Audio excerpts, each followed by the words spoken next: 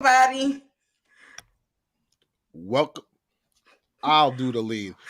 Hey, everybody. Welcome to live collaboration between Matter of Opinion and the Gary Lamb Network or Gary Lamb Show, whichever one floats your boat. Now, on today's panel, of course, we got Gary Lamb, we got Erica P from Matter of Opinion, me, Walls P from Matter of Opinion. We got June from Hold Up, Hear Me Out, though. And we have somebody else new on the panel, Crafty Nana. Would you like you to introduce yourself to the audience? Hi, everybody. I'm Crafty Nana. And let's see, my show is a little bit different than this Mm-hmm. one. So this is kind of new to me. I do have a craft channel that's called Crafty Nana 6200, where I show you how to create all kinds of different decor on a budget. Okay, because stuff costs a lot these days, but you still want everything to look fantastic. So Mm-hmm. come check my channel out.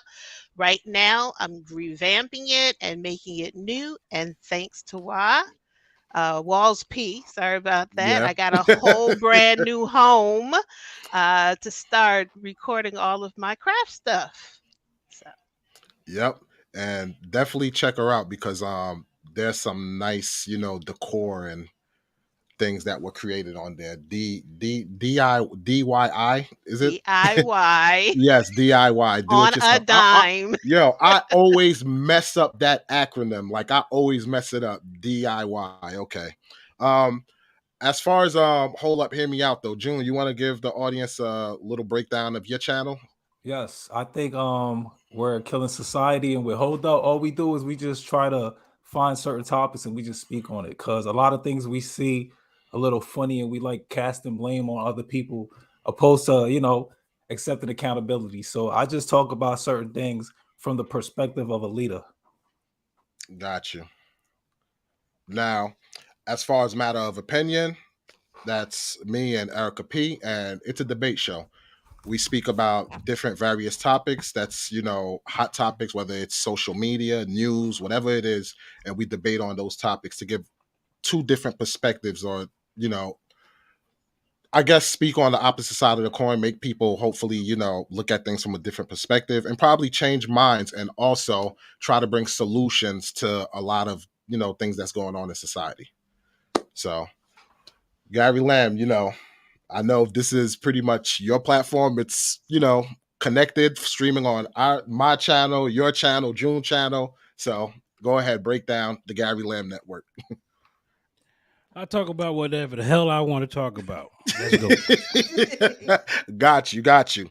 All right, so today's topic, we're going to, first of all, should we play the intro? The Yeah, we intro can do video that. that we did. Yeah, we should play that just to give everybody an idea of tonight's topic, because we're going to be talking about who is at blame for all the crazy things going on in society, because we got the red pill, the blue pill, men blaming women, women blaming men, dysfunctional families, all these things going on. So we're going to have a discussion on who's to blame and try and come out with some solutions on how to eradicate these things and bring back structured family and pretty much our communities. Ready to go. All right. So let's run that clip. Who's more at fault for society downfall? Is it the men or the women? I think with the blue pill fighting with the red pill and people being confused, I think it's the men messing it up. You think men are messing it up even though we have no control over how our children are raised? I have control over how my son's No. raised. No. I'm not talking about you as a father, a person that's in the relationship. I'm talking about these women who consider themselves to be independent, don't need a man for nothing, and they're raising the new generation. You're going to tell me with unilateral decision on that, these women are not responsible for what's going on in our culture. But think about the men who be lying to these women just to put them in the position they want and manipulating them. If you wasn't desperate, you wouldn't be able. If you wasn't desperate, you wouldn't fall for the lie. But what about if you're actually trying to court these women and the women are? I'm gonna say it again. If you wasn't desperate, you wouldn't fall for the lie. You have to understand, a lot of these women want to fall for that fake dream. Wow. Yeah. Gary was going in there. So, all right. So that's pretty much the gist of the show. So I guess I want to start off with the women. I want to know what are the women's perspective on who's to blame for society. So which one of you beautiful ladies would like to go first? You know Don't be what? shy now. Don't be No, shy. hold up. Since I'm the eldest, Okay, since it's my show, I'm gonna go first. I'm gonna you do sure this. you want to do that? Okay, will you go right ahead? Oh yeah. Be prepared for this. Okay. Um, you know, everybody's responsible. Okay. And the Mhm. reason why I'm saying that is history plays a large part in how we or what we're doing today. Okay. I love the fact that you said, hey, these women are thirsty, right? It's not that the women are thirsty. It's for such a long time, women have had to hold it down on their own. Okay. And it goes all the way back to slavery. All right. Back in slave times, we were not allowed to have husbands. You could bear children, but your families were torn apart at will by someone else's decision. So, as a society, we did not have that community. Then we moved on and we tried to assimilate within the normal realms of, society or whatever. But we were seen as second class citizens, right? And again, because of that, a lot of things build up inside of people, right? You start thinking you're less than. You start thinking that you can't do what everybody else do. So yeah, when you say that a man comes along and sells this woman this dream, hell yeah. You know why? Because she's saying, look, I've had to struggle for so long. So if it's somebody else who's going to come along and help my life be that much better, I'm going to go ahead and accept it. But now on the other side, right? Men, why are you selling false dreams? If you're not really going to be there for that woman, why are you stepping in? Why are you playing games? Right? You should only be going after that you want to be with, that you want to build a life with. Okay? So now go ahead, handle that. What you got to say? That's a challenge to you, Gary. No, not challenge my ass. No, it's not. It's not a challenge at all. You gotta understand something. Hold on. Okay. This is exactly what we're talking about, right? The Mhm. choices, right, that we make. We all understand that we are responsible for our own choices. However, Black women are making far worse choices than Black men have ever made.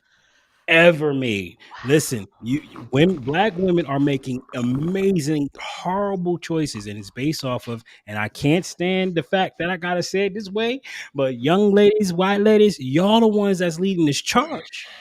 You're leading the charge. Y'all are destroying your man, and the Black woman is following suit, thinking that's better than what we had in the past. Okay, you're going to have to give me some proof. You got to back Oh, this up. You okay. can't just Fair make a enough. statement like that Fair without enough. saying Fair, what it fair, is. fair enough. You look up. You know what? I'm going to play the clip. I'll play the clip Play right it. now. Mhm. Hold on. If I can find it. Because I was going to play it later. It Okay. came up in the. And see, I think if it's the clip I think you're gonna play, it would be great to hear Crafty Nana's perspective on it also. Say it again. If it's the clip, is that the clip that I sent you? Yes. Okay. I would love to hear Crafty Nana's perspective Oh, on yes. it. Walls Yeah, P, you setting because me up, man. no, We ain't no. setting you up. Because you could This is give a not set up. Hold on. great How can you? breakdown on if what this woman is saying, like, does it have some credence to it? Because I don't want to Now, give too here's much what we're going to details, do. but We're going to give you the short, correct? okay. That's going to give you all the information you're going to need. We're going to go to Rumble exclusively for the second hour, and we're going Okay. to utilize the full video. so you can Okay. see for yourself. But for right now, for YouTube purposes, we're gonna go ahead and do it that way. Is that cool, everybody? Yeah, We're gonna that's go I'm cool. ahead and in. we're gonna link over to Rumble because I All right. want everybody to see what this young lady has to say. And I want to get your reaction to this because when I saw it, I lost my freaking mind. I was like, I've been right this whole time because you don't believe you're right about certain things because it's like everybody's saying, no, you're wrong, you're wrong, you're wrong, you're wrong. And people are believing this narrative so hard. And when you realize that it has been set up like that, it's like, yo, man, we gotta talk about that. So let's continue. Mhm.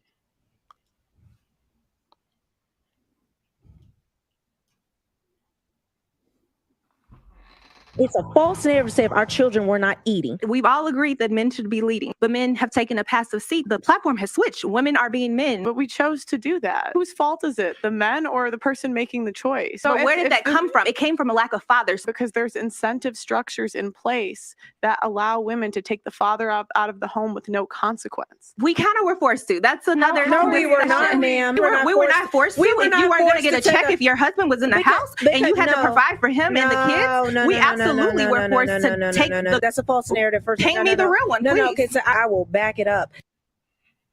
Do y'all enjoy the Flash Adams mantra that I put in there? That was beautiful, wasn't it? Yeah, that was dope. That was Wonderful. sexy, wasn't it? That hit Yeah. so hard. I'm gonna go ahead and I'm gonna continue, but that was badass.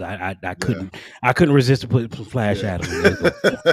Get a check if your husband was in the house and you had to provide for him and the kids. We absolutely were forced to take the. That's a false narrative. First, Paint me the real one, No, please. because I will back it up. The woman who started Cosmopolitan magazine, the main editor, she said we had a gripe with white men. It was supposed to be a fantasy magazine, but women were taken as gospel and real. We're saying these white women are free. These white women are independent. These white women don't need no man. I don't need mine. He's not doing enough. When those women were lying, even to other white women, our children were eating. We want it better. It's a false. Oh, Mm. oh. Okay. Like Okay. I would love. Can you Yeah. Are you ready? respond? Are you lovely? ready? Okay. Yeah. Yes. So, all right. Let me break this down. Oh, I can't wait. This is gonna be beautiful. Maladjusted in the house. What's up, Mal? Get ready. You're gonna come up right Maladjusted. after what Nana has to say. You're gonna come up because I know you've been listening. So you got until then to do your cigarette thing or whatever, what have you. Okay. So, what the one young lady was saying about if you wanted a check, you couldn't have your husband in place. That's true. That's a true statement. Okay. Again, think about where we came from, right? Coming from slavery, coming from the South, coming up to other places, trying to get jobs and work, right? We were not being offered the better jobs, right? We had to make money the best way we could. So, you know what? There was this thing called welfare that really was created for white folks. But you know what? We benefited from it. And we went and we learned how to go out there and do it. But one of the things was if you was going to get it, you had to say that there was no man in the house. So anybody remember the old movie, what was it, Claudine, right? Where she had all the kids and she needed the extra money, right? And as soon as the social worker came to the house, everybody had to go hide and put the TV up and all that kind of stuff. You know what? It's not far off the mark, right? And that's what people had to do in order to make it in those days. Now, let me say, tide has turned a lot more. There's more opportunity for us out there. Any woman who says, you know what, I don't need a man, I can be the mother and the father, I can do this, you know what, get a grip. Because if nothing else, you know what, as a woman, you want that companionship. Okay, even if he ain't bringing in money like that, you still want somebody that's there with you, who can keep an eye on the kids if you just got to run to the store. So you know what, we do need to get over that and beyond that and past that and all that kind of stuff. And white women, if they were saying it, guess what? They were just selling a pipe dream because nobody wants to be alone. I don't care what they say. Okay. So yeah, you can't. I mean, there's a lot of women that have been out there and they're doing it on their own because again, like we said earlier, that guy came in and sold a false dream. Let Now, me ask you a question. mhm. Around that time, do you believe a lot of women believe the stuff in this magazine and actually, gave into that pipe dream of what they was pushing in these magazines? Because according to the documentary, they said a lot of women were basically falling for the Kool-Aid. I like going for the Kool-Aid, as I Drinking like the to say. Yeah, Kool-Aid. drinking the Kool-Aid. Yeah. So do you believe a lot of women were drinking that Kool-Aid, especially in the I'm Black I'm community? gonna say this. There were a lot of educated women that were in college or whatever that may have drank that Kool-Aid because again, they saw themselves as being, as arriving. I'm not in the field. I'm not having to work in a factory. I'm in a job where I can wear clothes and make real money. Um, Money does terrible things to people, right? Um, I have a friend years ago, right? I work in corporate America. She worked in corporate America. She felt like, hey, because I'm in corporate America, I need to have this six-figure dude, right? But guess what? Unfortunately, a lot of six-figure dudes who are African Americans are not looking at African American women. All right. So it's okay to get you a nice blue collar dude who's going to support what it is that you're doing and be there by your side. And stop saying, hey, I'm making the money, like that old commercial. I'm bringing home the bacon and I'm frying it up too. Why do you want to do that? I don't want to do that. I want to be able to have somebody else who can fry the bacon for me every once in a while. Mm-hmm. Good point. What's your take on it, Erica P? Do you think, I want to know your take on it. So my take is similar to Crafty Nana's, but on the opposite side too, you have to look at the women who are utilizing these programs. Are you somebody that just had babies to have babies? Or were you somebody who went and utilized the system because you had to? Because a lot of times you don't have to use the system. Because guess what? The system don't give you much money to begin with. I looked up the facts. Most states, your benefits may range on the low end about $200 additional. The maximum is about $1,000. That's about it. Can't nobody live out of $1,000. If you look at even one bedroom apartment in most places, you're talking is probably greater than $1,200. So if you have to utilize your kids to get a check, what else are you doing? Because if you're utilizing them to get a check, that means the most you can probably make as a single parent, 2 kids, $35,000. So that is not even your McDonald's worker anymore. If minimum wage is higher than $15 an hour. So you're somebody who's making under $15 an hour, and you have to have at least 3 to 4 kids just to balance out the system. That's the first thing. 2, the ones who are utilizing those programs, if you're saying you need it to help, fine, have help. But what's your exit strategy?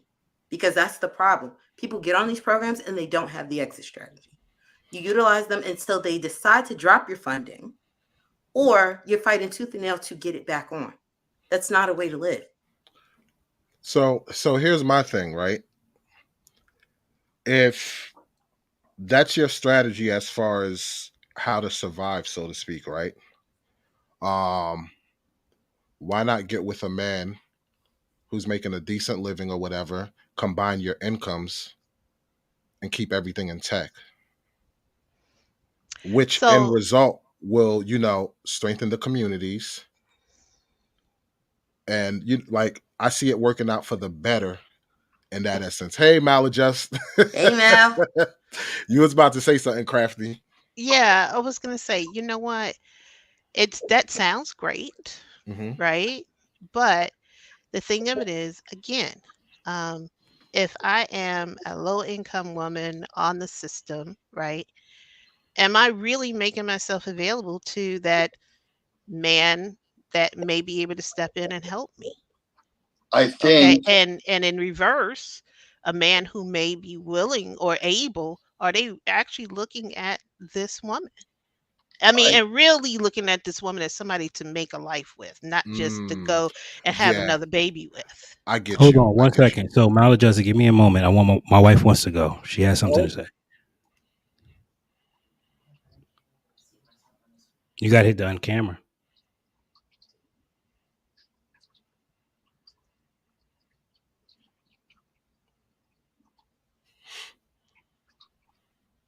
I can see you. You almost had it. I know, right? Well, and then it disappeared. Yep. Should Mala just go for now? Yeah, because mine is just a distinction without a point, I guess. Okay, go ahead. Get back in play.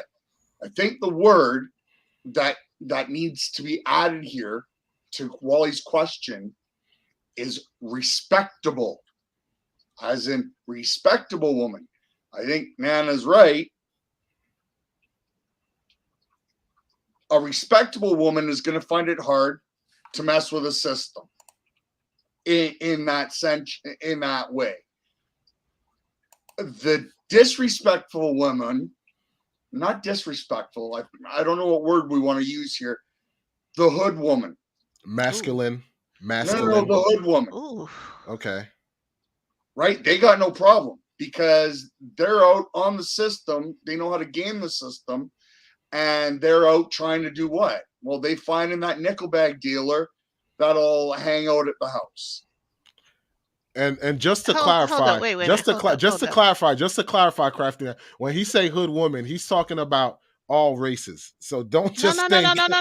Okay. No. I understand what he's saying because you know what? It's a whole bunch of people in the hood. I understand that, but my thing of it is it should not be classified as a hood woman, okay, or a respectable woman, okay. We all have to do what we have to do in order to live, right?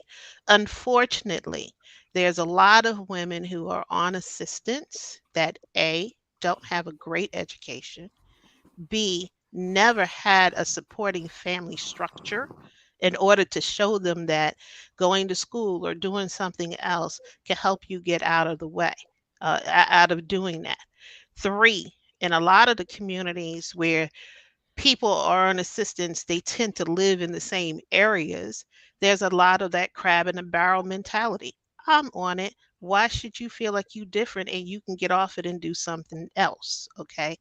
And then lastly, there are these what you just called respectable women, okay, that may have to go and get assistance because you know what? Childcare now is $600 a week. Do I work and struggle finding somebody to take care of my child? Or do I hold on, go on assistance for a little while until this child can get school age and then go back in and go to work? So there's a lot of decisions that women have to make, especially if they are single parents or if they are in a either household with a man and a woman that's just not making enough money to make ends meet. So it's not just that hood thing. We have to look at what's the circumstances, what's putting them there. It could be just something as I got a sick child and I need insurance that's going to cover the medication and everything else that's going on with them. Now, Miss Lamb, I know you was you wanted to speak on it. You ready to talk on that? On what you have to say? Yeah. Okay. That's first thing. I don't be just talking, looking like a mouth. Nobody can hear. Can you hear me? Yeah, we can hear you. We can hear you. Okay. Good evening, everybody. All right. So there was a lot said. Actually, I took some notes because I don't want to forget what I was going to say. So when it comes, I wanted to actually reference at first the short clip that was aired. I think Gary aired a few moments ago, and the young lady was sharing about how basically the stuff that was a cosmopolitan and the comparison from one culture to another and all that kind of stuff.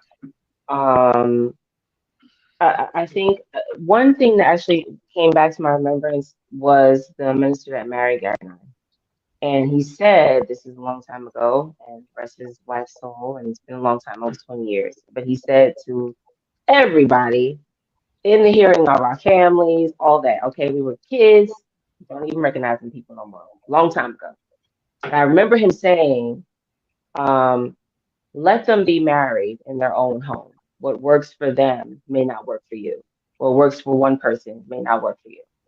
So I think that overall, what people tend to do in this society these days generally is the comparison thing. Like, we're on a platform right now. This is YouTube and all these other platforms and the social media, and it's all this overly inundated, I feel like, just information overload, like just way too much going on.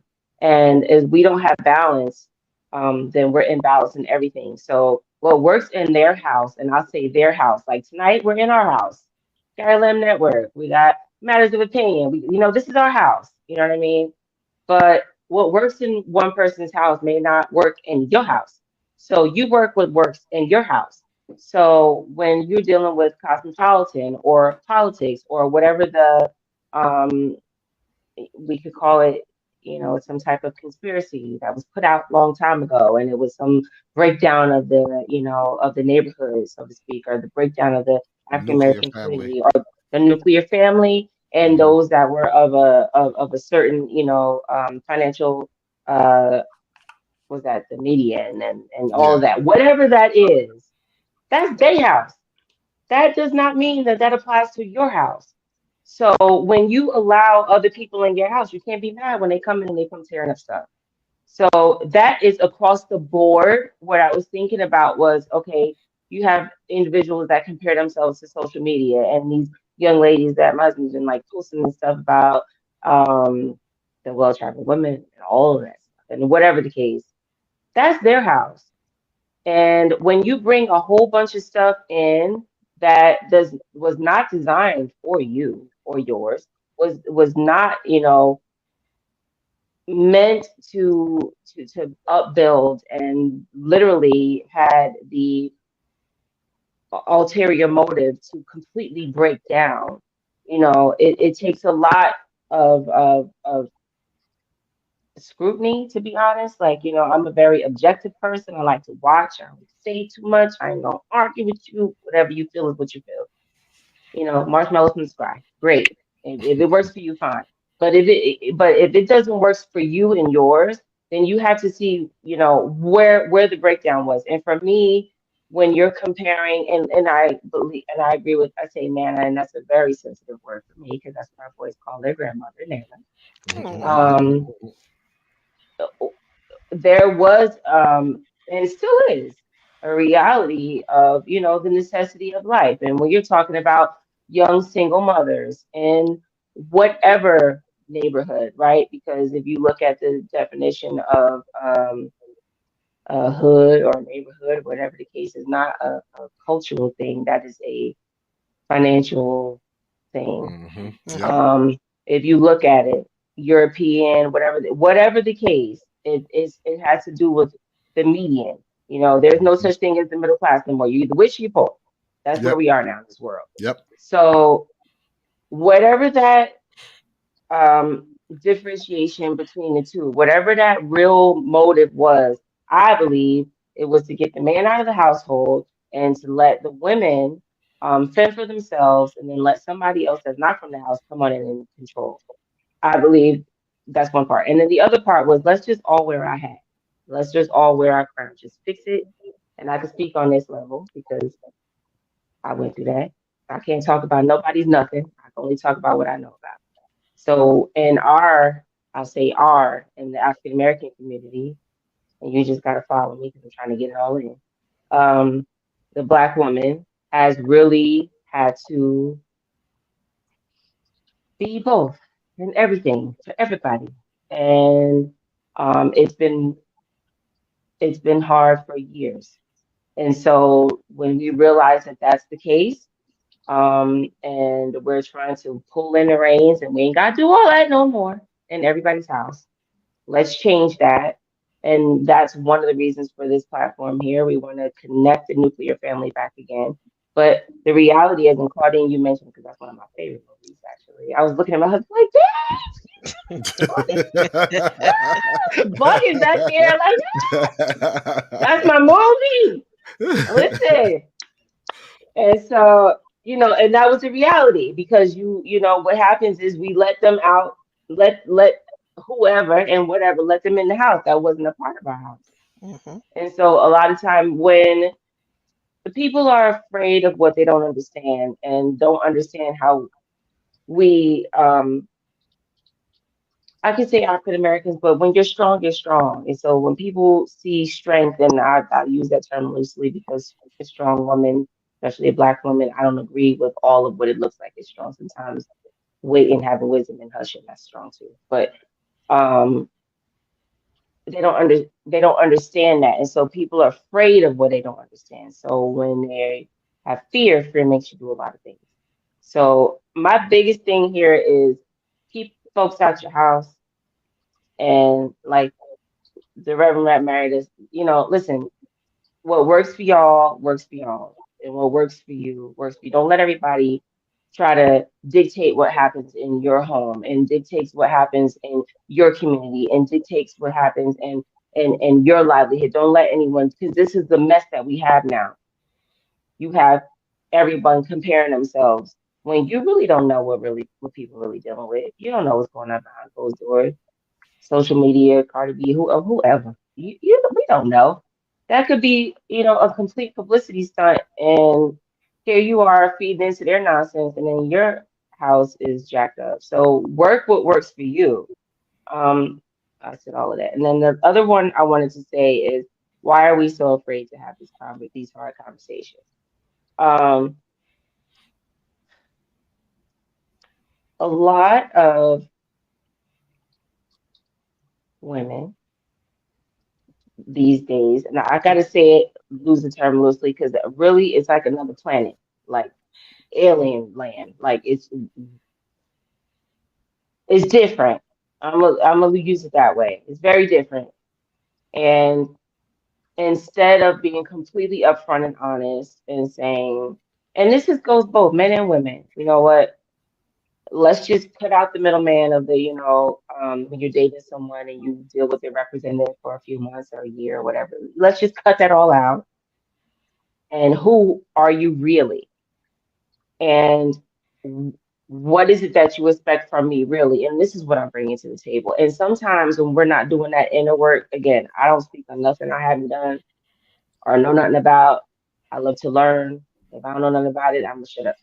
But this right here, I can speak on because I did the work in this area. And so if you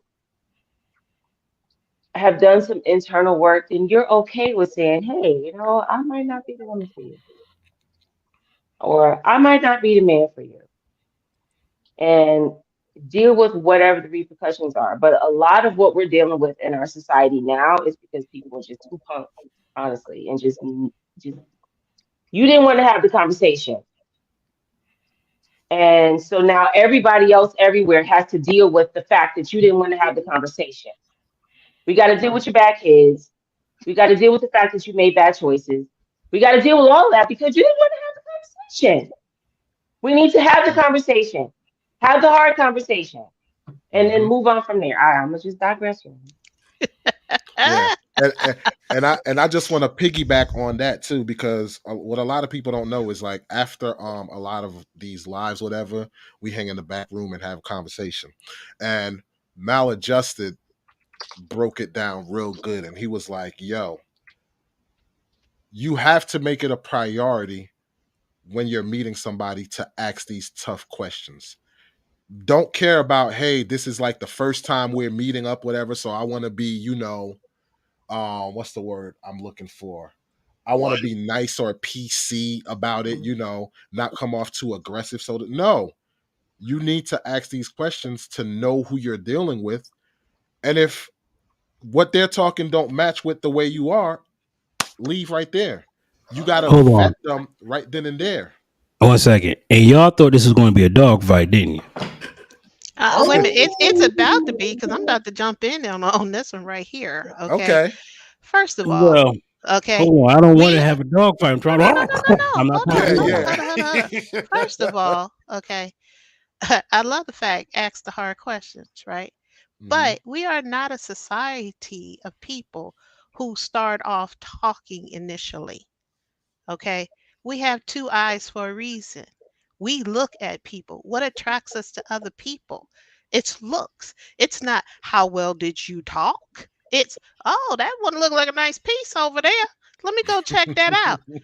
Then you start having a conversation. So come on. So all this ask the hard questions up front. Ain't nobody doing that, because your first thing is, right, you're going to be on your best behavior to try to pull the person in, right? Because you want people to like you. Then, wrong. Wait, okay. Mal got his hand up. So, Okay, so boy, wait a minute. I was So, gonna get you. I was gonna get you because I get don't do me that then. mess. Come on. That's the very thing that I'm trying to preach against. Be your dang self. Okay. Okay. So, If she so don't when you like met your keep wife, moving. when you met your wife, right? You're Were going you too were far you a back in the jerk? past. 20 years ago. Were you a jerk? You're going too far back in the past. You're talking Okay. about a reality that's not a 20 reality. years ago.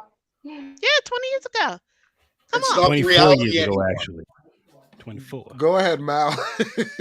And I'm saying this only because, you know what? Tomorrow would have been my 35th wedding anniversary. Okay. Unfortunately, my husband passed in 2015. So I went back out on the dating scene. Okay. And let me tell you something now. Dating over 50. Where are you Okay. dating? Where? Yeah. No, I'm dead serious. So okay, That's yeah. a Let me damn tell you, good because question. I've always asked the I question. just had Always ask Even the question. before this that, I say just say had how this dating over conversation. 50 is. Even before that, say how dating over 50 is. Because Yeah. you was about to say that. I Let me definitely tell need to hear you. that first.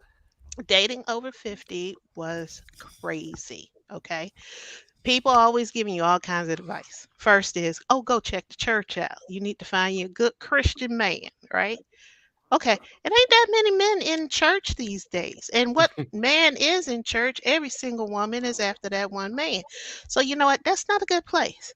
Two, you can't go to the club, right? Because you don't want to be the old lady in the club. You up here, yeah, popping bottles, all that, you know. And you look, and all of a sudden you see somebody that you babysat. You know what I'm saying? No, you can't do that. And So, they're looking at you like, what are you Wait, doing here? Like, whoa, stop. right. Oh, That's And then you trying to that's figure a out. shot in the ass for you. That's a shot in the ass. Jimmy, It's horrible. boy, you go look to a club and good. you're How like, you I or, remember or you wait, before you go on, just I imagine. changed your diaper. Oh my God, I remember when I changed his diaper. Before And he's Crafty fine Nat, as hell. I before feel Crafty good Nat, doing this. And He's my now you son. trying to put everything in proportion. Okay. just imagine though a scenario: you in the club dancing, grinding on somebody. You turn around like, I used to babysit you. Right. Yeah. You think it's funny? It's not. Yeah. It's yeah. happened to me. I'm not too far off. I'm in my later 40s, and I've had that where friends have taken me to the club, and you're like, wow, she's a very. Wait a minute, that's oh my God! I remember her being 10 years old and in jammies with feet. And you just walk out. You feel gross. Yeah. You feel dirty. You want to go home with Ajax and an SOS pad and just scrub yourself off the bottom. It's disgusting. So Couple times I went and I found myself giving people advice. Baby, don't do that. Come on. You know, I was like, why am I treating them like my children? Yeah. Wait a minute. Because they are. Yes, they are. They They are. are so far. Listen, I be looking at dudes like, yo, dog, you about to blow. Seriously, please, come here. Let me talk to you. Just listen. Okay.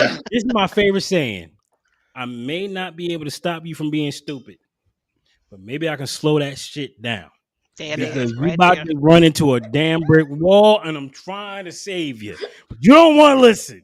Yeah. I done had brothers. I'm like, man, get it to know. Say, I'm gonna let you run in at Get it 5 miles know. an hour opposed to Get it 100 know, miles an bro. hour, right? Exactly. Get it and know. I'm Exactly. telling you, this is Exactly. not what you want. So Next where are thing you you know, finding out 4 you're months dating? later, he telling Oh, me he so in a new apartment, and I'm like, wait, what the fuck? And I talk to him, yo, it's horrible. It's horrible. But what you do for love, man. What you do for that fantasy, to believe that fantasy. This is why I said that in the short. They want to believe the fantasy. And you can't dismiss that part of reality. How can I dismiss something that they really truly want to happen? Honestly, I want to believe that this person. Listen, I done seen people get caught up out there with the whole citizenship marriage. Mm-hmm. Bro, once they get it, that person was gone. Didn't even take, bro. It's horrific. Erica could speak on that. I'm about to say, I watched tons of them shows. Yeah. I want to believe I understand that. So when y'all say that would have been on them shows. Hold on, you don't understand. Men do this and men do this. You want to believe the fantasy? I can't. Listen. No. First of all, tell you, stop trying to provide the fantasy. That's what the problem is. I'm sorry. Do you have any idea what it's like to date a woman? Do you know what it's like to date a man? No, I'm asking you. I see how I answered you. That's amazing, right? I answered you, right? Okay. I just said no. Can you answer my question now? Have I ever dated a woman? Do you know what it's like to date a woman? No, I don't know what it's like to date a woman. It's crazy as hell. You don't know when you coming or going. It's crazy as hell. You think we good. Next thing you know, shit broke, and you don't understand why. You lost. Started it off with the why, and I'm gonna get it all started with an argument that happened 3 months ago. Y'all insane. Y'all insane. So it's like I can't catch that unhappy stuff. Okay, no. Hold on. Let me say this. I think you need to reevaluate the women that you dated. Because not all women are like that. Okay, I just said some women are. Then we go to that next level. Okay. We got the same argument for you. Wait a minute, you were I didn't hear you say that again. We have the same argument for you. Okay. Look at who you date. Oh, wait, hold up. Let me share this with you because you know what? You guys are gonna get a laugh off of this. All right. I'm ready to laugh. Like I said, when I decided it was time for me to go and start dating again, I was like, okay, I'm going to open myself up to date. So one time I was in a doctor's office. A very nice looking man was in the doctor's office, and we sat next to each other and we started, just conversation. It started off friendly, and it kind of led to, oh, you're single, I'm single. Oh, okay. Let's continue this conversation. He was a retired police officer. Very nice. Everything he put out there was wonderful. Okay. Man turned out to be a stalker, had an 8-year-old child, and he mistreated the mother of this child. So when I saw that, I was like, well, if you could do that to the mother of your child, what the heck would you do to me? Okay. You ain't got no skin in this game. So the first thing I said was, you know what? It's not you. It's me. I can't deal with an 8-year-old because I got grown children and I can't further this relationship because I had to make that decision. Hold on, let me interrupt you real quick. So what you're telling me is you was wise enough to see the signs and you said, no, the hell no, I'm not doing it. Oh, wait a minute. Because again, what it is, you are right. It's like don't fall for the okie doke. This is my know point, exactly what it is that you're looking for. You're literally proving my point, though. Yeah, I'm with you. You saw the signs. You didn't deny them. You didn't ignore them. You said, wait a minute, his brother's because hold on, he's nice, but something's off. Something wasn't nice, something's and off. He spent good money and everything. Right, and what I'm saying, when we got the same thing over here. I'm not disagreeing with you that there are certain men that go out there and do crazy stuff. But when you look at the numbers, the vast majority of them are women doing this craziness. Okay. It isn't men. Okay, I want to know where you get those numbers from. So I can't agree. I think it's just people. We're running. Okay, so how many? Do anybody know the statistic? I don't know it offhand. Do anyone in the chat knows the statistic about how many men, black men? Let's just do the math. Black men who have children, and black women who have children, and let's look at that math. Also, let's look at the math of how many paternity tests come out that the father is not, that person is not the father. Let's look at that math. These maths you can't ignore. You can't deny that. You can't deny that y'all going nuts with 600,000 abortion. It's absolutely absurd that that's happening. You can't deny that stuff. But So why? my thing is like, why are they happening? I don't know. That's why we're asking you. You know, Like, because how my can thing is, it sounds like you're putting the whole blame on the woman, and you There you not go. saying because that. it takes There two you to go. lay down. There I'm It not takes saying two. that. There you go. But that's not what I'm saying. I'm Mhm. saying that 5 to 10% of men You're are good, making Wally. these problems. 5 to 10% of the men are making these issues. 5 to 10%. Only 5 to 10%. That's the statistic. Because you know what? For every pregnant woman, it has to be a man there. She can't get But you pregnant have on her men out own. there that's running around with 20, 25. What's that dude, Shuddy Lowe, died with freaking how many kids? He had how many 2 baby mamas? And that's the women's fault. It's one dude to 20 women. And that's the women's fault that he decided to go and impregnate 20 different women. It's the women's fault for deciding to get impregnated by them.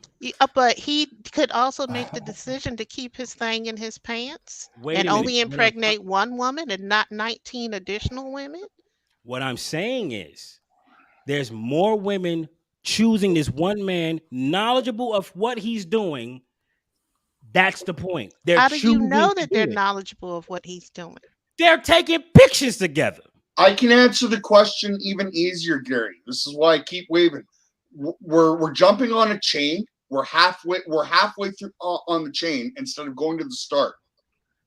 So let's back up a bit, please. And this is the problem is let's start back at the beginning, because part of this conversation was things like the welfare system. So let's work our way back and try to start at the beginning again here with this. So I'm not sure if you misunderstood me or if I wasn't clear, so I'm going to clarify.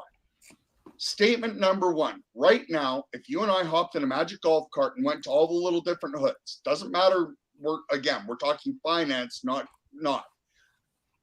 Most of those single mothers that are sitting in hood neighborhoods on welfare, what kind of guys are they choosing? The bad guy. Why?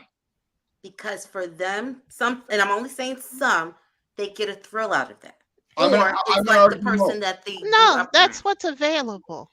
Right. It's not so much And a thrill. that's That's it's what's what's right there. available. Because the good, Okay, because strong no women- guy making 6 figures is gonna go cruising the hood unless he just wants somebody that he just Correct. gonna bang for the night.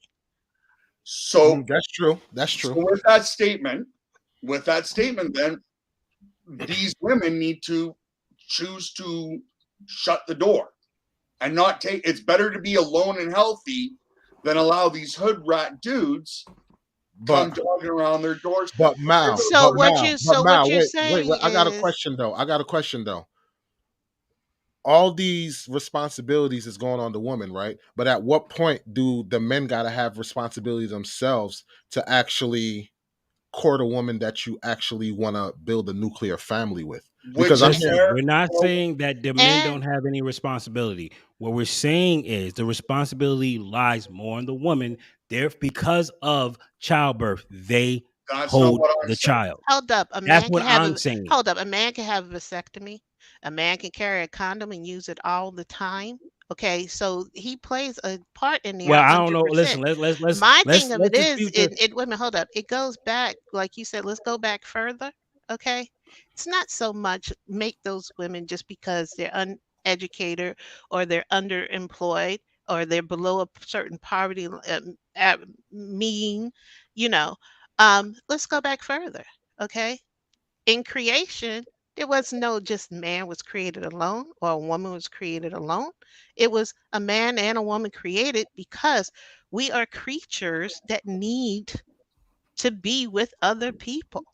So if you go lock yourself behind a door and leave the little drug dude alone, that's So I'm not gonna them avoid being the able to be a human. I try to avoid religion in this because I can argue that some religions would say Adam was created first, Eve was created later, so that you're wrong. So I want to avoid religion for purposes of this conversation. I'm trying to answer Wally, so I'm going to try to answer you and Wally together at the same time. And this goes back to in today's day and age and how we date. Typically, we're doing it through digital forms. We're talking on cell phones. We're on dating sites, so on and so forth. So what Wally was talking about, and what I said, and what I'll say again now, is that when let's say, for instance, you and I meet each other on a dating site. I don't play games. I don't believe in that honeymoon period. I'm going to be blunt with you. Here's my questions. Here's my needs. Here's my wants. Here's my yeses, and here's my nos. I'm probably going to scare you away, but I'm going to get it over and done with in the first 48 hours. So I'm not wasting my time, nor are you, because I don't believe in the honeymoon stage. When I start dating a woman, you need to know what it's going to look like Monday through Sunday, because it's too hard to hold up my life and a fantasy that I created for you. So that's where men have to take that responsibility. Yes, exactly. I agree with you that. women, well, I'm not creating any false fantasies for you anymore. Here's reality. Here's Monday through Sunday. You're either going to fit in my world or you're not. And it's not a good thing. It's not a bad thing. It's just the way it is. So that's what Wally was kind of referring to when he was talking about what we were talking about, is that when you're interacting with a person, I'm not saying that you need to be a jerk about it, but be blunt about your needs and wants. Yes. Right off the hop. Don't try whining and dining. Because your husband had, what did you say, 30 years to wine and dine you. Why wine and dine you in the first couple months and set a false reality for what this relationship is going to look for? This is the same reason why Gary did the short about the concept of the well-traveled woman. Well-traveled is a red flag to a guy, meaning high maintenance, high expectation. So when they come into the relationship, there's a false expectation of what life's going to look like going forward. Hold on. I on. see Nana's. Wait, stop. on. Stop. I knew it. See? I saw the face. I was like, it's coming. It's coming. Oh, boy. It's coming. You can argue it. You cannot like it. But as a man, tough cookies. Okay, Nana. Wait a minute. Pause. I don't care what on. you think. I don't care what argument you're going to throw. As a man, when I hear the words well-traveled, a red flag goes off in our head and says, being generous, so being nice about it, at minimum, the red flag goes off and says high maintenance, high expectations, and probably false expectations. Hold on. Crafty Nana, before you go real quick, June, do you think that a well-traveled woman is a problem? Like, that's the wrong person to ask the question to. No, okay, I have a whole conversation. But I have a whole hey, you man, gotta I love have these different everybody's perspectives love. from men. Love is everything. Wait. And Let me all go. is juicy enough. Wait. No, let me go. Gary, let me go, because I think what you said. Wait, Gary, let me go, because I think what you said was foolish. But just foolish. Let's go. Let me say what I'm going to say though, without y'all interrupting me though. All right, because I'm a husband, so I speak from the perspective of a husband, opposed to any time in my life. Because one thing y'all say, like one thing I know, I'm a man, and I can speak in a way where if I want a woman, I could get her. So I know that control I have, that power I have. I know I have it. I know men have it. I know if she's over there and I really want to say something that's going to make her feel good, because I know another man's making her feel bad, I know what to say. So y'all need to understand, as men, we have that. But anyway, let me just go. As a husband, to me, it means that a man accepts leadership over his wife. And women get mad when I say that, but that's what it is. We accept leadership. And Socrates said leadership is when you could distinguish good from bad and what to do and what not to do. My assignment as my wife's husband is to do better for myself, not just for her, but for myself. The better I do, the better I can help her become, the better I can help my child become. Women don't need men romantically. And here's the proof. There's too many of them. What they need is God. Maladjust didn't want to bring it up, but that's the issue. Y'all don't include God. All y'all sitting there is, I just want to be blunt. No, be honest. Honesty will help you.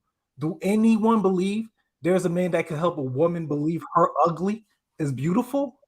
God is the only one that, God is the only one that can strip. I just want to make one small. No. Just let me No speak. cutting off. No cutting off. Let him finish. I don't need to hear what you have to say right now. I heard what y'all said and it sounded foolish. No, you're misinterpreting what I said.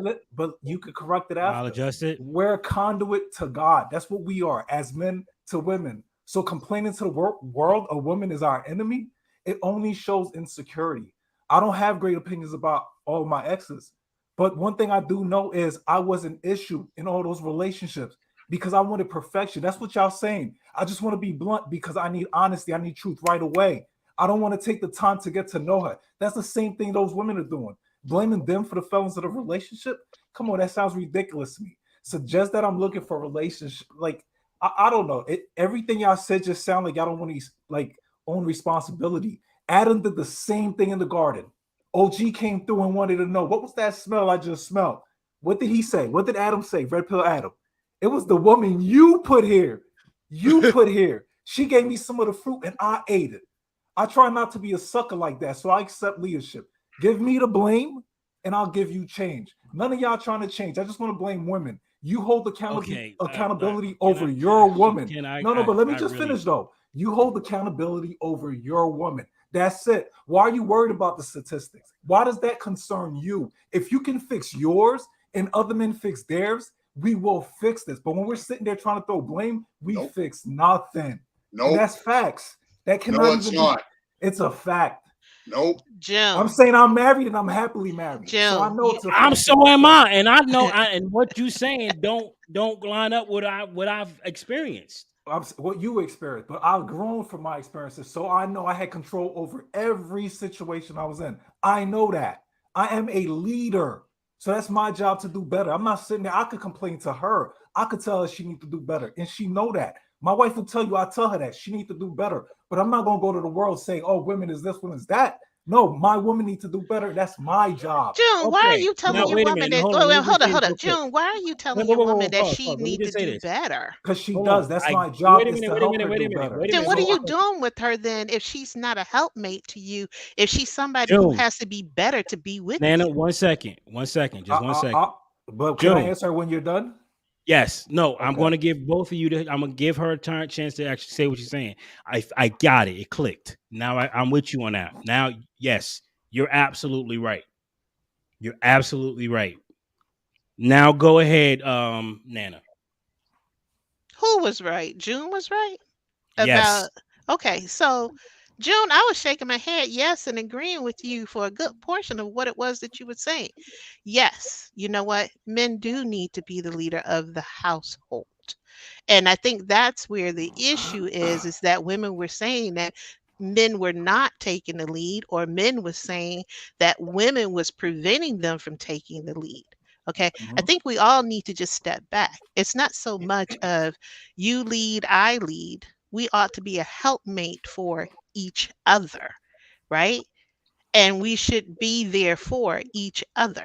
And if I'm in your life and you're telling me, oh, I got to be better, then you know what? You feel that you are above me then.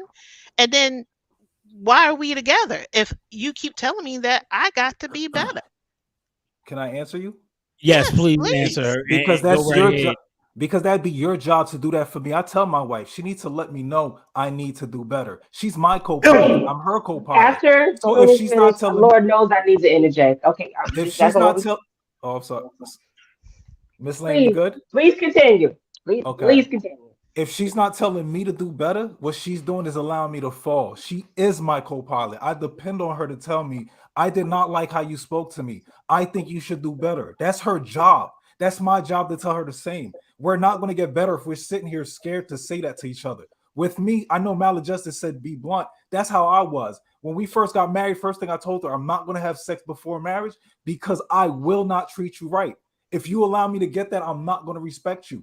And there's certain rules I had where I don't want to do that because I know how we are as men. June, before you go on, before you go on, wait, June, before you go on, after that. I'm done. Where did you get that philosophy from of saying?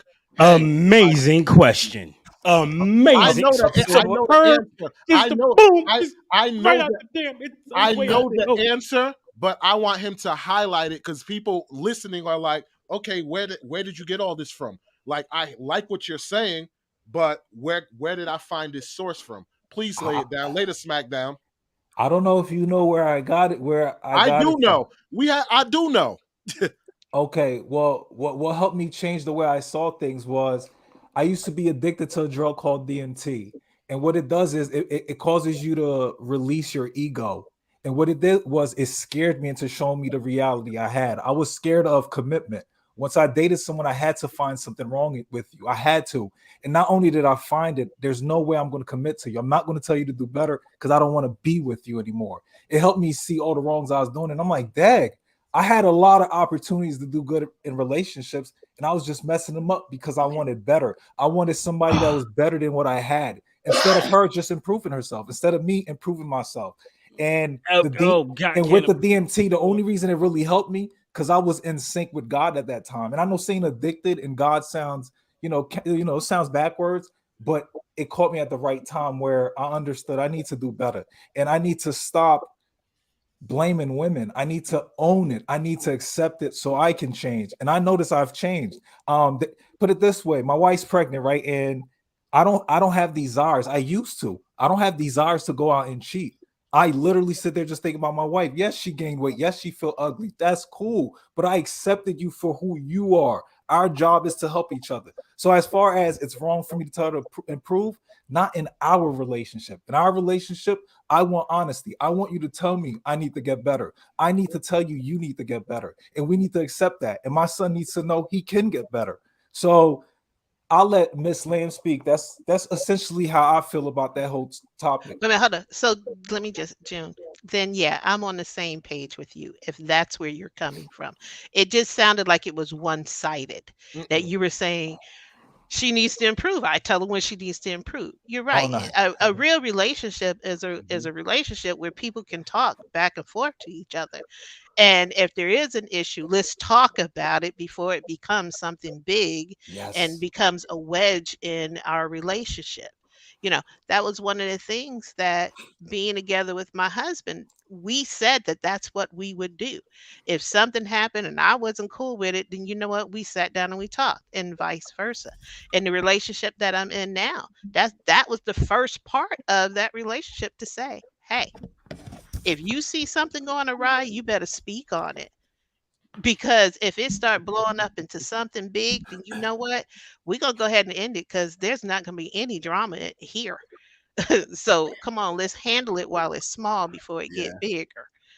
Facts. I wanted to jump in. This is a great conversation, by the way. All right, there's like a whole bunch to unpack here, but I think that a lot was brought up that kind of, I guess, made the point of what I was trying to say. And originally, the whole point, I was like, okay, yeah, okay, that was the point.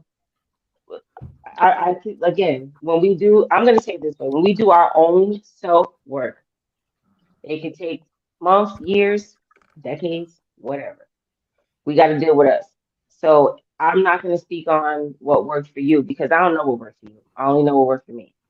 And I know what I had to go through and process through and all of that. So yeah, I could say, do the internal work.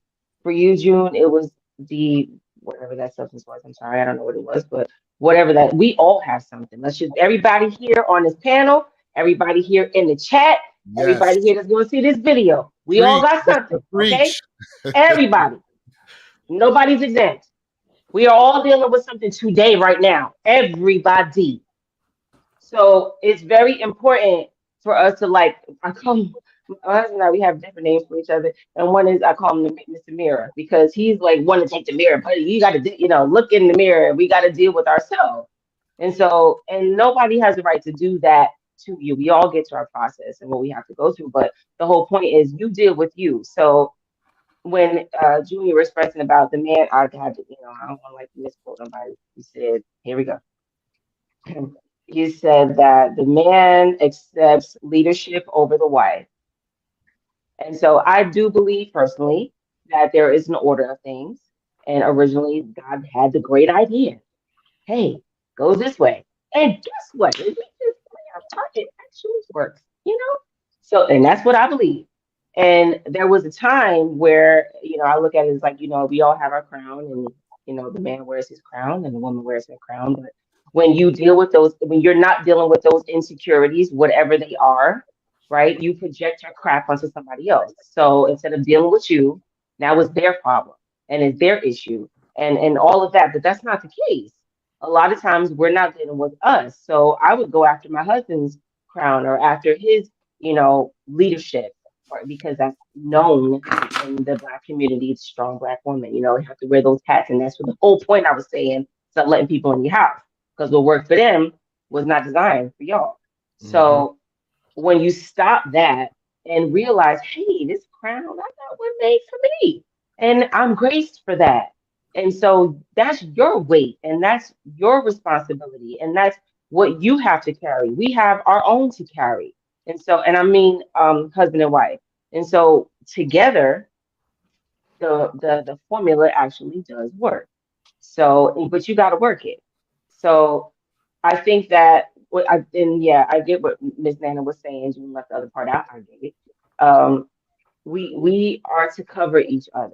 And so where he's weak, I'm strong. We are complete opposites. And it just happens to be opposites attract for us. Don't work like everybody, but for us, that's the exact, that's what's worked. And so I think that leave the mess out your house, out of what works for y'all, because that may work for them, but what was designed to work for them, not necessarily was it designed to work for us. That was one thing. And then there was a comment about like women and, well, why are you checking that woman? And what does that have to do with you? And then it comes off like, that whole statement about women. I think that I'm going to speak on it this way, and I'm coming from this perspective. I'm a mom. I'm a mother of two wonderful young men. And so my concern as a mom is I have to have an opinion about the women and the young women that are coming up today, because that's who my sons will have this choice from.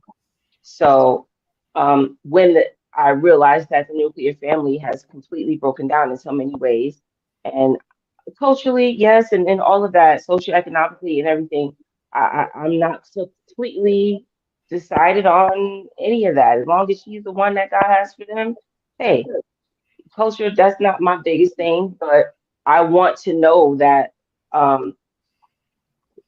we have some type of similar formula. And what I mean is you need to know where you're supposed to be, and he needs to know where he's supposed to be. I'm gonna make it very simple that way. So yeah, I do have an opinion about the women of today, because the women of today, they're aliens. I'm gonna be honest with you. That's my opinion. Where are you coming from? What are you talking about? And how do you think that works in anybody's household? And it doesn't make, and I'm not surprised that you're single or have a plethora of options, because that don't work. I'll digress for that. But I just wanted to make the comment about the leadership of the man. There's a formula. There's an order of things. And as we see up and through today in 2023, when you mess with the formula and the natural order of things, this is what we are dealing with in the world today. Anybody want to take the panel, or can I ask my question? Well, no, go ahead, Wally. Again, the floor is going to be yours, because my question was going to be geared towards you. But before I do, everybody that's viewing the stream, smash that like button. Do not forget to smash that like button and share the stream, because this is the conversations that we need to be having to try and bring back the nuclear family and fix our communities.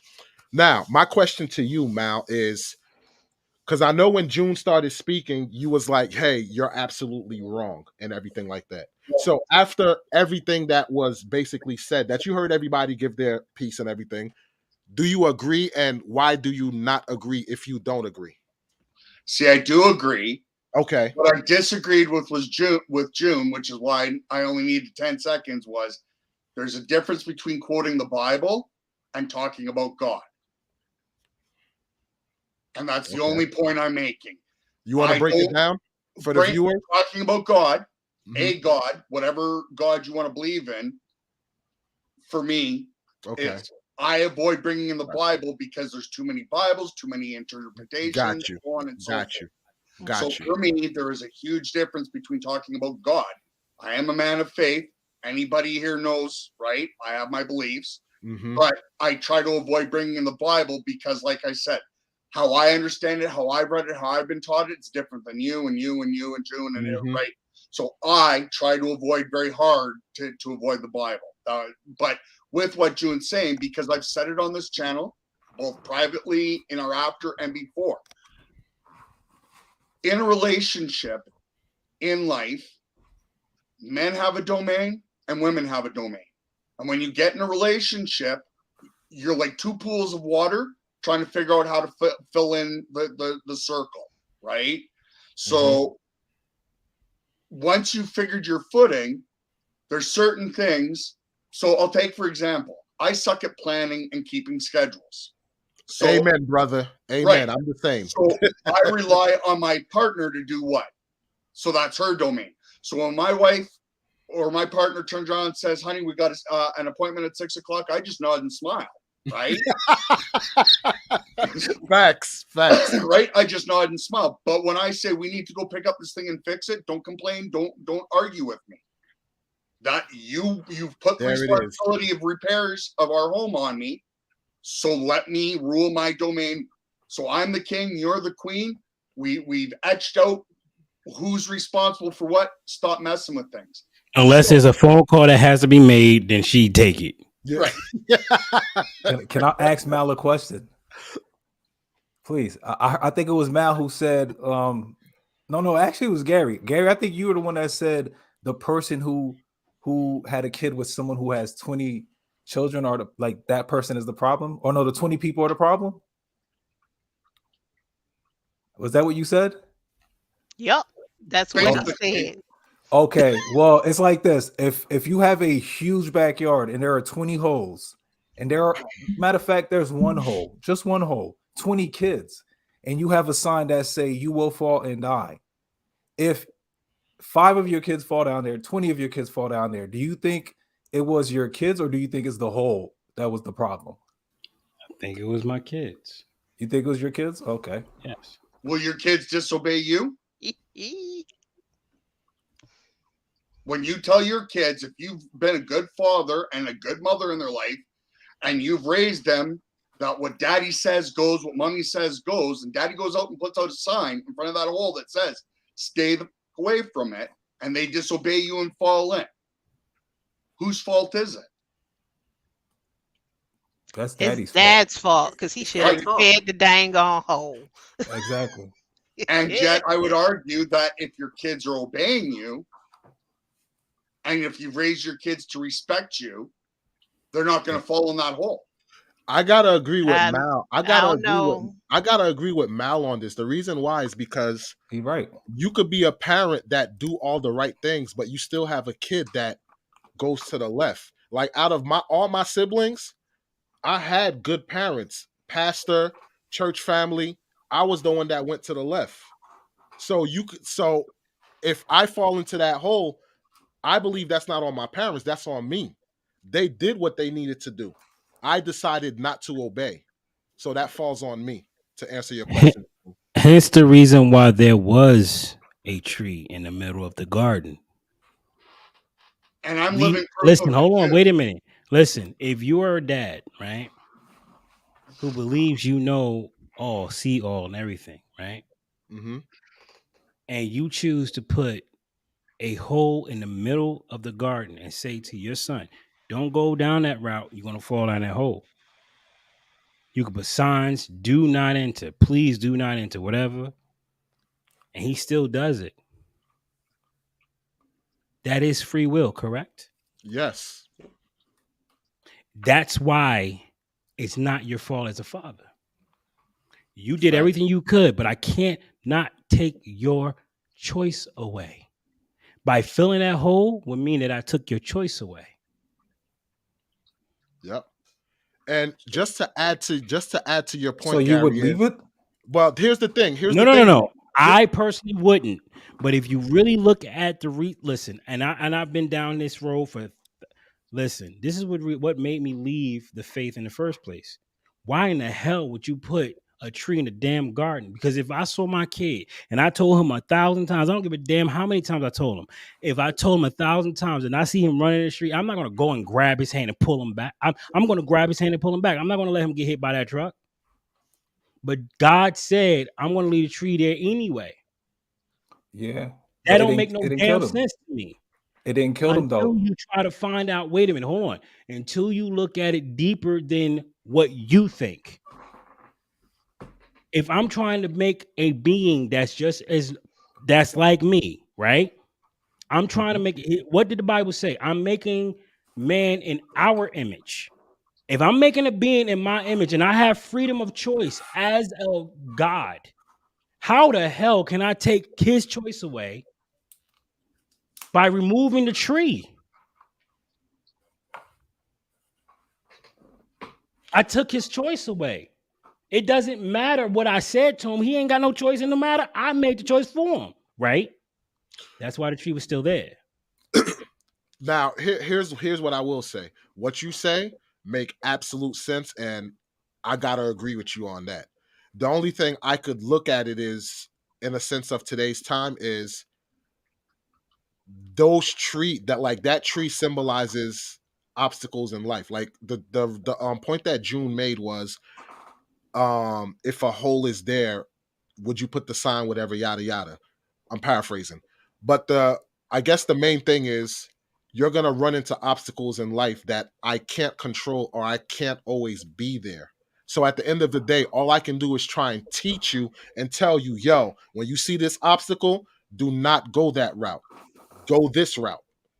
But if you happen to stumble onto it and didn't listen to what I was teaching and preaching to you, that can't necessarily fall on me. Now I can say, hey, I can do better to try and make sure you don't stumble again.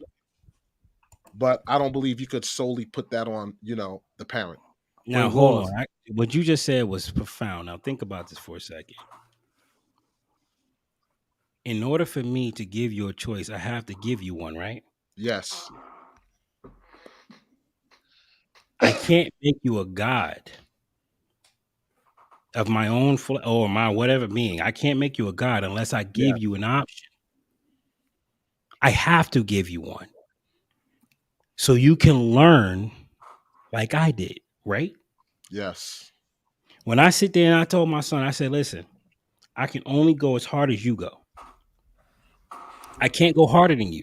I can buy you all the equipment. I can buy you the books. I can buy you the crayons. I can buy you the tools. I can buy everything. But at the end of the day, if you do not use them, I can't make you. I can argue. I can fuss.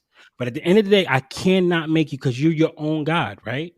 Yep. All I can do is go as fast as you want to do. But I'm going to tell you right now, if you want to go Speedy Gonzalez, I'm going to go to Flash. I got your back, bro. But you have to make those choices. I can't make them for you. You want to be an artist? I'm telling you right now, you're barking down a tree that's very difficult to master. It's difficult. That means you have to say no to sex all the time. You don't get a choice to have a girlfriend because she will take the time you need to draw away from you. When you get where you become a master at drawing, then you can start looking at women. Mm-hmm. But I'm going to warn you, it's not an easy task. You're going to learn that women are complicated, and it's easy to put 1, 2, 3 with your drawing pad. It's easy to say at 9 o'clock, I'm going to be drawing. At 10 o'clock, I'm going to be doing this. At 11 o'clock, when you got a woman in your life, you don't have a schedule. Your schedule's on hers. She free, you free. That's not always true, though. I mean, if you want the woman, she free, you free. I mean, it don't work like that. That's your reality. You wrong Listen, women you was messing with. Wait a minute. If my wife says she wants my time, I gotta give it to her. In that sense, you're right. In that sense, you're right. But I can't be doing something important and my wife just tell me I need your time. And it's something frivolous. I'm glad you said that because that takes you into the other level, right?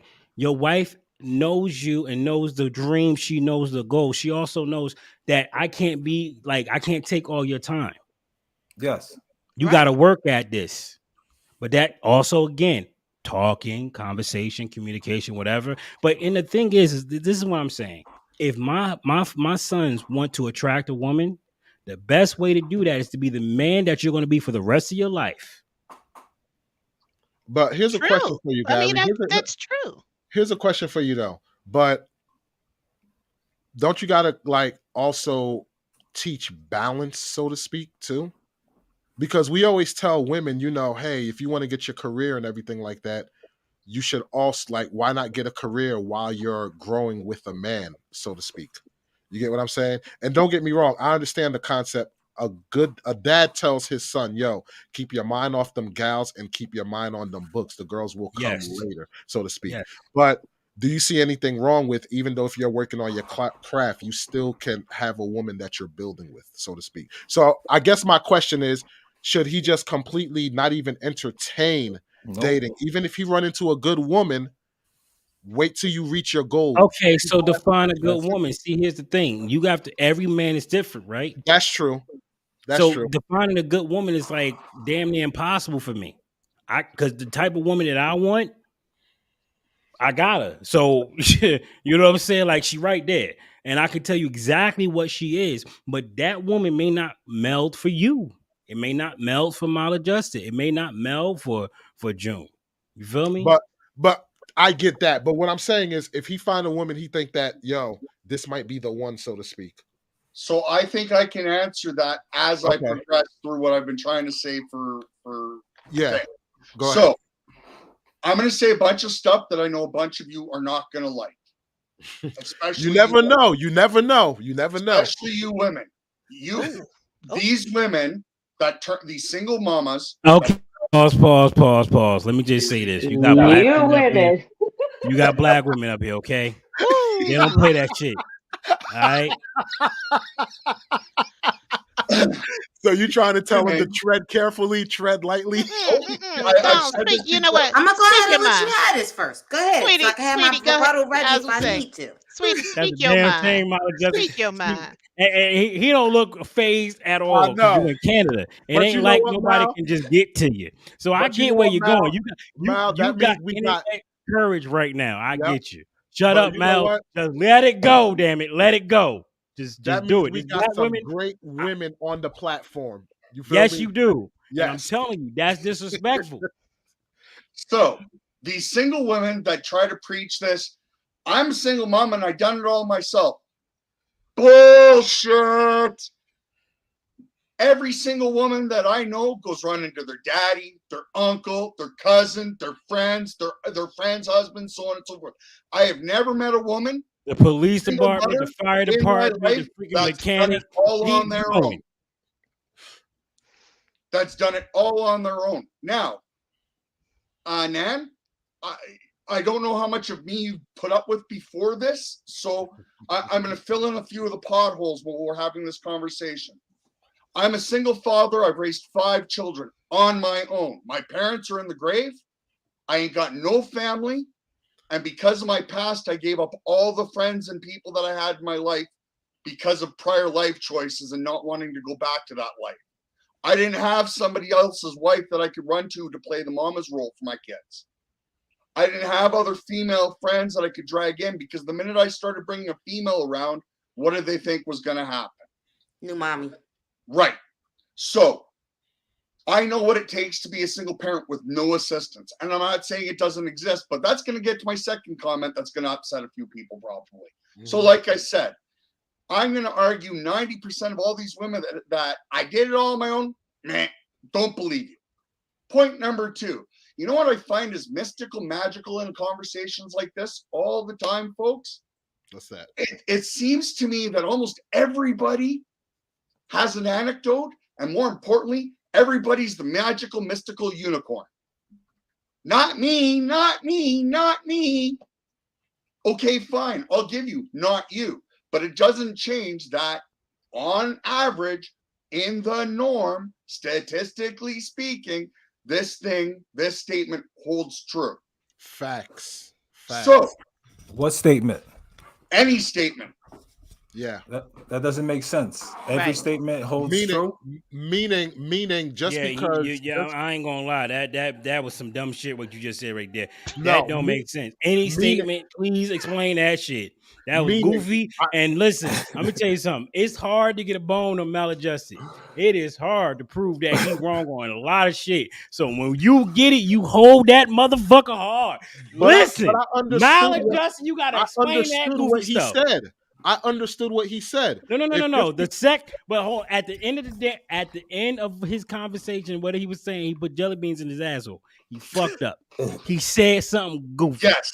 I used a blanket statement because I'm trying to skip past a bunch of this and get to the meat that I've been trying to get to for a while.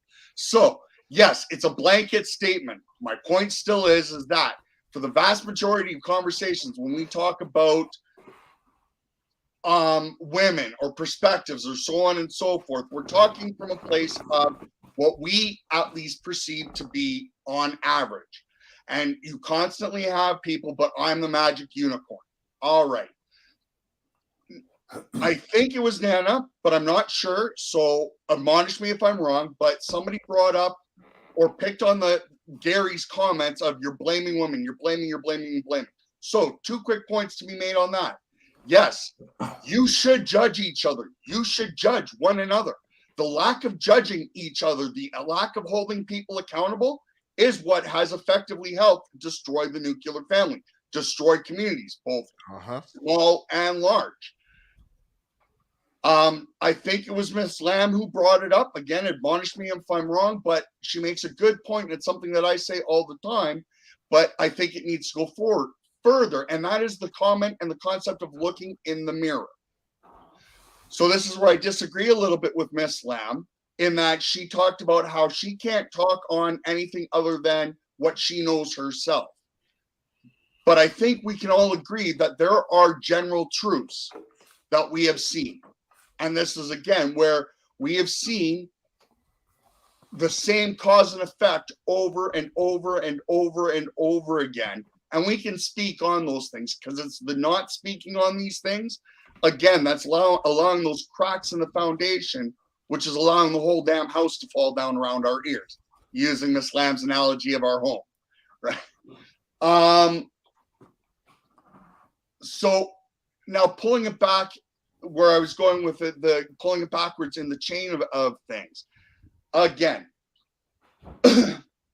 with having single mothers, I think we ignore what damage that actually caused. And I've said this before. And where I come at it is this, is that by creating the single mothers, it wasn't just a matter of pushing the father out of the role. By creating these single mothers, mothers were having less involvement. By going to work, mothers aren't involved in the PTA anymore. Mothers aren't involved in what's going on in their schools day to day. Mothers aren't sitting around talking about what's going on in their house, in their schools, in their communities. As such, these checks and balances that we used to have now gone bye. So the government has effectively done what? Taken more of the power from we the people by having the watchdogs who used to be the wives out of their crow's nest watching what the hell's going on to make sure we're not hitting rocks. So I think if we go back to that period of time with the welfare system, that's where we get back to, and where my comment comes is that, or one of my comments comes from, that if we hop in my magic little golf cart and go check out all these the hood areas, what are you going to see? That these women are dating what kind of guys? And that's their choice. Low quality but there's a consequence to it, which brings it back to where I do agree, though, we have to hold men accountable in that, boys, this is not okay. This is not an okay lifestyle. This is not an okay way to bring kids into this world. This is not an okay way to be a father, to be a man, and to raise our communities and take care of our communities. By not doing this, look again where we are. Let me ask you this, Mal, because you said these women are dating low quality men, so to speak, right? But if a lot of people, well, you get some people who want to stay in the hood, whatever, because the lifestyle's conducive, but you do have the people that do want to get out, but they don't have the means to get out. So in a sense like that, you're going to date what's in your proximity or what you have access to. And you're going to hope that, you know, this person is different, you know, and have the same aspirations that I do. So what do you say to that? Can you get out of something on your own? Or should you get out of your issues on your own? No, you should have help to do it, to make it easier. That's how life is designed. That's why networking. When you're dating somebody, are they a help or a hindrance to getting out of a hole? That's a good point. They should be a help to get out of a hole. Hold up. I'm sorry. I've bit my tongue long enough. I apologize. Let's hear it. Let's hear it, Crafty. All right. Mel, first thing. Did you take notes, Crafty? Because I'm just making sure you get let me tell you, I got it all right here. Right here. you one of those? Okay. I'm one of them. Right here. Go ahead. Okay. Right. First of all, I don't know what your thing is with women in the hood. Okay. But no. Wait, let me finish. Who are you referencing? Because now I understand what he's talking about. I got my thing with the women in the hood. Mala just got his thing in the hood. I'm sure that Matters opinion got his thing in the hood, and Jones we all got a thing about people in the hood. I don't know the thing. See, now I gotta say, because you took a shot. It's not lovable. Is I put God before I put anybody. So yeah, it seemed like I'm lovable, but I'm just trying to walk the way He walks. So the shot you took is taking a shot at God, not me. I try to accept everyone. Wait, I try you talking about? Who you talking about? You know who I'm talking to. Yeah. Shout at you. Yes, you said. Yeah, we do this right now. Damn it, we can do this right now. Okay, wait. Hold on. No. We coming back over here. We coming back over here. It's all jokes. It's all love. It's all jokes and love.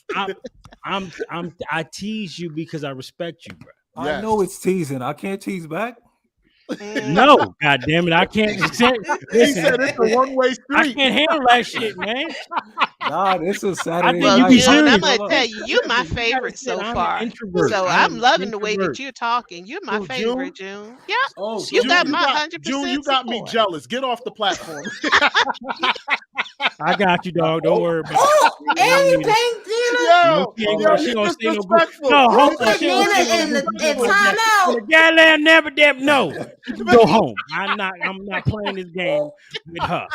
Okay, it'll make me feel some type of way. Who's your number two?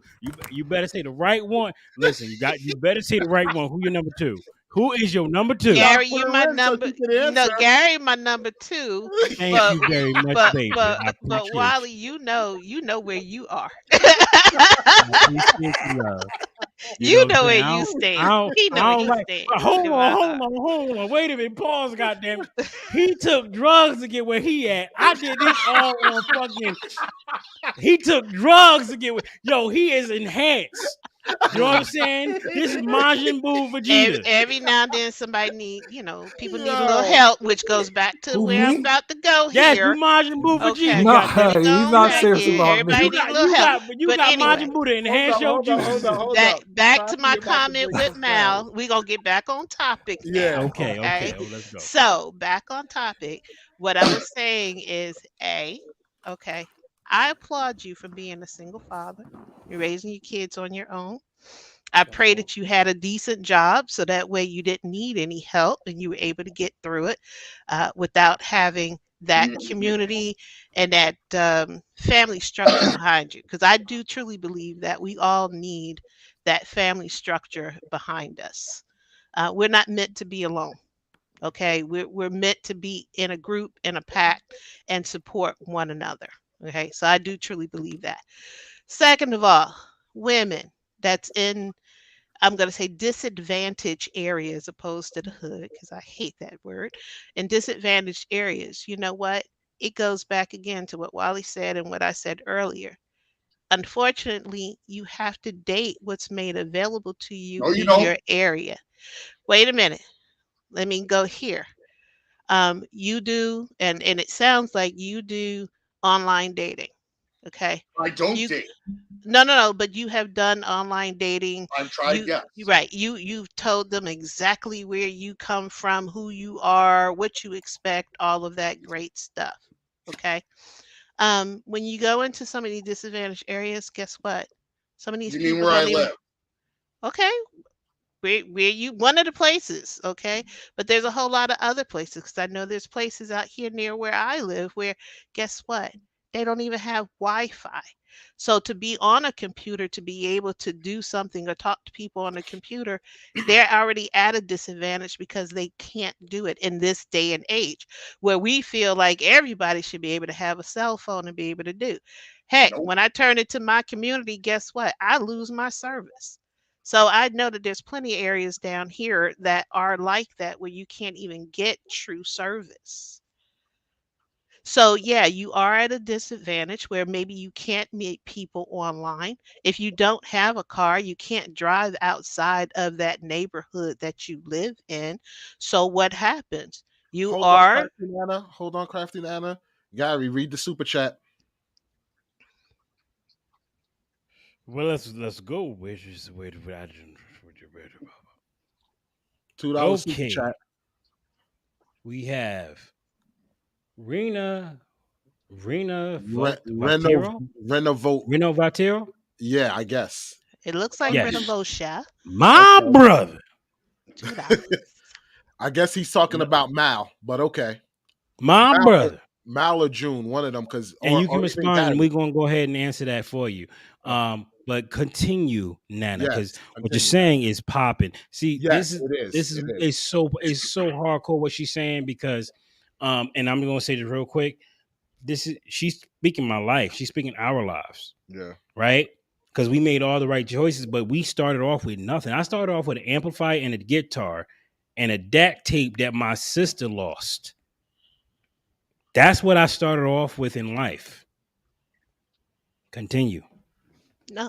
So that's what I'm saying. So again, it also takes a strong-willed, a strong-minded person to be able to, as they used to say, pull yourself up by your bootstraps and do whatever. Okay. It takes a very strong person to be able to do that. So again, if you're in a neighborhood, an area where everybody is like you are, right? And you don't see What do you mean by anybody that we're all on assistance together. We're all watching. I was going to say Jerry Springer, but not Jerry Springer anymore. Rest in peace, Jerry Springer. Rest in peace. We sitting out in the courtyard, whatever, and that's our lives because that's what we know. And then when someone tries to say, I don't want to do this, and if they don't have the support, a lot of times it pulls them right back down into it because they're saying, why am I doing this when nobody's supporting me and I don't see a way out? So again, people are slave to their environments. People date. Yes, people are slaves. Some people are slaves to their environments. Because again, not everybody has that will and that want to be able to do something different. Okay. And I'm also going to talk about what was that comment about well-traveled women being what? As a man, she wanted to well-traveled woman. Hands off as a man. Yeah, okay. So now let me speak on that. Okay. I am a well-traveled woman. Okay. I appreciate traveling. I love traveling. Ever since my children were 7, 8 years old, they had passports so they could travel with me. Okay. Because I'm a true believer in going into different areas, going into different environments and seeing the people. Right. And understanding how they live, because you know what? That helps us understand ourselves that much better. Let me. Okay, so we're gonna go ahead and we're gonna go to Matters Opinion because if you get me, I'm gonna play a clip. Go for it. Let me ask you this, Crafty Nana. Mm-hmm. Did you do these things while you were married or while you were single? Because well, you know what? Very important. Okay. I did this while I was married. Okay. Thankfully, I had a husband who had a like mind. Well, let me take this back.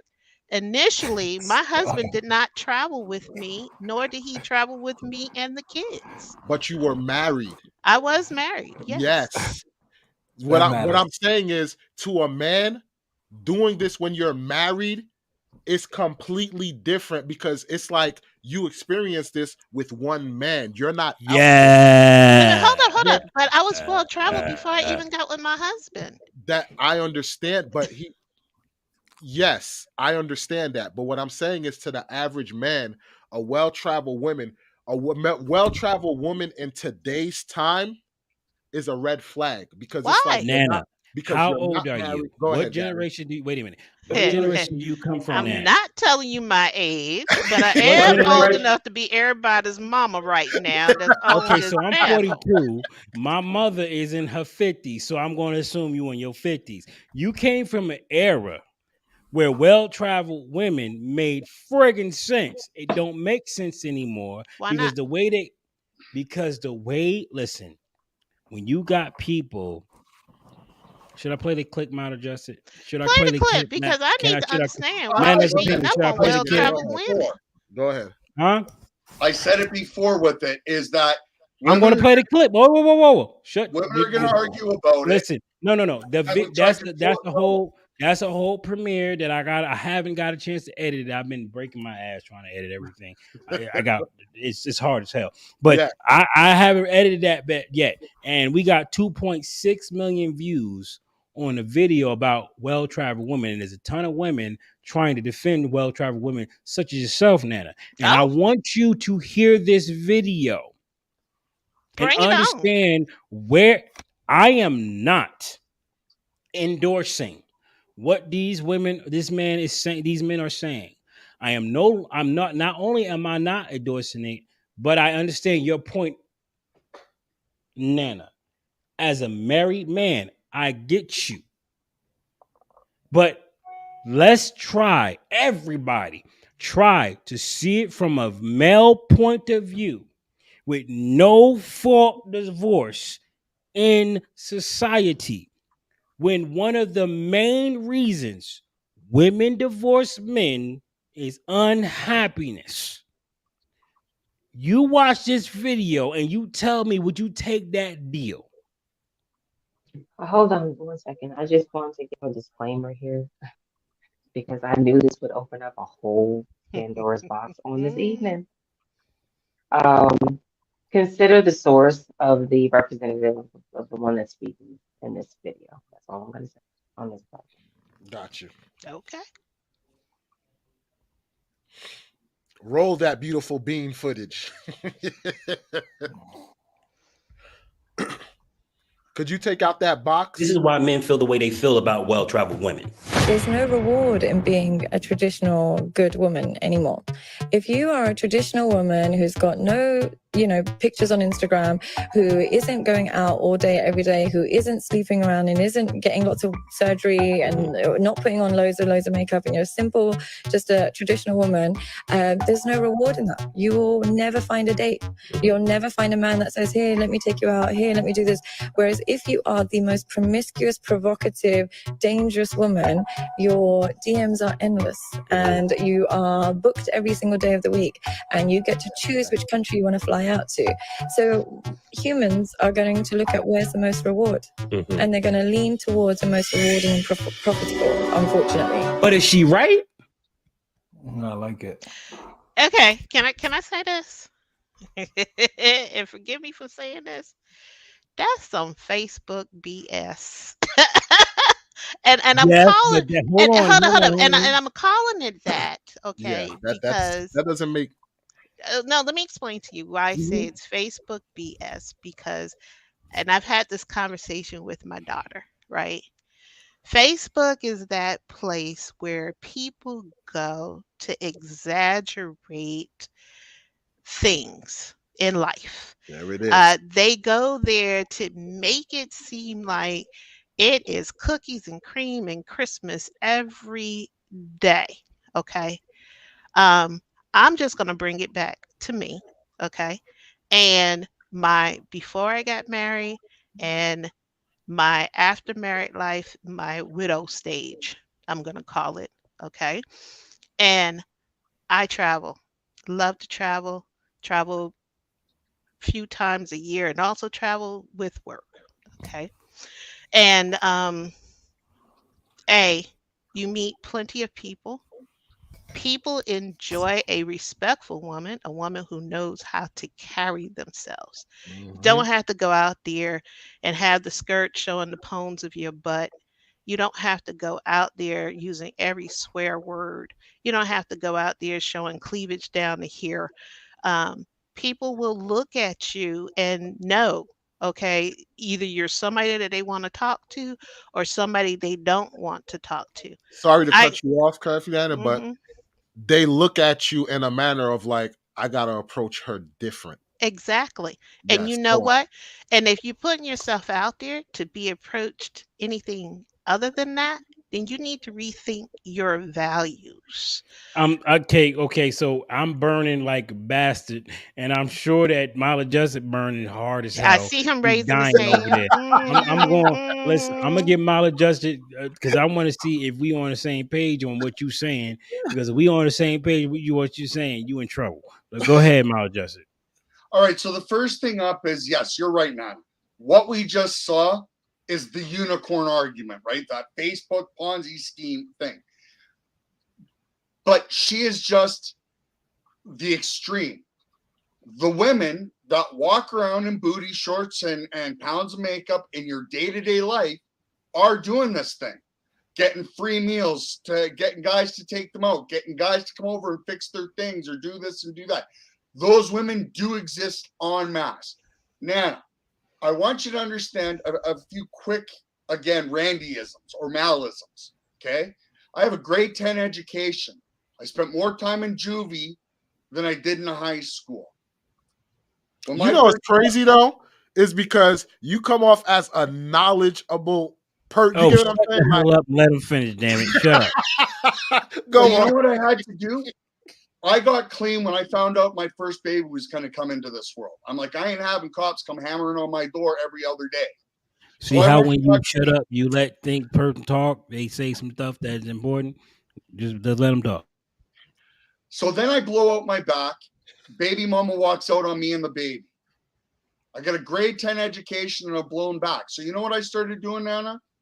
Every day I put my kid in the stroller and I do the 10-block walk to the local library. And do you know why I did that? Because it's like, look, I need to get myself out of this hood environment, so I'm going to learn a skill. So I learned computer work. So I taught myself how to do what I do today. Point number 2 is when I throw out a bunch of this, you know where a bunch of my meat and potatoes come? I'm a control freak. And as a result of that, I didn't trust my life to a lawyer. And so when my baby mama number 1 came at me, I taught myself family law. And so for the past 20 years, I learned family law and have successfully been helping men navigate the custody and access and family law here where I live for 20 years. And in doing so, I get to see all the court cases. I get to see all the games that women play. I've had to learn the stats and the math and how often these things actually happen so that they can get their cake and eat it too. So I come to this table when I make these comments about hood women. I come to the table of dealing face to face with thousands of women. Yes, from the man's perspective in helping the man, but in seeing the games that are played by women. And I'm not, again, I don't agree with it's any one person's fault because you're absolutely right. It's the woman's fault for opening her legs, but it's the dude's fault for putting it where it goes. Yes. I agree with you, man. I believe in equal accountability. Yes. But we have, because of the welfare state, we have created over the past, say, 20 years, a couple of generation of baby mamas that have learned that they can sit on the system and have some guy come hang out at their place and it's a gravy check. Whatever he's earning is all gravy because the government's paying the bills. His paycheck's gravy and we're just not going to tell anybody about it. And then they've raised a generation of children that understand this system too. Yeah, and Mal, this goes back further than 20 years. Welfare system has been in place since the 1960s. Okay, but I can no, I'm just saying it was put back in the 1960s.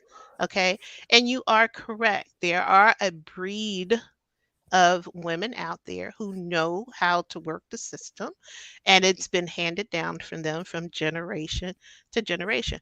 That's a truth. And that's in a whole bunch of different neighborhoods that happens. Okay, so I truly agree with you wholeheartedly. So go ahead. Well, you gonna blast me with something else? What else you got? I hear a butt coming from you. Who? Me? A butt? No, I mean there's no butt. You sure? Because you know what? No, there is a butt. There is a butt. I'm just gonna go. I knew it. I'm gonna go back to his statement about the women in the booty shorts to get a free meal. Okay. Let me say this. Women dress accordingly or according to whatever their I'm trying to say this delicately. Desires? Whatever. No, not desires, but I'm going to say their environment. If I'm on South Beach, well, I wouldn't do it because I'm not. Yeah, but if I was on South Beach and I know I'm in that area and they popping bottles and all that kind of stuff, and I know if I walk around in a pair of booty shorts, I'm gonna get pulled up into that and get some free stuff. Hell yeah, why not? Okay. Yeah, I mean, men feel the way they feel about well-traveled women. There's no reward in being a traditional good woman anymore. If you are a traditional woman who's got no, pictures on Instagram, who isn't going out all day, every day, who isn't sleeping around and isn't getting lots of surgery and not putting on loads of makeup, and you're simple, just a traditional woman, there's no reward in that. You will never find a date. You'll never find a man that says, here, let me take you out. Here, let me do this. Whereas if you are the most promiscuous, provocative, dangerous woman, your DMs are endless. See, the problem. Did Mala, did Nana just prove our point? No, no, Nana did yes, not. you did. No, no. Let me go. No. Hold on. You literally said you said if I dress provocatively, I get XYZ. Why not? You did. Do you understand why? But you didn't let me finish. Hold on. Go ahead. You look at the vast majority of women who are doing this stuff, and the percentage of men that are doing this stuff with those women. Mm-hmm. You exclude the outliers, right? No. Hold up. Wait. The vast majority of men and women who don't do stuff like that are chilling by themselves. They're not trying to be on some, I'm going to the club, I'm going to this, I'm going to that. You're not like that, right? And that's why I'm saying, let me finish, okay? If that's the environment that you're in, if that's what you want to do, if you want to be a booty call, if you want to be a whatever, then that's what you do, because that's what pleases you. That's what you choose to do. But if you're looking for a serious relationship, you ain't gonna do that. You don't have to do that. You dress appropriately. You could be sitting at a restaurant by yourself, and guess what? A guy see you sitting there, and he'll come over and he'll talk to you or whatever. Okay. I always told my children, have your own, so you don't have to be beholden to anybody. You can get up and walk away if stuff goes sideways. Yeah. I just want to make a quick pick on. Mm-hmm. Mm-hmm. And it's your comment that you made now, because that's part of what I argue part of our problem, societally speaking, and that is the meh, why not? Because it's reprehensible. And if we've stopped calling people out for this. We've stopped shaming people. We've stopped judging people for this meh, why not behavior. And where has it gotten us? But that's a behavior that's been around forever. Okay, and the way it is now. No. That behavior has always been around. Hold on. You may not have been exposed to it, but it's always been around. Okay, you can go Pause. back. Pause. We Hold on. have a super chat. Alex 505. Thank you, Alex. Nana is honest and wise. Thank you, Alex. I agree. She Yeah. is, but she's also a woman. Continue. Oh, Wait, what that mean? You throwing shots? You throwing shots at Nana? Boom! Shaka laka laka laka laka laka. So I'm gonna ask the You're question. not always right, Well, Nana. let me ask this. That's what I'm saying. Before you, Listen. I'm saying you're not always you haven't right. proved I'm me not- wrong yet. You haven't proved me wrong either. I wasn't trying to. Neither was I. See, this is the Oh, problem. look, You there gotta it is. understand. Hold on. Listen, I may be 42, but my thug Dizzle is Thug Dizzle. That's all right. Cause you know what? I've been in the street. Well, I ain't gonna lie. I ain't been in the streets. That's I learn from people that is in the streets, and I look at my own wife and say, okay, I tried that yelling shit, that don't work. Okay, I tried that. I'm gonna blow up shit, that don't work either. I tried the rule thing, that don't work. I even wrote this woman a check. That offended her so hard. She looked at me like, "Are you serious?" And I was like, I tried it. Listen, I done tried so many things with this woman that didn't work. Tell you right now, I get where you're coming from there, but let me tell you something. You still only have the female side of it. So you're not always right, sweetheart. And You I'm know listening what? to you. You know what? And you're right. I can accept that. But at least 98.99% of the time I am. Listen, if that's what you hold on, Nana. If that's what you need to feel good about yourself, who am I to take that away from you? let me say Because I this. want to believe that I'm the king of the castle. I want to believe I'm the BOSS. I'm the one that lead everything. I want to believe that. We know damn well who the hell lead the shit. That woman right there lead everything. I do everything that she want because happy wife, happy life. And I know He does not believe that. Listen, hold on, pause. I do believe that when we go back to what June was saying, right? And I know he on the sidelines when he said to me, "Yo, you lead everything," and it took me a minute to connect the dots. I'm like, "Yo, he on some bullshit." Like, and then I sat there, I said, "Yo, but I respect this dude, and this dude know what the fuck he talking about on some serious shit." I never seen him, so I pulled back and stopped looking at him like I look at my boys and looked at him like I look at myself as a father. And when I heard what he was saying for real, I was like, damn, this dude is right. Because every time I led this woman properly, she followed. Not one time did she on some buck back shit. She said, all right, I got you. We're going to go and do this thing. But if you want some bullshit, I'm going to. So, and I have yet to have her on some buck back shit only when I'm messing up on some hard stuff. Yes. We just had a conversation this morning about me messing up. You feel me? She said, "Look, baby, listen, you on some things and that and third and for that. I just want to let you know that I'm not happy with what you're doing." And I said, "Happy wife, happy life." Listen, yes, when you are a leader, happy wife is happy life. That's right. Absolutely. But here's the thing. You have to get to the point where you understand it. And it's difficult to get to that point many times. What's up, Salty Cat? How you doing? Cat is in the building. So quickly, Nana. I'm sorry, give me 1 second. Okay. Good evening. I'm just going to interject on this one. Salty Cat and whomever else will come in tonight, thank you for your comments. But if you're coming to create discord or whatever the issue is, this would not be the evening for that. And I would appreciate it if you take that to somebody else's house. Ooh, Salty Cat. Okay. Can I just make one small point before you go, Mal? I just want to say, like, that woman who basically said what she said about, women doing this, whatever, they're not getting any likes, but the minute they start being provocative and all this, they get the attention. That falls on us, the men, because we're giving the women the attention that make them believe they need to dress this certain way in order to get the attention. So that's falls true, on us as the men, that we got to check ourselves. And if we're going to say, hey, this behavior isn't right, because think about it. If that was your daughter, would you want her doing those things? Absolutely not. So if you're going to have respect as far as a father when it comes to your daughter and don't want her to go that route. But Wally, men are starting to do that.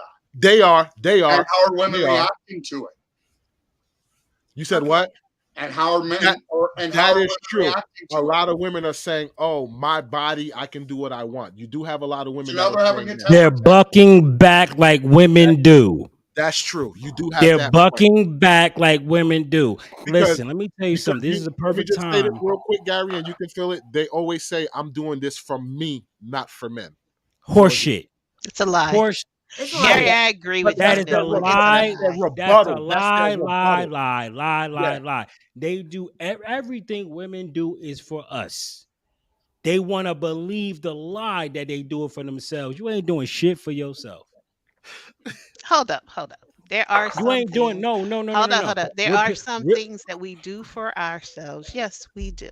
Okay, I love going to get my eyebrows done, and I love doing my hair. Okay. Who and so don't there like are to be things- pampered? Raise your hand if you do not. Yo, every man on the panel.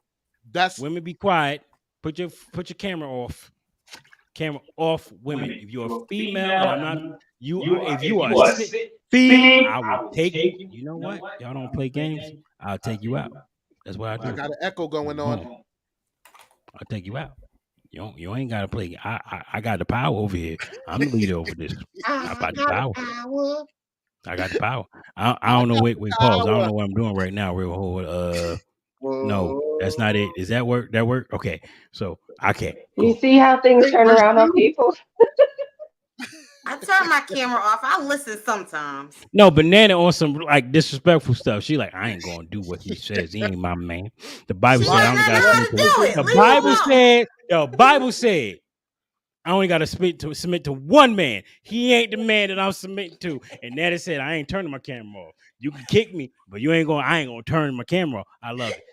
By raise of hands, how many men truly believe that you're in charge?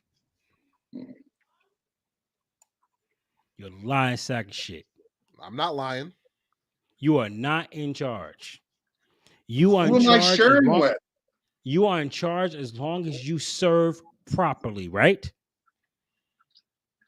Are you talking if I was in a relationship? Yes, in a relationship. Okay, in a relationship, I agree with you. Thank you. You're not in charge in a relationship. You don't want to be in charge in a relationship. No, that's true. Yeah, you don't. Because women are so. Listen, I'm a buffoon, dog. I do one thing really good.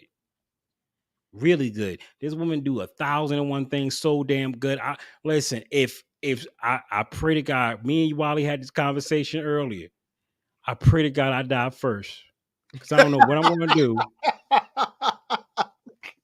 I remember that. Yeah, that conversation. I don't know what I'm going to do if she died before me. I'm going to be lost.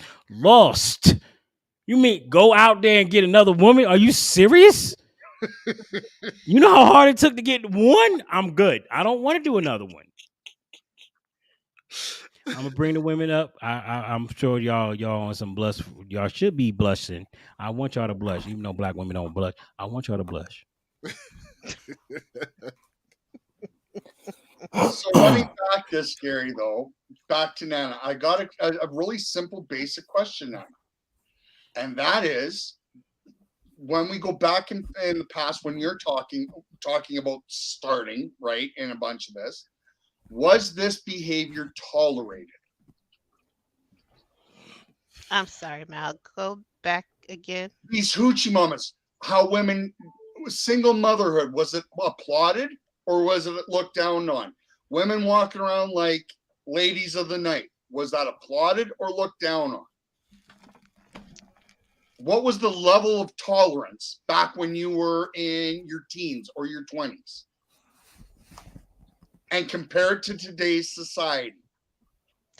You know what? I'm gonna say this one thing, and I'm gonna my son, okay, who I love dearly. We had a conversation one time while he was dating, and he actually said to me, he said, I asked him about some girl, and he was like, "Yeah, no, not my type of girl." And I said, "Well, she's kind of cute. Why not?" He's like, "She doesn't carry herself well. She dresses kind of, revealing." And I looked at him and I said, to myself, and I was like, thank God I did my job. I set an example, and he looked for that in the girls that he dated. I look at my own daughter and how she carries herself. And I say, again, thank God. She saw me as an example, and she carries herself in a certain way. More frumpier than me, at times, because sometimes I had to go, you can show a little skin, it's okay. But, so again, when we look at the people that are in those underprivileged areas, okay, they tend to try to fantasize about the things that they see in magazines. And the things that we now see in magazines is rip this and cut this and this out and that out. So that's why a lot of the girls dress that way, is because of what they're seeing. And Gary? Unfortunately, a lot of their mothers also carry that same thing. That's why during a certain period of time, you had so many babies named Mercedes and Jaguar and all of this, because they were idealizing or fantasizing Porsche. Listen, Precious. We got a whole movie behind Precious. Gary, do you remember I asked you a question, or we had a conversation about gilding the lily? Yes. Can you please explain that, Maladjusted? I'll repeat the question one more time. Was the behavior we're talking about tolerated 40, 50 years ago? Again, it depended on the areas that you were in. I'm sorry, because no, don't say that, because you had houses of ill repute. You had people who lived in those areas that dressed very provocatively. There were certain places that you went into. But again, this is a conversation I had with my mother. We didn't see it because we were not of it. Okay, now in the day and time of 24-hour news, okay, we think it's the worst world that we could ever live in. Okay, but guess what? Rapes, murders, everything else, they were happening since the day of the beginning of time. But because now it's on 24/7, we now go, oh God, it's such a big problem. But it's always been there. Even when you think about the story of Sodom and Gomorrah, and I know we hate, you go, don't talk about the Bible, but that was what? That was a place where it was so corrupt, and it was so this and that and the other, right? That it was like, okay, we got to get rid of this. So it's the same thing that's going on now. So to answer the question that Gary, you asked me, was to explain gilding the lily. It's when we take a simple concept and try to throw a whole bunch of glitter around it to confuse from it. So the answer is no. Statistically speaking, we didn't encourage these behaviors. As we've encouraged them, they've become more prolific. As they become more prolific, we've displayed them more and more, and it's a never-ending cycle. The normalization of a thing inherently. So we can look at bikinis. We can look at, let's do something simplistic like the bikini from the 1920s and how much skin it would show. Mm-hmm. And then it was a little bit more, and then a little bit more, and then it was a little bit more. And now in 2023, we got women running around with pasties and dental floss. This is what I will say. But you had pasties way back when you had women doing Wait, burlesque. no, you did not. But yes, no, you had tassels. This is what I'll say. You're talking about the whole, like, okay, so let's go way, way back when the only thing 1930s, 1940s. Okay? I'm talking wait. I'm talking about ancient history. We're talking about even in ancient history, thousands of years ago. Yes. When the Bible comes up and talk about Sodom and Gomorrah, they was doing similar goofy, crazy rituals that they're doing right now. Yes. And what did the Bible say? The Bible said that Sodom and Gomorrah, there was only one family, and that family wasn't even really worthy. They were the best that the angel could find. Because when you look at the text, it said he offered up his daughters to these fools. They offered up their daughter. Yo, every man here right now, would you offer your daughter up to anybody? That's how bad it was back then. So it was accepted. It was accepted. So Mala just is on point. No, he said it wasn't. He said it wasn't. I have to disagree. He's actually wrong. This is what I'll say. I don't even gotta go back to ancient times to bring this point out, because growing up in my teenage years and my 20s, I was party animal in the club, house parties, and everything. And June, you could attest to this. You knew I was the party animal because I was wearing windbreakers to parties just so you could feel everything. When women who Why? are smoking, why? Why? What was you trying to do? What was you know what he was trying for? to do? Experience of grinding. Look, I wasn't. You was trying to get PUSSY. That's exactly what you was trying to get. Gary, no, I was not. I was trying to get the next best thing close to it. But when you're trying to get a dry hump, Gary. Exactly. Stop, leave me alone. That's what I wanted, and I was good with that. Now, if you're so talking, you wanted to grind on a woman. Yes, but it wasn't to get sex. It was just for dry. That was sex, though. Thank you. It was a thank form you. of What do you sex. That intrigue to it, though. You was right there with it. Hold on. Everything has a stepping block to it, right? It start off with just one. A month later, you got up to 3. 7 months later, you're up to 6. It always starts small. You're still. That's the point. You're hijacking the point I'm trying to make here. Fair enough. I'll shut up. The point I'm trying to make is, at those parties, the girls who were like you would always catch like the one girl who would do twerking like how the girls are doing now, and all the girls in that party would ostracize that one girl for what she's doing. Because this is inappropriate. This is what you should be doing behind closed doors with your man. So to answer Malajust's question, you don't even have to go back that far back. Because in my time, when I was a teenager, it wasn't accepted amongst other women. And it was, other women were calling these women out. It was accepted by us, though. It was definitely accepted by us. It was accepted by the men, but the bottom line is the women were ostracizing them. And then who's at fault then? If we were accepting it and we moved it forward and we moved where they started doing worse things, who pushed that forward? Who pushed that? You're right, June.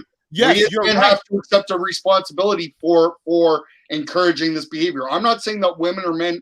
I'm not saying who's at fault. Yeah, just like the Isn't story that of the Sodom main question, and though? Gomorrah.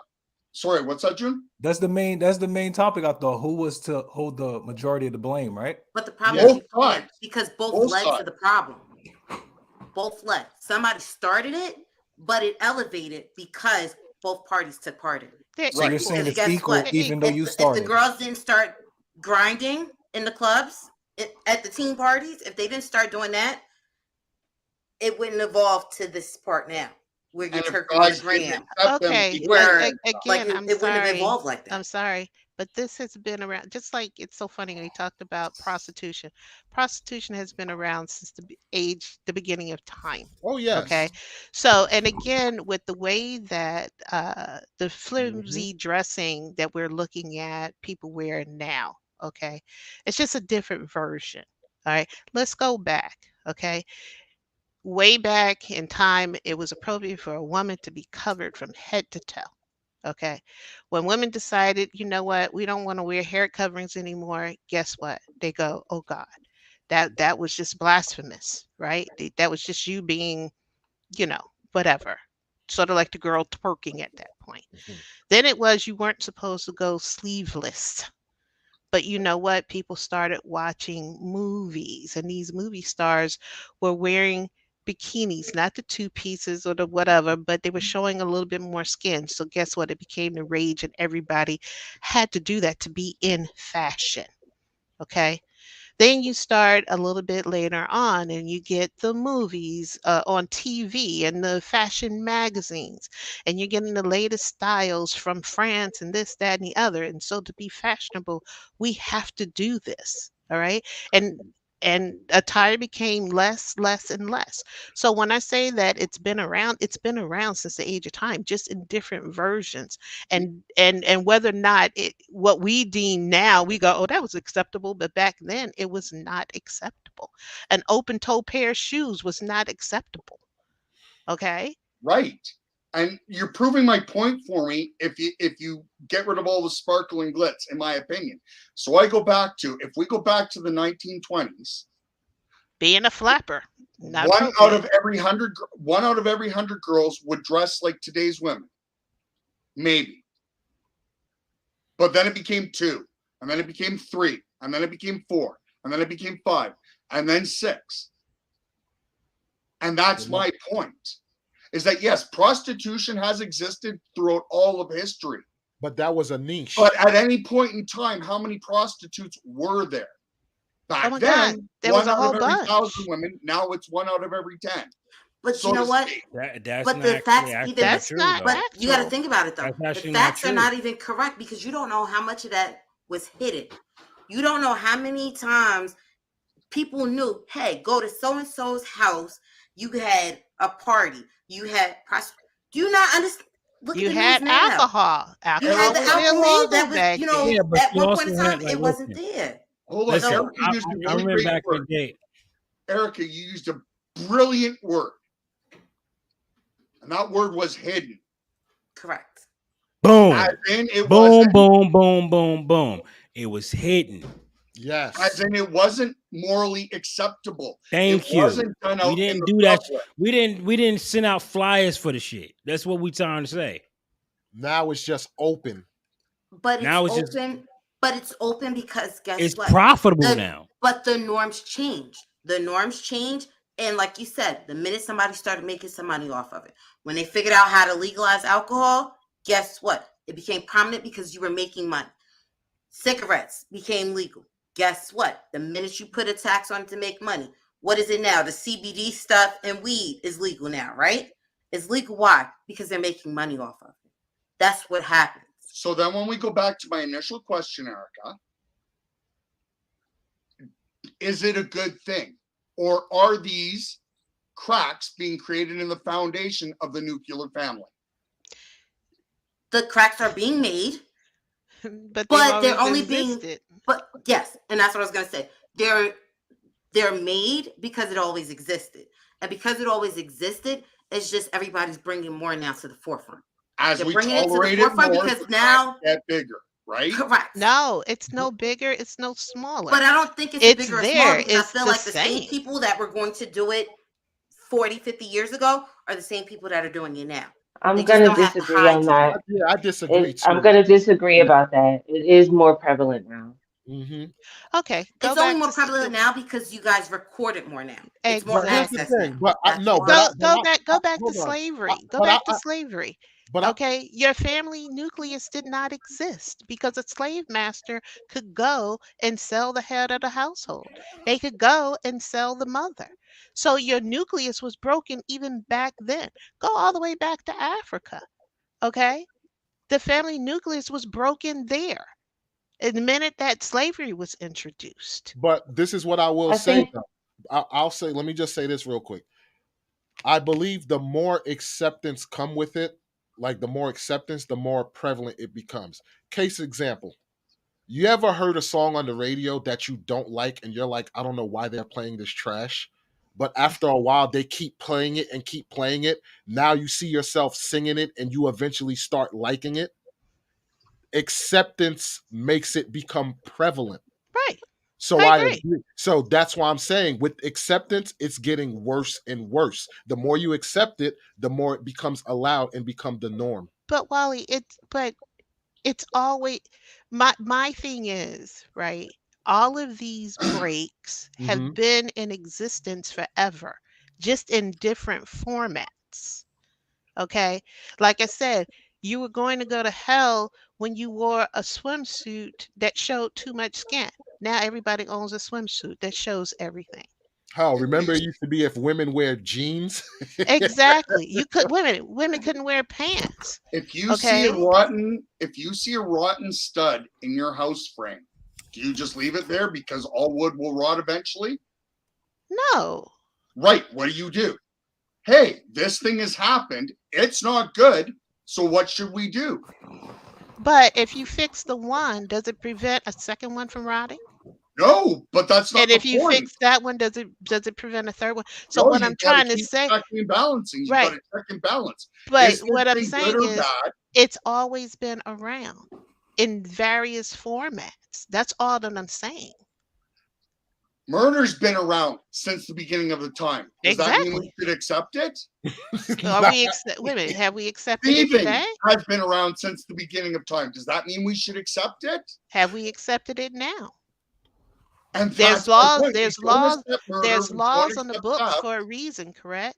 We don't accept murder and we don't accept theft, but why? Because why don't we accept it? Because there are laws on the books for those.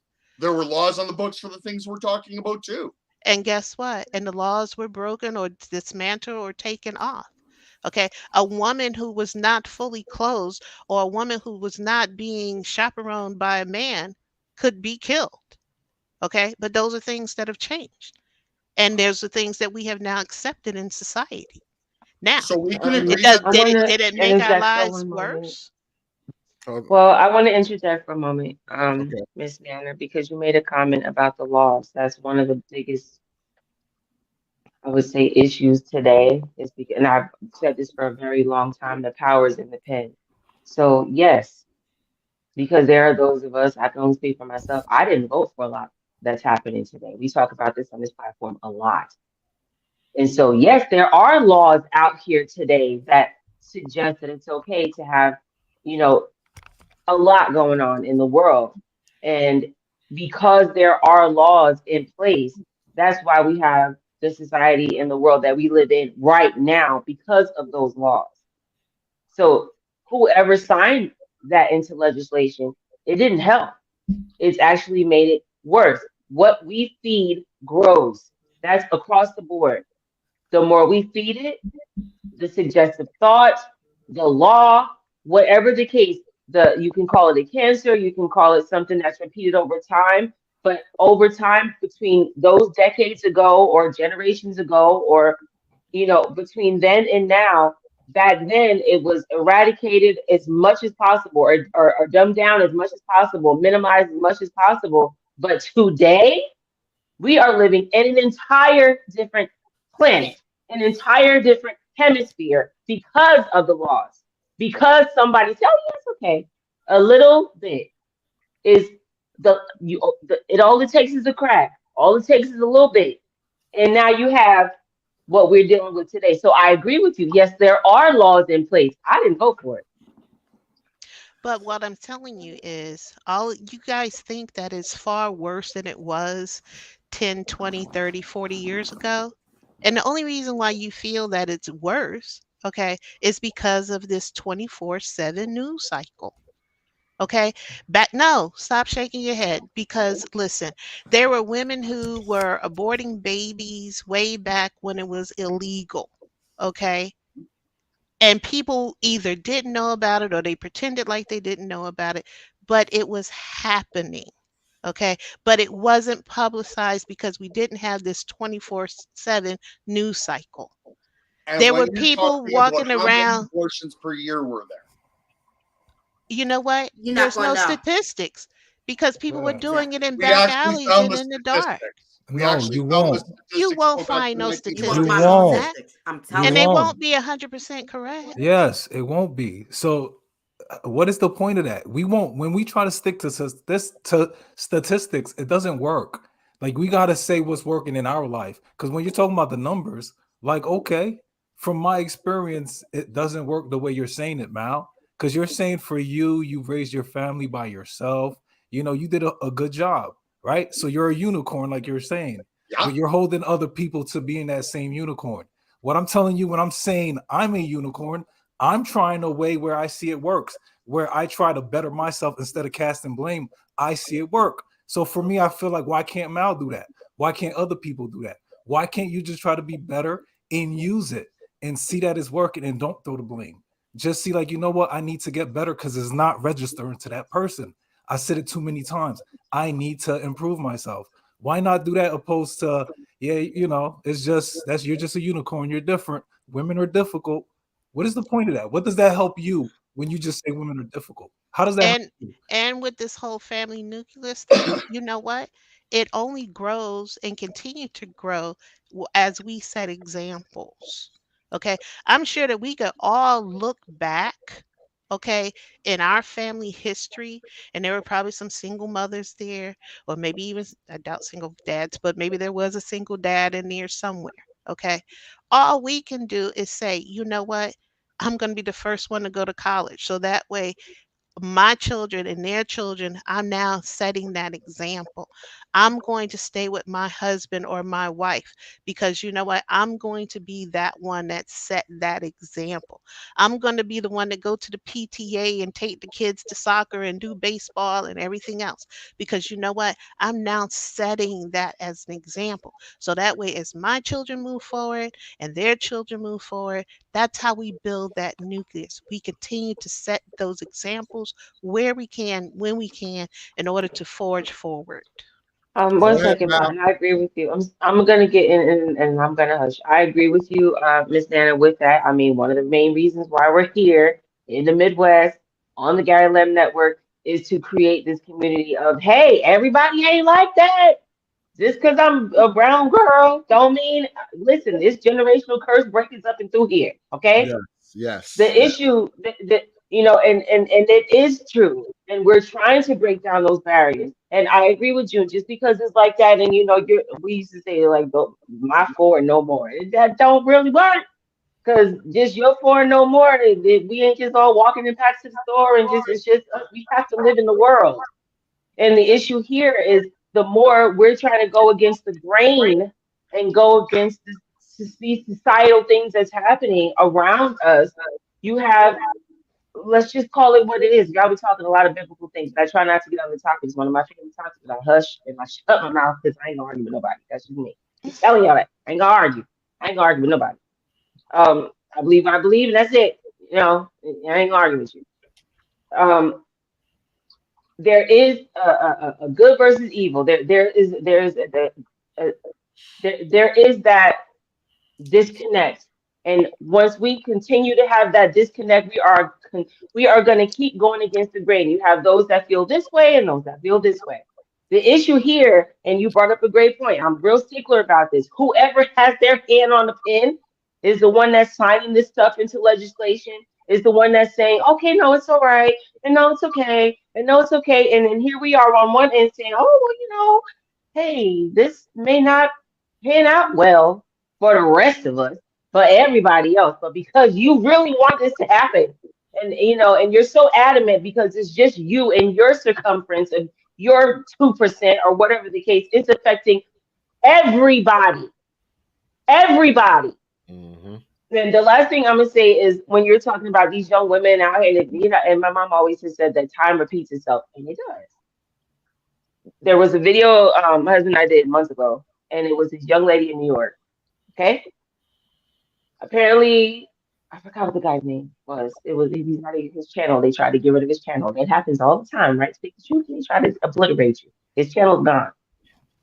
This girl goes, I just said, Yeah. Go ahead.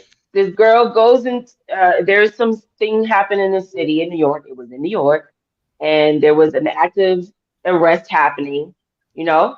And here comes this young girl, young black girl. She runs, and that's how I look at it. She ran into the line of fire. That's how I look at it. There's this big dude. He's arresting some guy. Apparently, this young man, she knew him. Clearly, she had to know him. And she ran into this active arrest. It was caught on camera, and I'm a woman, a wife, and a mom. He struck her, and I saw the video for the first time, and my wind went out of me. I said, my God, I could feel that. He hit her. It was crazy. It was disturbing. There's many that I could recount, but that one bothered me. Aside from all of that, this is my issue. Ready? Where in the world did this girl get the idea that it was okay to do that? Who co-signed her in her neighborhood? Who told her it was all right, girl? You just do you. It's all right. Live your best life. What the heck is that? Who is perpetuating this mess that told this little 2-pound girl to go into the line of fire? Because this man, it was in uniform. He was fully armed. For all I know, he saw red. Attacker, whatever. And when you're trained in that way, it is defend and the rest, sorry, it's like how we do, run and ask questions later. That's what that was. Where did that come from? So for me, as a mom that is trying our very best to rear amazing young Black man. What is it, babe? 1 second. My concern, and I go hard on this because these are what is being perpetuated today. Social media. You said back then it was the radio, the TV shows, whatever the case, that was the medium then. But today, everything is, Instagram. And like this woman who's there and she made her video of the well-traveled woman. All of them. I knew that was going to open up a whole Pandora's box. But everyone doesn't, not every woman agrees with her. I know I don't. But this is what is being perpetuated these days. So what I'm going to call them aliens or whatever these beings are that's walking around these days on whatever their social media platforms are, and they are making more and more of themselves. They are perpetuating this, look and this whole persona and that whole genre and this is really what is becoming predominant today. And that is what, to be honest, what we're up here to talk about and what we're dealing with here at the Gary Lamb Network. I'm going to digress. No, I totally agree with you. And what I was saying is, this is the thing that we do have to get to a News 4 exclusive right now. We're now hearing from the mother of the woman who was punched by an NYPD detective caught on camera, and it is a warning that some of you might find the video disturbing. Now, police say that some interfere with the arrest of this happened. You can see a police detective hit a woman so hard she falls back Oh, wow. the sidewalk. The mother is speaking over the court. News 4's Erica Byfield. June, do it for me. I'm gonna knock you out. Nah, yo, she could have died. She hit her head on the sidewalk and was probably no, but I agree with you. One, she shouldn't have did that. She attacked him? Well, she got into him trying to arrest the guy. And again, he had to secure his area, so he swatted her away, and that was that. But going back to the whole social media post, that's what I was trying to get to, was all of this stuff, right? It's come out and it's changed, or it's trying to put this image that it's all of this stuff is fashionable and okay. Okay, like I said, when you went first with the silent movies, there was a style there that the regular person was not wearing. And so people said, oh, that we need to do that. And then when it went to talkies, it was something else different. And then when it went on and on and on. So it seems like every decade is something else new out there that keeps pushing it to say, that's the old stuff. This is the new stuff. And you're saying at no point in time we should say enough's enough. Well, we should be saying enough is enough, but you know what? Just as long as big money is to be made, I think it's impossible for us to say stop it. Not if unless you make it illegal. Each other accountable. So how do you hold that Facebook girl accountable? I don't, but just like you did with your daughter, I taught my 4 daughters how to hold themselves, how people view them when they behave or dress a certain way. So we're in agreement then, Mal. That's what I said. We are in agreement. Forward. I agree. I agree with you, except for the fact of excuse. I'm tired of, and this isn't directed at you, this is directed as a general blanket statement. And it's the excuses of, this, we did that. At some point in time, like with our kids, like with anything, we've got to put our foot down and say, what? Enough is enough. Okay, so you just said enough is enough, but now how do you make a change? Because you just said the words enough is enough. How do I do it? I hold my family accountable. I hold my friends and the people that I allow to be around me accountable to it. If they don't hold my morality, they're not welcome around me and they gotta go. But here's the thing, though. Exactly. But wait. But if they don't hold your morality, isn't it kind of bad to let them go? Shouldn't you keep trying to pound it? Because if you just let them go, they're just going to continue to soil the community, so to speak. Eventually, it'd be the duty to stay hammering and like, yo, if you're gonna be in my circle, you got to do this. You keep hammering it till eventually they get it. Eventually, yes, you're right, Wally. I'm taking the lazy way out right now, and I have to take my lumps where I get them. My excuse for doing it though is because things have gotten so far. It's just me in my neighborhood right now. Got you. I have no nuclear family to lean on. I don't have a partner to lean on. That's crazy. I don't have friends and family in my own neighborhood saying we're tired of this crap. So as those groups get bigger again, as we clean up our block and then blocks to either side and so on and so forth, as we get back to the old style community, the old style nuclear family, those kind of faith. And yes, I'm going to argue back to God. I mean, I know people can have the argument of you don't need God, whatever. I think we do. Yes. I think we do. You take it where you want to with that, right? I'm not going to argue religion and force it down your throat. I have my way. I have my belief. Moving on from that. As we get back to those simpler concepts of where Nana and me see each other at church tonight or tomorrow and say, well, why don't you and the kids come over to my place? We'll invite the Jetsons from 4 blocks over. We'll do a potluck and a barbecue in the backyard. All the kids can go out and play in the grandkids and so on and so forth. When we get back to that style of community, that closeness of community, where the roots of the tree are healthy, the trunk will be healthy. And as the trunk is healthy and strong, so will the branches that stem from it. Mal, so how do you do that though, Mal? I mean, okay, I'm sorry, Drew.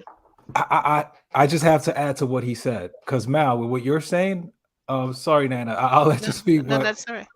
I feel like Wally was wrong when he said you have to keep that person there. Some people will not change. So I don't have time. If I have my daughters I have to raise, I don't have time to keep telling a friend the same thing. And he keep bringing negative around my house. And no, so he got to go. So when we try to keep the tree looking beautiful, we have to trim some of the sometimes you got to prune. Yeah, you have to. But here's my point though.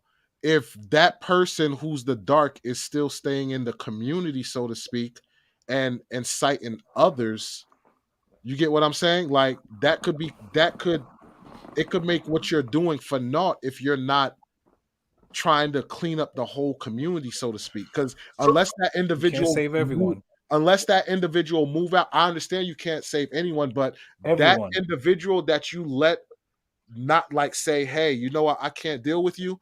That could be the one that catch your kid one time, like on a downward spiral or going through something, and lead your child to a dark path because what that person is preaching seems more enticing to the kid than what you're preaching. So what I'll say is both of you are right in my opinion. Sorry, Erica, I just want to tag this real quick and then I'll hand it off to you if you want. Both of you are right. You can't just give up on somebody on the turn of a dime. No. But June is also right in that at some point in time you've got to look at yourself and say, can I carry this weight and not have it taint everything else? Yes. So both of you are right in that you've got to weigh in yourself and of yourself with an honesty and integrity. What can I take on? It's the fact of finding that balance pretty much as the individual of what you could take on. Go ahead, Erica P. That's what I was going to say before you cut me off. Oh. So I want to just add one more thing. Okay. Another way in order to build the nucleus of the family is not only reaching out to those people that's in your circle, okay, but you have to go out and you have to volunteer within the community. Yes. You have to bring that positiveness. You got to be able to give a kind word to someone, because you never know how you may touch them and uplift them and help them. It's amazing sometimes when I see some of the kids that were in the neighborhood or in the schools that my kids went to, who would go, when you went on those school trips with us, you always brought extra cash for that kid who didn't have anything. They don't And forget. it's just amazing. They don't forget those things. And those little bitty things is what help them stay out of trouble. I'm help going to say something. Go ahead. There was a school event that I used to go on called Skeep. Okay. Called what? Sorry? Skeep. It's called Skeep. I can't remember the acronym. SKEEP? Yes. Okay. I can't remember the acronym, but we used to get on a bus and they would take us 40 miles, like some hours away, like about an hour away to some church. And they would tutor us. And those was the fondest memories I've ever had as a kid. I can't remember his name. I can't remember how he looks, but I remember how pleasant it was. One guy bought me a super soaker because we was going to fight with the water guns and stuff. He bought me a super soaker because I didn't have one. So he went and bought me a $30 super soaker, and I had a blast. I held on to that for years. So you're right you are. Oh my God, you are What? right. That came out your mouth? What? That I was right? No, you're right. Oh yeah. Damn it. Here's another thing I could add to it too, as far as like finding, a resolution to this. Mal referenced this a couple of weeks ago at a live we did. You could use the internet to start a group and get people to get involved that way, and then get them to start reaching out to the community and passing the word along and everything like that. So you could use the internet literally as a tool to rebuild the community. Start groups for, hey, you know what, we're going to start a group for passing out water or food to people who are suffering or don't have it all. Hey, we're going to start a group now to start teaching kids, hey, put guns down or whatever, get your education, do this, do that. Hey, let's start a fund for kids who aren't privileged to go to college or whatever, this, that, and the third. Let's start this, raise money, do all these. So you can use the internet as a tool also to help build the communities. I just want Now, instead of saying put the guns down, how about we teach them how to use it and why to use it? See, but you got some people who are against guns. So to each his own. You could have a youth. But hold on. Okay. See, if you're in the streets and you getting, listen, I've been in the streets. I know what it's like to be robbed. Certain people are just going to go ahead and say, I'm going to get a gun. Teaching these individuals the laws, right? Mm-hmm. And saying, look, I need to take this to the Supreme Court because I live in an environment that's very dangerous. And the reason why I shot him, officer, because I had no other choice. I didn't want to break the law, but it was either that or my life. I'll do you one better then. So you could have a group that can teach people how to shoot and stuff, but you could have you could also have a group that say stop the violence. Boom. But here's the thing: in order to stop the violence, we need to increase violence. We got to let people know, listen, I throw hands. Look, I told you we're gonna do this video. You, me, and everybody with the I throw hands video. Yeah. We have to let them know. Look, I don't care what the law says. I'll take it to the Supreme Court. hey, listen, I'm not a YouTuber. I'm not nobody. I you know what I'm saying? As a matter of fact, I'm broke. I smoke weed and I watch Netflix all damn day. I don't do shit at all. But I had to shoot this dude who was trying to rob my mother. And I need help because these mother jammers deciding they want, you know what I'm saying? Like figure something out. Because I don't think we have a shortage of support. We just don't know how to collaborate in a place where we can all talk. Right. So like we using we're using these platforms to argue and fight, which is not what I want to do. Yeah, I agree. How about we use these platforms to like, yo, hey guys, I'm over here in New Jersey and it sucks when it comes down to crime and stuff. How y'all going to help us out? In Oklahoma say, well, we want to talk to this person, and then Miami say, whatever. I don't know how it works, but I'm just saying, work something out, figure it out. I know, Crafty Nana, you had your hands up. It's great that we're talking about all these things that we can use technology for. Right. Mm-hmm.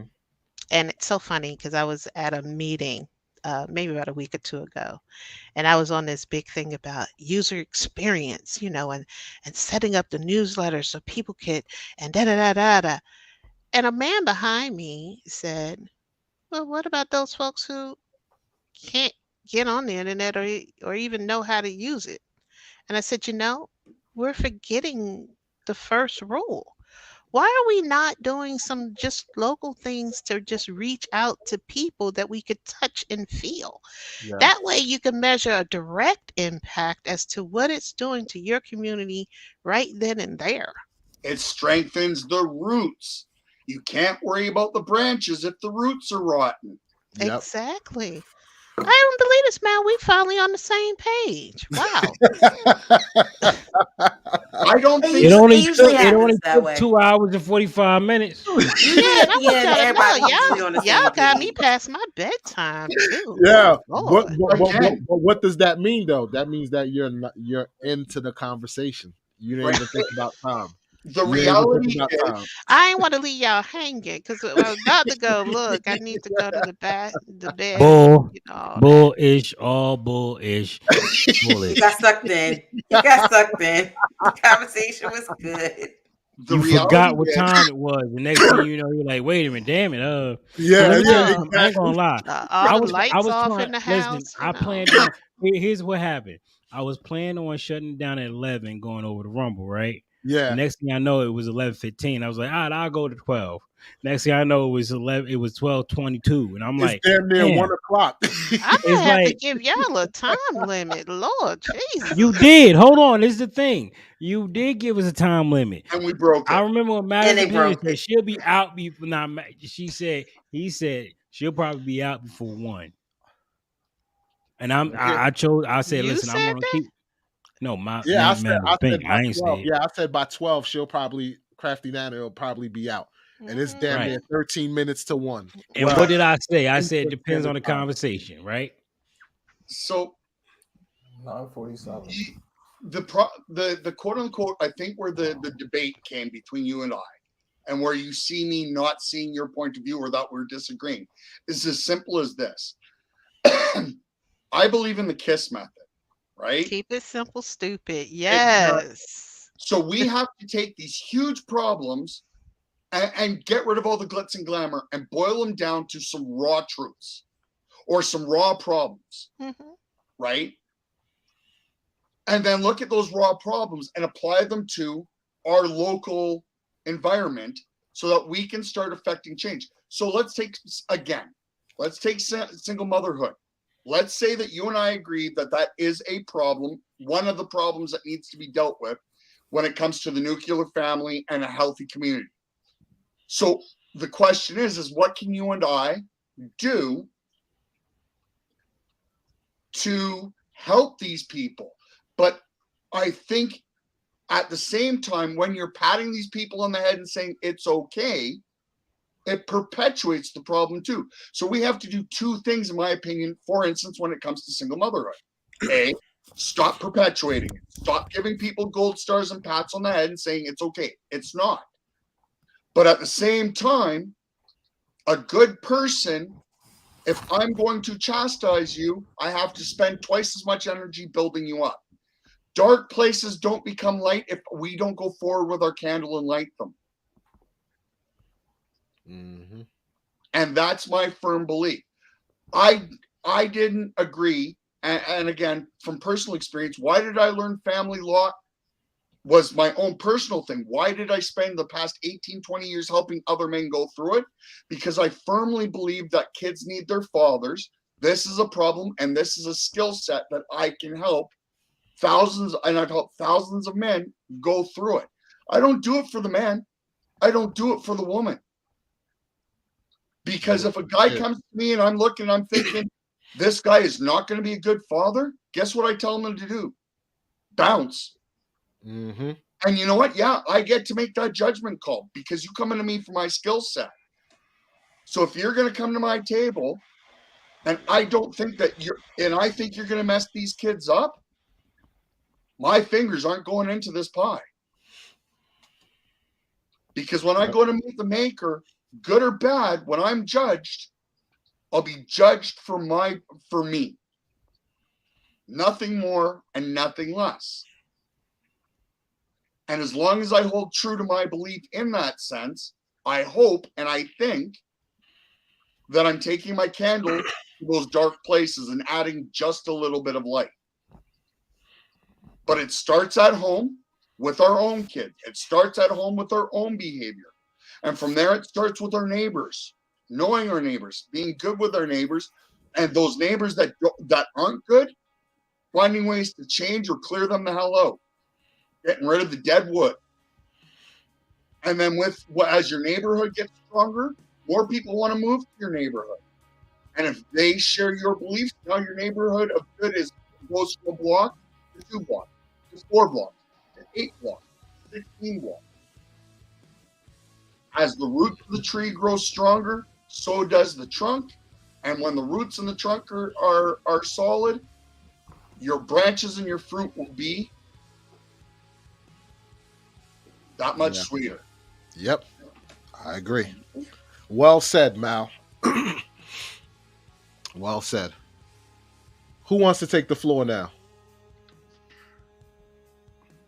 Don't be bashful now. Don't be bashful. Oh, I'm gonna take the floor. I'm gonna tell y'all good night. Yeah, I did good. I would have checked out about 2 hours ago. Night, y'all. I'm hanging in here with y'all. I'd have been gone. Yeah. I do hear the music, right? Yeah. Is that what I'm hearing? Because I'm like, what is that? That's the sign of it's coming to an end. Let me just say, Coming to an end. thank you guys for inviting me. I had so much fun. Hopefully, I didn't take over too much. I appreciate it. No, you was perfect. You know what? I don't want to cut you off, but I saw a good back and forth between you and Maladjusted. So did I. That's why I was like, yo, Crafty Nana, I want you to be on this show because you and Maladjusted are gonna have a wonderful back and forth. And you're wrong 77% of the time, but you I know I hit this one. I'm gonna have to come again just to get Gary right. You know what I'm saying? I'm just gonna have to get him right. That's all. I think you're gonna waste your time. And I didn't turn my camera off because just like Erica said, I know how to turn it off. Hold on. Listen, I gotta let you know. You're gonna waste a lot of time trying to get me right. Okay? You might get me on a couple of points, but I'm a master at avoiding saying yes to a black woman. I'm a master at it. I don't concede to black women that quite easily. But we're gonna have to work on him. No, I don't think so. There's only one woman. The Bible said only one woman I gotta concede to. Only one.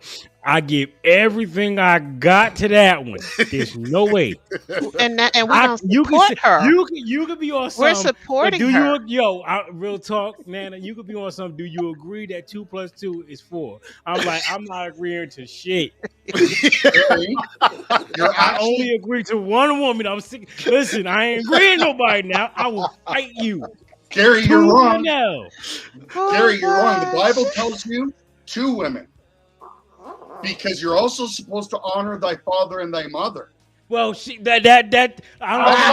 You don't have to argue the Bible because the Bible also said leave and cleave. That's it. Thank you. Listen, we talking scripture. I like that. But nah, man, I love real talk. I love every single woman here, and let me be real with you. I'm going to challenge you every step of the way because I think you better. I think you better than what the world say that you are. I don't agree with most men. I don't agree because I've seen it with my own two eyes. I seen as a man lead a woman properly, she comes up under him. I've seen it. So when I hear a whole lot of goofy stuff, I'm like, yeah, you just got the wrong man, and you looking for the wrong man because you desperate. And I'm trying to get you to stop being desperate on some goofy stuff. Well, especially you hold on to stuff that's not real today. Because I've seen it in my own two eyes. You got men in marriages that just they accept the fact they only get sex on their birthday. They accept that. They're okay with it because it's better than being alone.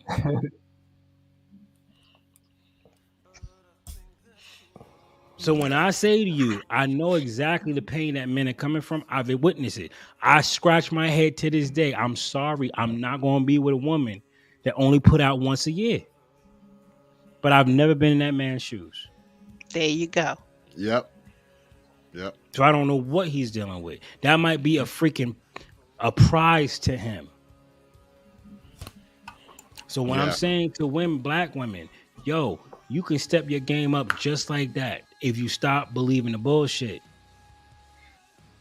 Well, black man, you can step your game up too if you stop giving the BS. No, we can't. Because listen, we're waiting for you. Because behind every great man is a great woman. We're waiting for you, though. Waiting for us for listen, we're waiting for you. Listen, I'm not going to... Well-traveled women ain't on my radar. They're not. Well, no. Correct that.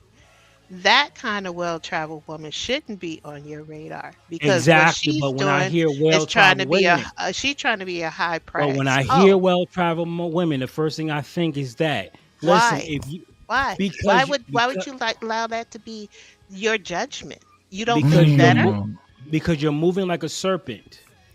As a woman, you're moving like a serpent. No. You're taking what one woman, okay. How many women got the booty shots whatever. How many women got the booty shots on their Instagram? How many women think it's perfectly and how okay many to have? Don't? I don't know. I know it is a lot. It's far more that don't than do. But see, the problem is let yourself be known. Then send out a signal or some smoke signal, something. Let me know. We don't double tap on those. I gotta question that because are the men like really looking for these women, or are you just looking for the women that are flashy and saying, "Dang, she got a fat, you know what?" You know what? I wanna pursue that. Tell me this: why do men look at pornography? Oh God, that's a heavy. That's a long conversation. That's a whole conversation. But I'm just saying. Think about this: you look at porno for a reason, right? Reason, but for stimulation, because we are visual. We're visual creatures, correct? It's way more than that. And because you're visually seeing that, it takes you to a whole nother level or whatever.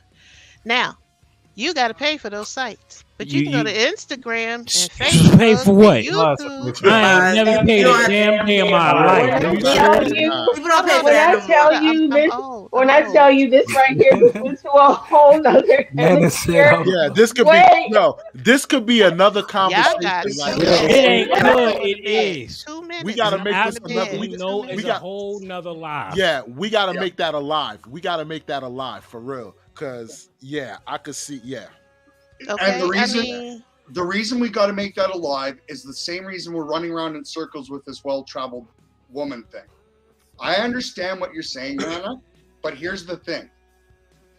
As a man, I am telling you, a woman, how I think, how I see. You don't have to like it, and you don't have to agree with it, but you ain't gonna change it. And this isn't a black man. This isn't a white man. This isn't. As a man, when I hear the term "well-traveled woman," the cops are here, the ambulances sirens going, the fire truck sirens going, and 20 different car alarms are going. It sends it off. And again, you don't have to like it. You don't have to understand it. You don't have to agree with it. You just have to accept that a man is telling you that when we hear those words. So you're letting one. Oh, hey, wait, no. It's my show. I'll bring everybody off the damn thing. I'm gonna wait my turn. You're gonna have to wait your turn. I gotta go. I gotta say something. First of all, Faith Walker, thank you for coming to the show. But Gary, these women wouldn't do this if men didn't give them attention. It's called what do women call what do we call it when women do it? It is called what? I don't know what. I don't know what. No. It's called the a ish test. Oh, that's how we call it, an ish test. Okay, it's the exact same thing. It's an ish test on the men's side. I don't know what I that can means. get you in bed with game, you're not that important. But I would like to get my money worth for taking you out. If you are going to have sex with me in the back of a car on date 2, you do not get the ring, period. You're lucky if you get a hotel room. It's called the ish test on the men's side. A lot of men don't want to, they don't talk about this, but it's an ish test. If I can get you horny off of talking about sex, you are not worthy of the ring, period. But that does not mean that I'm not going to hit it. I'm also a single man and I'm horny. I don't have to care about your body count. That's your choice. Right. So what I'm saying, Gary, is that woman who made that video, okay, does not speak for all women. Okay? You don't have to. No. She has taken this whole well-traveled woman thing and created her own definition for it. Yes. Okay. So my thing is she need to call that something else, because when I say that I'm a well-traveled woman, I'm a well-traveled woman. I go to different countries. I go to different places. And you know what? And I don't need a man to pay for my ticket if it's somewhere that I want to go. It doesn't matter. Can I sum it up? Can I sum it up, please? This is the bottom line. The bottom line is men are telling you what's a red flag for them. If men are the buyers, you cannot tell the buyer, hey, you want this Lexus? No, don't get this Lexus. Get XYZ. No, I want a Lexus. So you can't tell me what's a red flag for me because I'm the buyer. I'm the one who's trying to court you to possibly marry you. But what I'm saying is, but Wally, what I'm saying is, if you guys are living on this woman's definition, who just created something to be on Facebook or YouTube or whatever, okay, that's so wrong. We're not because there's a difference between that Facebook-ish and a real well-traveled woman. I don't care. I can get 1,000 of you. It's easy. It's not hard at all. I can get 1,000 of you. Gary, sweetheart, you wouldn't be able to buy me. Told you, Gary. Yes, I can buy you. You wouldn't be able to buy me. And that's what I'm saying. Listen, what I'm saying is I don't care about quantity. I care about quality as a man. And if I can buy you with goofy stuff like a trip, you're worthless to me. But this is why I kept trying to interrupt y'all from the beginning. Hold on. You know how much I paid for this woman over the years? I can't count. You mean to tell me I could take you on a vacation for $3,000 and screw you? You're worthless to me. This is why I keep keeping my hands up. The definition that y'all keep saying of a well-traveled woman is really not the definition of somebody who's well-traveled. Because if you have to pay somebody or somebody got to pay for your flight, you ain't well-traveled. You're well-traveled based off of the dollar. That is something completely different to a child. But women love word salads. How many women run away from the damn word submission? Yes. Y'all don't even like the word submission. I like Yes. that. Start You trouble. realize people have to submit to their job, their relationship. But y'all, They do. as a whole, women get PO'd by the word Yes. submission because of your damn image. You don't want to look like a certain way. So you will change the words in these word salads. And I know exactly what you mean when you say, I'm a well-traveled woman. That's your way of saying, I am for rent.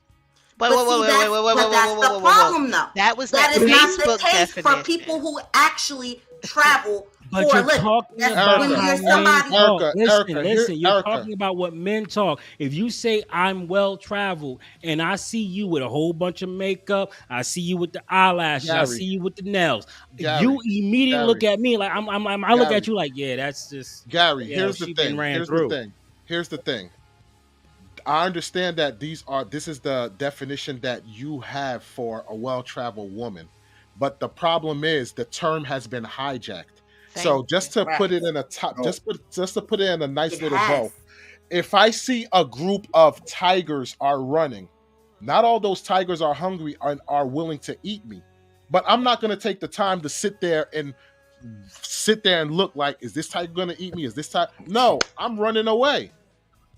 Now you may get some people who may sit and vent and see like, okay, you're well traveled. What's up? But what we're telling you is it is a red flag for men. Yes. No matter how you slice it. I don't care how you Okay, look but at it it. seems like that you guys have added another something to it, because Gary said, if I see you and you got this makeup on and you got these eyelashes on and you're Yes, telling I me do that think you're it's yes, for a man, that's a red flag. For a man, that's a red flag. So to me, again, you know what? Let's just call the term what the term is. That's a gold digger. It's not a well-traveled woman. It's a gold digger. But what did I Okay? say earlier? I say women love word salads. They like to change the words so it can suit their new version of themselves. So No, if you that's say just that that's an old word. See, this woman just turned it to a new word to fit into something new. Because, like I said, she's trying to do some Facebook stuff. all right, we're gonna go with Mal. Yeah. So you're assuming, and both you and Eric could jump on an assumption based exclusively on Gary and Wally's. But there's another version of well-traveled that gets my butthole tighter than a nun, right? And that is because, let's say you're in your 20s and you're traveling all around Europe. You've had all these great experiences, and then you come back to where we live. And you and I start dating. What is your expectation for the rest of our lives? If you're used to going on a holiday every year, is that reality? Just You know what, Mal? I'm gonna share something with you because it's spot on. Trust me. This goes into what you were saying. Like I told you, I've traveled all of my life, right? And when I get married to my husband, the one thing I said to him was, "Honey, I want to at least take one trip a year." Oh boy. No, you're wait. missing the point. Wait a Hold minute. on. Hold on. Let me tell I you. get what you're saying, but you're missing the point. Let me her finish. the point. That I want to go on one trip a year with him for our anniversary.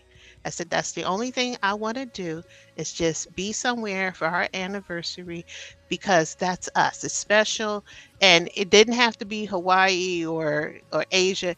It could be just. But you're talking from a grown-up perspective. Oh yeah. But wait a minute, hold on. Now let me I'm finish. talking to a 20-year-old. So now he died, and I'm in a new relationship, and in the new relationship that I'm in, I where said to kids this aren't going to person, become a problem. No, Where my you've kids- already where you've already said. So again, I understand what you're saying, and I'm thankful that you're. But what we're talking about here is the concept of dating in the beginning at 20. It's time. Is that I can't bedtime? read Is that that what at you're all. putting up? That is bedtime because I can't see that. No, No, it says with him. It Oh. says with him. Your key word. Oh, no, with no. him. So there was Yes, one I know trip you say that you're with listen, him, you're- but then yeah, the other thing was I wanted one trip, which was my birthday every year. with him. No, I went my birthday trip by myself. But again, But you I'm was with a talking- man, right? You started Again. off with the man, I want to let you get went in on a and few finish trips my before the point. man, but you from an era where going on trips meant something. It wasn't on some like hot summertime crap. You on some How you like, know that? hey, whatever. So with him is the key word. These are the key words that you missing.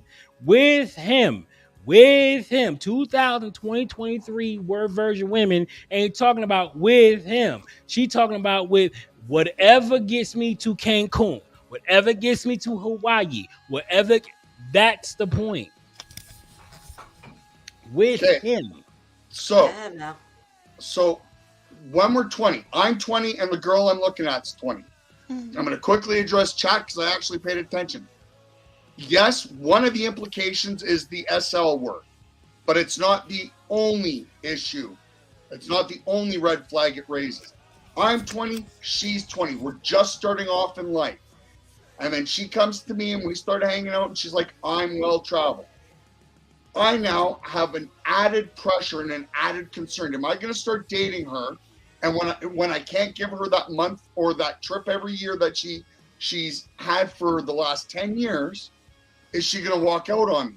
And because of no fault divorce and because of what happens in a divorce, when she gets bored of the relationship because of being a trendsetter, and I'm not, I'm just a blue-collared schlub.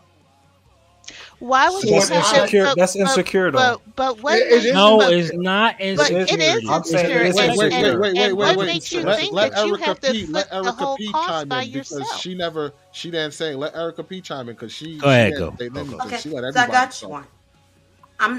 I'm not going to use that well-traveled word because right now I don't like it. I decided study abroad in my 20s, going overseas. I chose that. Why? The cost was the same for me taking a semester in college or traveling someplace and getting to see something new. That's one. So no, nobody had to fly me out. I chose that on my own. I saved up the money for me to take that trip. Me. Guess what? I will say this again. If I decide, hey, that looks interesting, no, I'm not waiting for somebody to go do it for me. Because if I wait, what happens if I'm going tomorrow? That is the problem.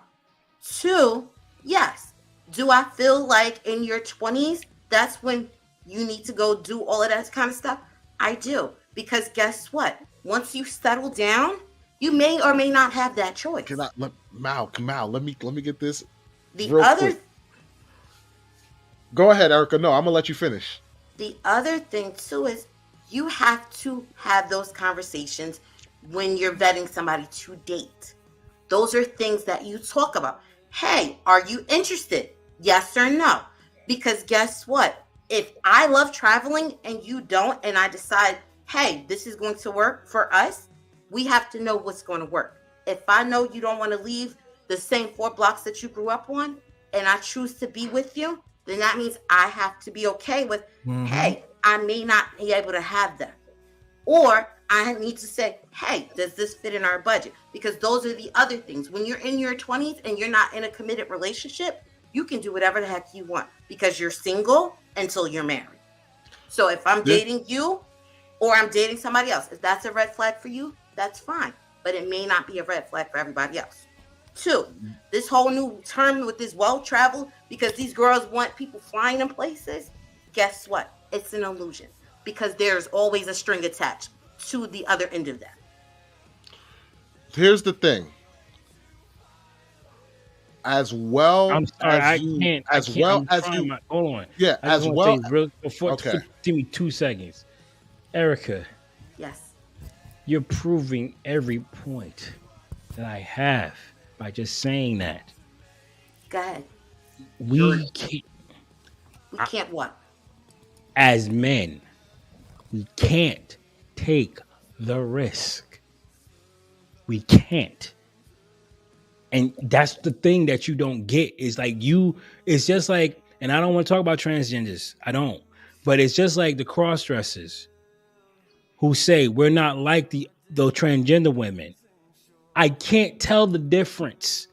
So no, all of you are lumped up together. And that's the thing is I can't tell the difference. I can't tell the difference from that one lying to me and that one lying to me and that one lying to me when y'all all use the same damn language. They all could be led though. So But here's that's the the thing. thing, So though. here's the thing. This It's is what I want to Wally's say. take with the tiger. I get it. If you're running away from everybody, you've missed that opportunity. But And I can't this is- fault you for missing that opportunity because you didn't grow up the same way I did. You can't miss that you chose to miss that opportunity because you can't tell if I'm lying or not. Well, guess what? It's the same way with me trying to date somebody. But, I Erica, don't know. but listen, this is the point that you're missing. I'm taking it strictly context to context. The woman said she's well traveled and women do this on the internet because it draws them attention and she's well traveled. So going based off of that, if you're on the internet and you're out on the dating scene or trying to do whatever, and you put on your profile well traveled, the good guys or guys who are looking for something serious, that is a red flag. So you do not have the time to explain, hey, I paid for this, I didn't do that, I did this, I did. People they're not going to take time to actually get to know you because it's a red flag and they're just going to swipe to the next page. Okay, real quick.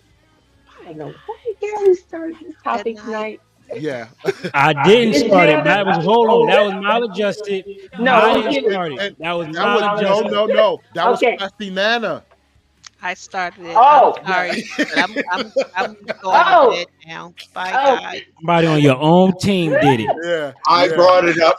I brought it Shame up. on y'all. Called me out. Shame on y'all. Ms. Nana, thank you so much. It was a pleasure meeting you tonight. I hope to see you Miss very, Lamb, I very, guess very you soon. you can wrap it up, Miss No. Lamb, and that's the end of the conversation. I don't know. I was just gonna say, okay. The thing is that you mean that's my thought. Sorry.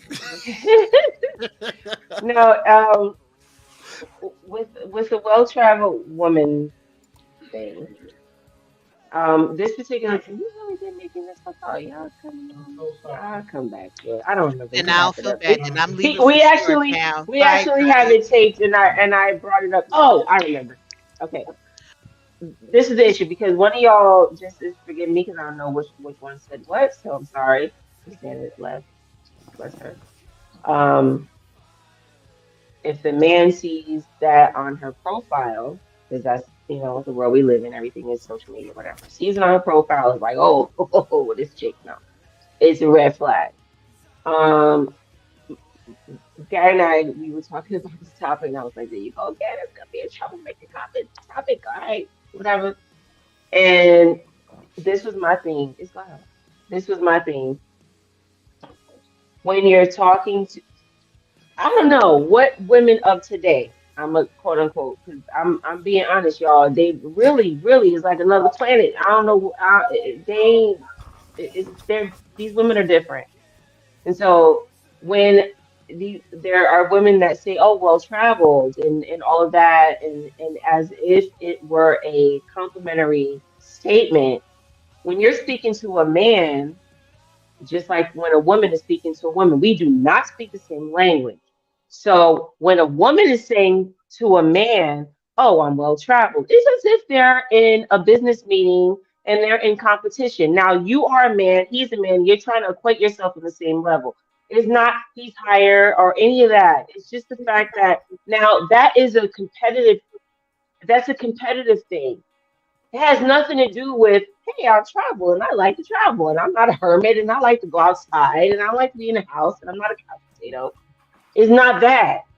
It translates to a man as like, are you a cool girl? Like it translates differently because we speak different languages.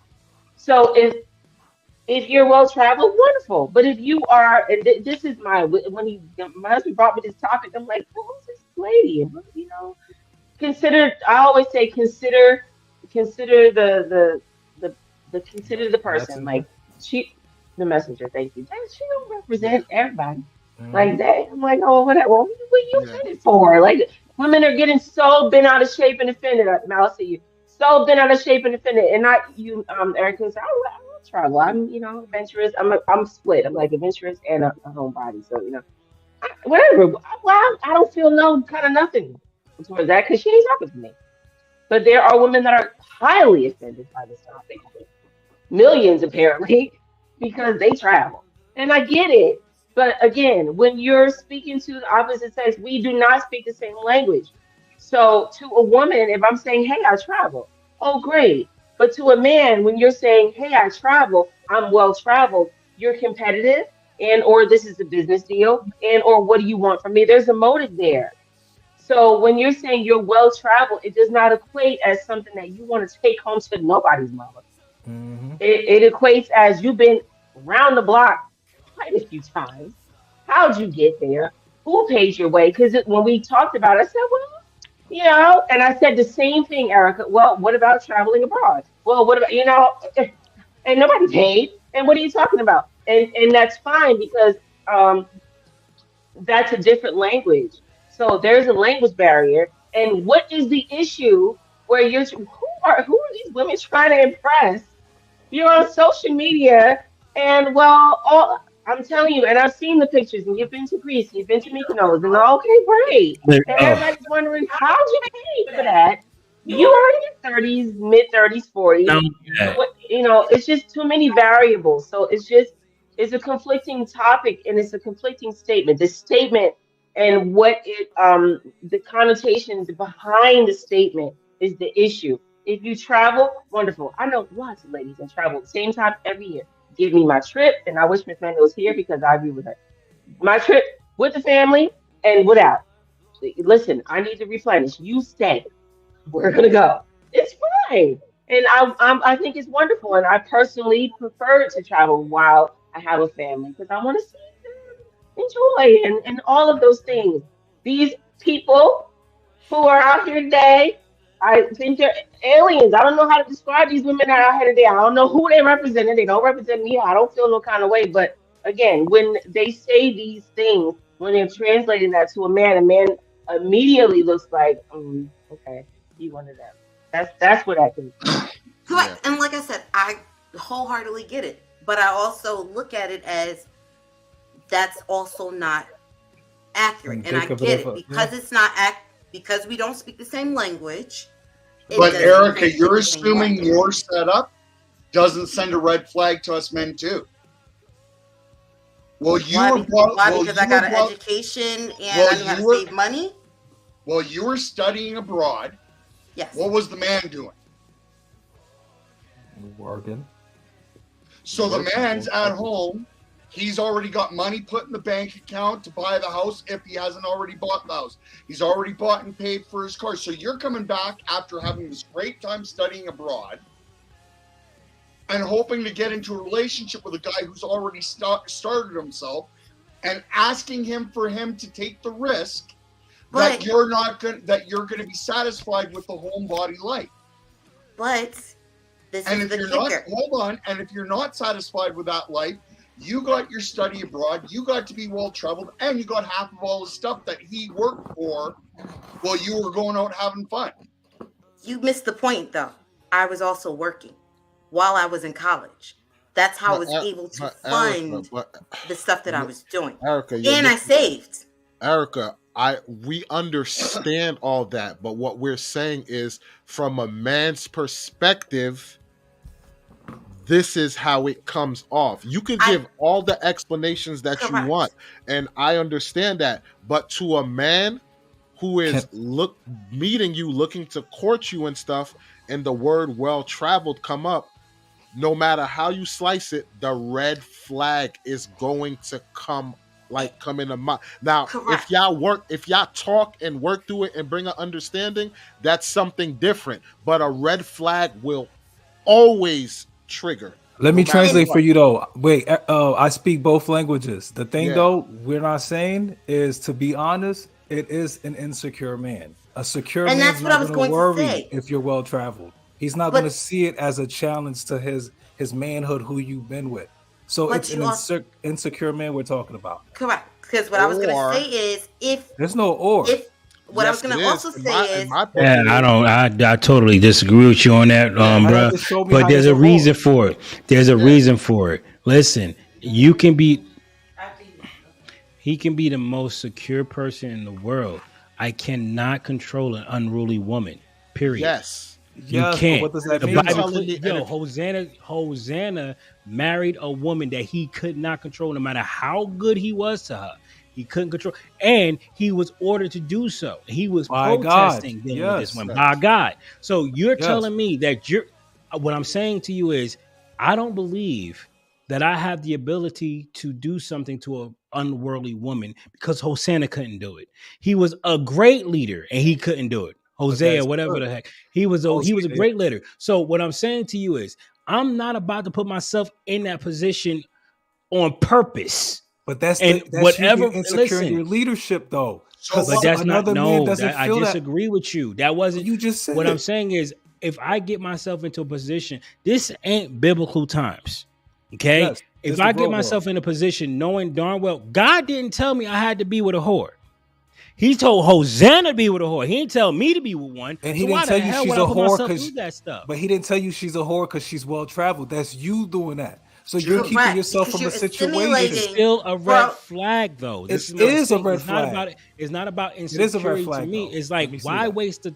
I don't play the lottery. You want to know why? sorry. Because I don't believe in the lottery. It is a red flag. Sorry, it's not a deal breaker, I should say. It is a red flag. Okay, thank you. Thank you. Sorry, You're absolutely sorry. right. That's different. That's totally Yes, different. that's Yes, yes. red flag. Sorry. Yes, and what I was going to say is, I understand that. That was, My fault. but for Yeah, those types 'cause of no one- women, No, you're gonna It's have a to deal breaker. see. Here's the problem. We got stuck on women words. We ain't tell the truth. Yeah, we go on. were. I'm gonna say it. We was not talking man language because if we would have said deal breaker, this conversation would have been over. Oh yeah, that ain't that. That's sure enough not a deal breaker. correct. Yeah, But it's yeah. And that's definitely what a I was red gonna- flag. Oh yeah. Well, and that's what I was fact. going to say. Red flags, yes, you're going to get the red Waffle. flags. Is it always a deal breaker? No. And the reason that I'm going to say this is, it's Of like you course said, not. you'll Are get you serious? a handful of people that do the same things. They grew up the same way. So you have people that date people that are similar to how they grew up. But So that's you what also I have said, that too. Erica. That's what I said. If you can, like, you're gonna get some people who are going to vet you and find out what is what.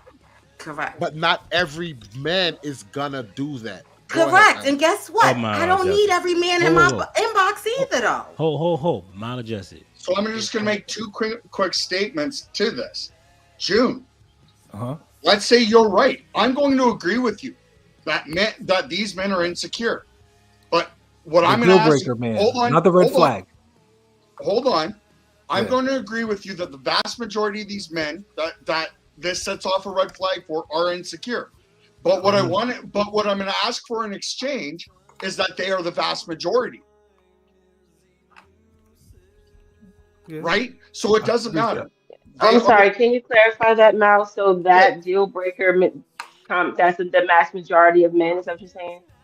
It doesn't, yeah, basically, it doesn't matter. I'll agree with June that the vast majority of the guys that this sets up a red flag for, Deal breaker. That's what I meant. I didn't mean red that flag. it sets it Deal up, breaker. that the vast majority of guys feel that way. But I asked that he agrees that the vast majority of guys feel that way. So it doesn't matter whether it's insecurity or Alibaba. And I agree with what he's saying. I understand. No, because hold on. As far I don't agree with that. No, what I'm saying is this is based off of a man's mentality. This is what perception. All right, if vast majority of women say, I am not going to date a man who lives home with his mother, right? Because even though there is a Damian John out there is a Tyler Perry, there is a Damien John, all them, yeah. whatever. It is those people. We already know that is the outliers that don't usually happen. Right? That doesn't make you insecure for not dating a man who lives with his mother. It means you're cautious. So what I'm saying is, how can you call a man that's cautious and say, well, that is kind of a deal breaker for me because I kind of want a virgin, but I'll settle for a woman that has a low body count? Because I realize that most women do not come with a virginity anymore. So I gotta lax my moral code. I gotta pull that down a little bit to Yeah, because you're not a virgin. Right. Because I'm not a virgin either. Right. Yeah, I get but it. but I also know that Y'all got an echo going on. Oh, I'm sorry. Pause to. Turn your mic off.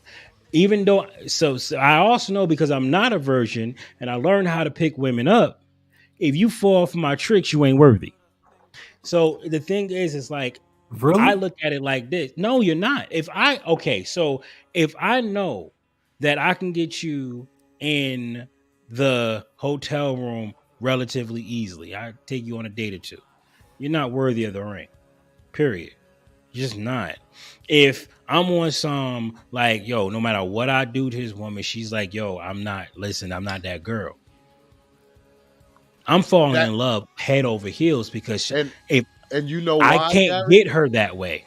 And you know why? Because that kind of put it in your mind. If I couldn't get her that way, then it's gonna make it hard for any other man to. Bingo. Now there could be a man that could possibly push her buttons and get her. We agree with that. Yeah, I know there's a man that's better than me. you vetted her and you saw it wasn't easy, so you're like, this lowers my chances of getting. When has that ever happened without you being the person that stops it? When you has that don't know, happened? but you don't know. But the bottom line is, if you put the person through your tests, it's kind of like a job. If they give you an interview and check all the bells, whatever, and check your resume, bring you in, talk to you, whatever the case may be, and after they vet you, they're like, this person seemed like a good candidate. You hire them, but the person works like crap. You still went through the protocols to try and vet that person out. That's not good though. If I tried to sleep with my wife, she would have slept with me before marriage. And it's not that she's not a good girl. I'm just June, pause. Listen, you missing the point here. Yes, you're Let me missing. hear the I point. am Can you not tell me the point? saying I agree with these people that say well-traveled women are trashy women. I don't agree with that. As a matter of fact, I look at most of the well-traveled women just like my wife. She went off and said, I want to go to Italy. I want to go to Europe. I want to go to Japan. And I have the ability to do so. I have the money. I have the resources. I want to go. That's how I look at it. I don't look at it the way a multi-millionaire dude does, because he's paid women to go on these extravagant lifestyle trips. Wait, And can I he's ask got Miss Lamb dated. something? I Can I don't ask Miss got Lamb? that kind of money. Look, a woman that's well-traveled ain't talking to me. Yeah. Period. But we also got to analyze that there are men who see it as a red flag. Just because I don't, but there are men that do, and you got to present I reality. submitted to that. I submitted to the red flag. That is a red flag. Your antenna should go up. But I was talking deal breaker. That's what I meant to say. If it's a deal breaker just because of that, to me it don't make sense. Because I'm not a guy with a lot of money. There are a lot of women thinking just because he don't have money, I shouldn't deal with him. And to me, you are insecure because you didn't even take the chance to even allow me to elevate and show you something different. So when y'all saying it's a red flag, it sounds like y'all also saying it's a deal breaker. But June, it shouldn't be a deal breaker. But June, can you be mad at that person? No, I wouldn't. That's what I'm saying. So if that's that person's preference, where they feel like they can maximize their success by not dating a person who doesn't make that much money, I can't tell them, yo, that's not your plan of success. No, that's how they see things. If that fits, if that works for them, then hey, more power to you. Yes, I agree. But if it haven't been working, what are they talking about? Like, if it haven't been working for you, what are you talking about? That's what I'm saying. To that person, it's not Now. to that person. To that person, they're not thinking it's not working because they're still on their search. Listen, hold on. I dig it. Go ahead, Mal. Get Mel in here. He been hitting Yeah, hard. go Mal. So Yeah, sorry, Mal. He about to start drooling in a minute. Go ahead. So, Erica, the only point I'm going to make is that Gary and Wally have given you one example of why well-traveled is a red flag. I've given you a completely secondary version of it. So you have to accept that as men, throughout our history of talking to each other and so on and so forth, the term well-traveled has multiple meanings to us as men as to why it sets off a red flag. And again, it's one of these situations where you don't have to like it. You don't have to agree with it. We're just telling you the way it is, right? Just like there's things with women that if you're looking through a dating profile and if you were to see the words lives with his mom, how many red flags does that statement throw up in your head? Or the words must So submit. I'm gonna put this out there. The words must submit. If some man came up with the words must submit in his profile, you're going to tell me you wouldn't be on no I'm gonna say this. That's not a question. Depending on your age bracket. Depending on your age bracket. My mic. She had her hand up first before you asked that. So yeah. I don't appreciate. So what I was gonna say is it depends on your age bracket. So for me, I can remember online dating was popular because I was in that first group of college kids who got access to it. So, Okay, yeah. so wait. On some real. In general, okay? Because I know where you're going with it. Let's just keep it streamlined. Because Simple. here is the thing. Maladjusted, Wally, June, and myself have a completely different definition of what well-traveled mean to me and them, because we are leaders of our own ships. Wally doesn't control his ship or run his ship the way I do. The same with Maladjusted, same thing with June. So while well-traveled women do not mean the same to me, June, Maladjusted, or Wally. So let's keep it simple, because I don't agree with most men that say well-traveled. Yes, it steps off the red flag, but that don't mean that we ain't dating. I'm still interested, because it's just one red flag that can easily be considered a yellow flag. It's not red until the second flag goes off. Yes. So I'm willing to talk to you. So what I'm saying is, so the question that I ask, if a man came along saying, "Oh, I want you to submit," period, would that not at least turn off a yellow flag for most women? Well, that's what I was gonna say. You asked two questions. So the first one was, would I date someone who said they live with their mother? And what my answer to that question was going to be, depending on my age. And the reason it does not. And the reason I'm gonna say this is it depends on age, because guess what? I lived with my parents until I was 26 years old. I think it has a lot to do with struggle. Continue. So this is what I was going to say. I think differently though. But you have to think about it. It depends on what that person is doing. So if you say, "Hey, I'm living with my mother because I'm in college and I don't want to pay dorms," I got you. Because that dorm room is expensive. You're living with your mother because you said, "Hey, once my plan is over, I want to go buy a house." I got you. Because those are the conversations people don't always ask when in the profile says, "I live with my mother." The way I think is also the way that I live my life. So those are questions that I will have. Is it going to always throw up a flag? No. Because like I said, it depends on your age. If you're telling me you live at home and you're 22 years old, I guarantee that. You want to know why? Because the average rent is over $1,000 a month. But Erica, you're personalizing it. Thank you. But you have personalized the crap out. Listen to what we said. To your girlfriends, talking to your aunties, talking to everybody else but Erica. How about Miss They Lynn? look at that like that's a red flag. But here's the thing, but I just want to preference this, because notice every one of us on the platform, all the men said this is a red flag for most men. Correct. We didn't personalize it. You're personalizing the question. So yeah. What I will say is it's not a red flag, but it will be a yellow one, because I need to have the follow-up details. So I will give you yellow so this is what you until think I find out what the details So this is how you think most women would look at it? No. Unless you're game. Like I said, it depends on the age bracket. June, he's not asking you, he's asking Erica. Yeah. And like I said, it depends on the age bracket is what I keep saying. Somebody in their 30s or 40s may think differently than somebody in their 20s. The way you preference, because what you're saying is the way you preference saying this is how I would look at it. I'm talking about, so if your answer is the way you look at it is the same way you think everybody else would look at it, then okay, I gotta respect it. It is what it is.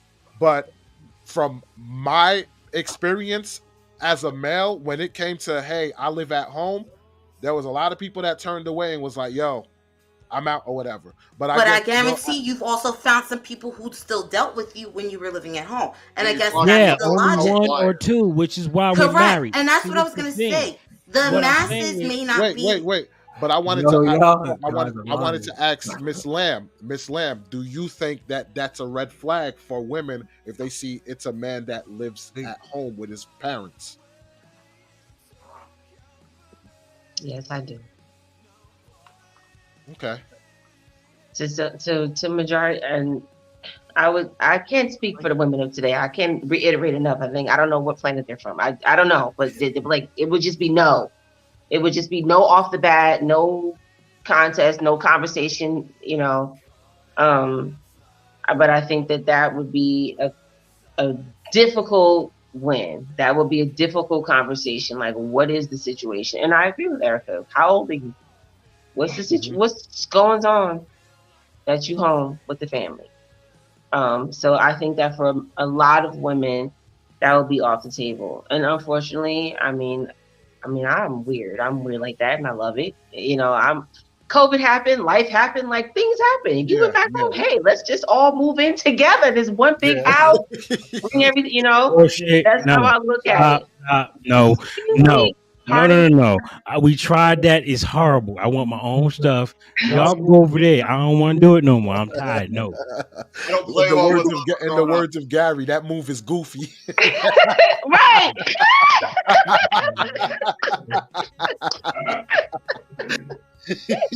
Right. I'll do townhouses where we share the backyards, but past that, hell no. No, we ain't going down. See, but first of all, my opinion on that is that's a no. That's off the table. But that's no for our life, our personal life. That's a no. But yeah, I think that most women it wouldn't even be. See, and just look at that. Just look at that, Miss Lamb. You have a perspective, and Erica have her perspective. So that lets you know from person to person, you see it differently. Yeah. You feel me? That's all I was trying to. For me, I would consider many things. Yeah, of course. For most women today. Of course. And I guess that was the other thing too. It depends on, you know, like I said before, it depends on your own personal circumstances, but it also depends on the norm. Like I said, for the people that I talk to, some people, yes, but others, no. Because you have to, like I kept telling you, it depends on age. So if I'm my age now and I have my own, it would have to be a real serious talk. Are you coming into my space? Because guess what? I'm starting to notice most men do not want to go into a woman's space. You damn right. Yeah, you are yeah. damn skippy. That's hell. No. Can we stop right there because that is a whole other show. Can we stop? And Gary, we just had this conversation the other day talking about this. That would literally be a whole other show. So please, let's not open Pandora's box. Yes. Go ahead, Mal. Go ahead, Mal. Go ahead, Mal. No, hit it up, June. Go, June. No, Mal, you go.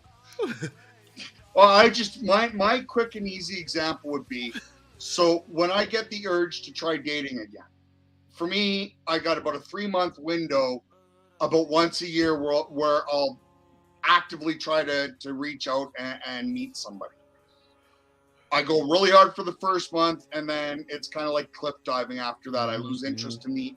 But anyway, my point would be an example is at my age, when I'm flipping through profiles and I read them, if they have wants children, moving on. And it's not that I don't love children. I've raised 5 of them. I'm 45 years old.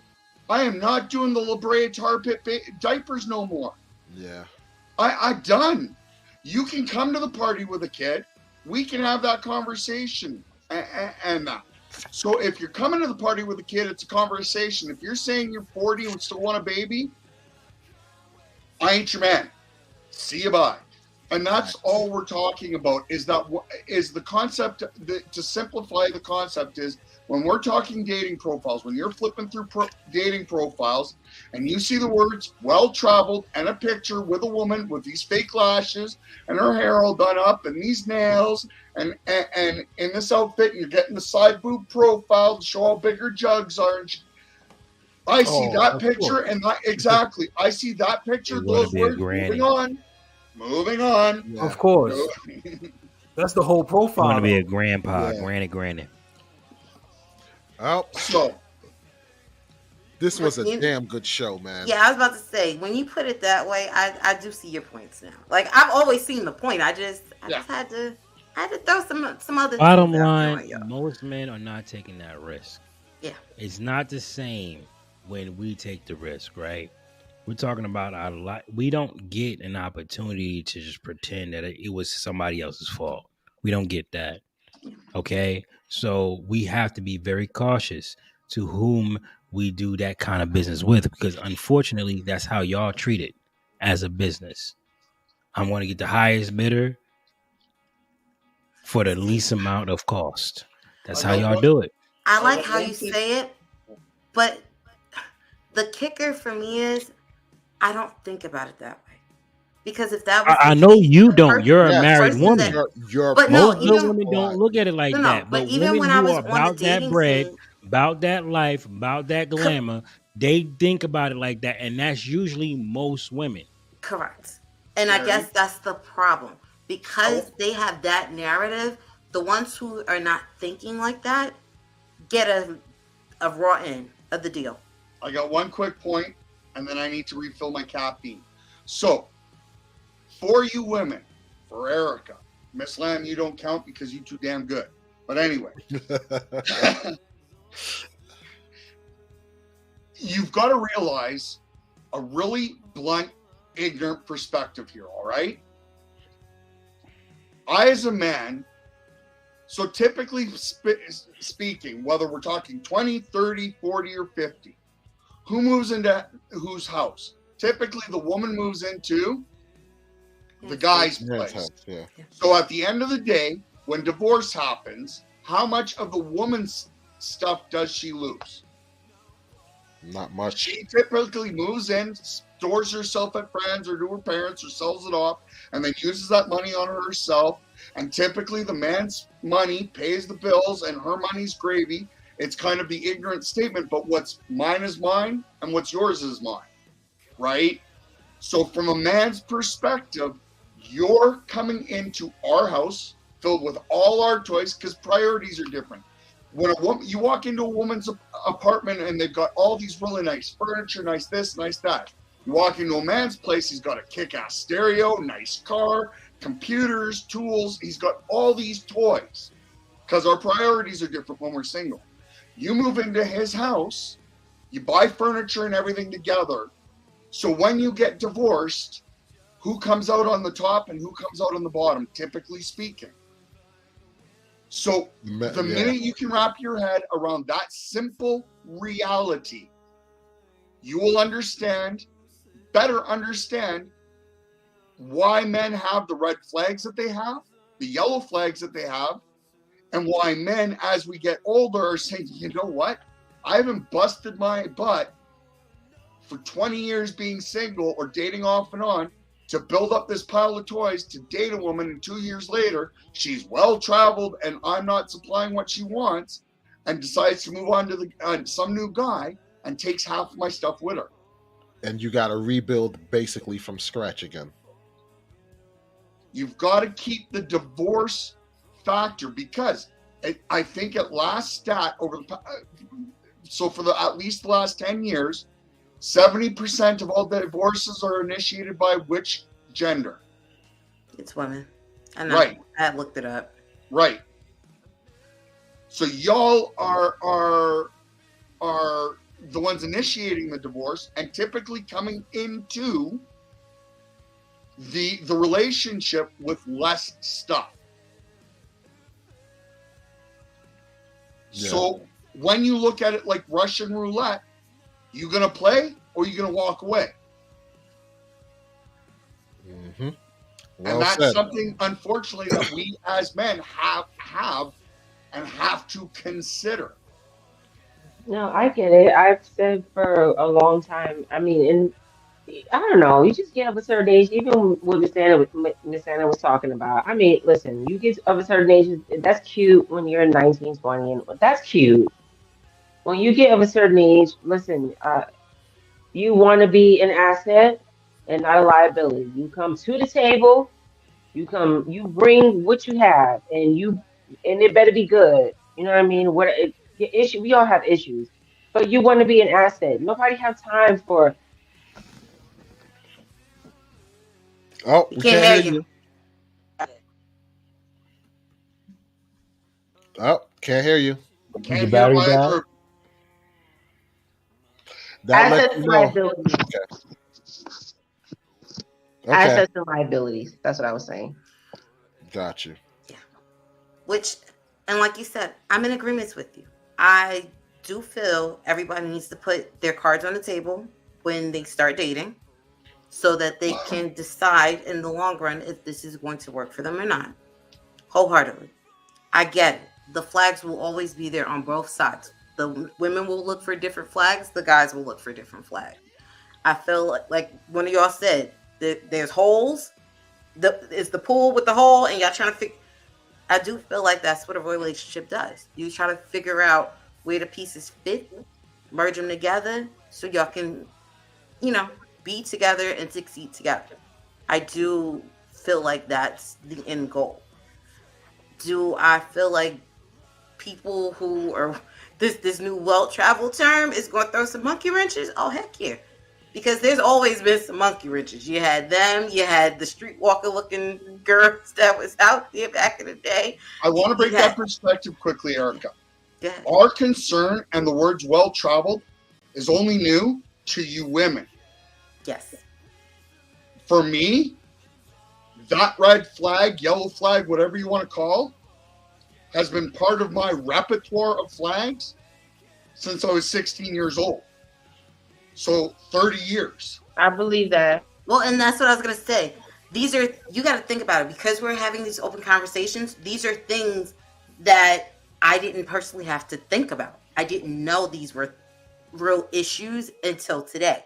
That was the first time I saw that video. But first you've time been I've ever judged talked to against somebody it about it. for 30 years. Well, and that's what I was going to say. I appreciate the conversations and the back and forth because, like I said, I didn't know. And because I didn't know, it's like, I feel like these are the same terms and they not the same time.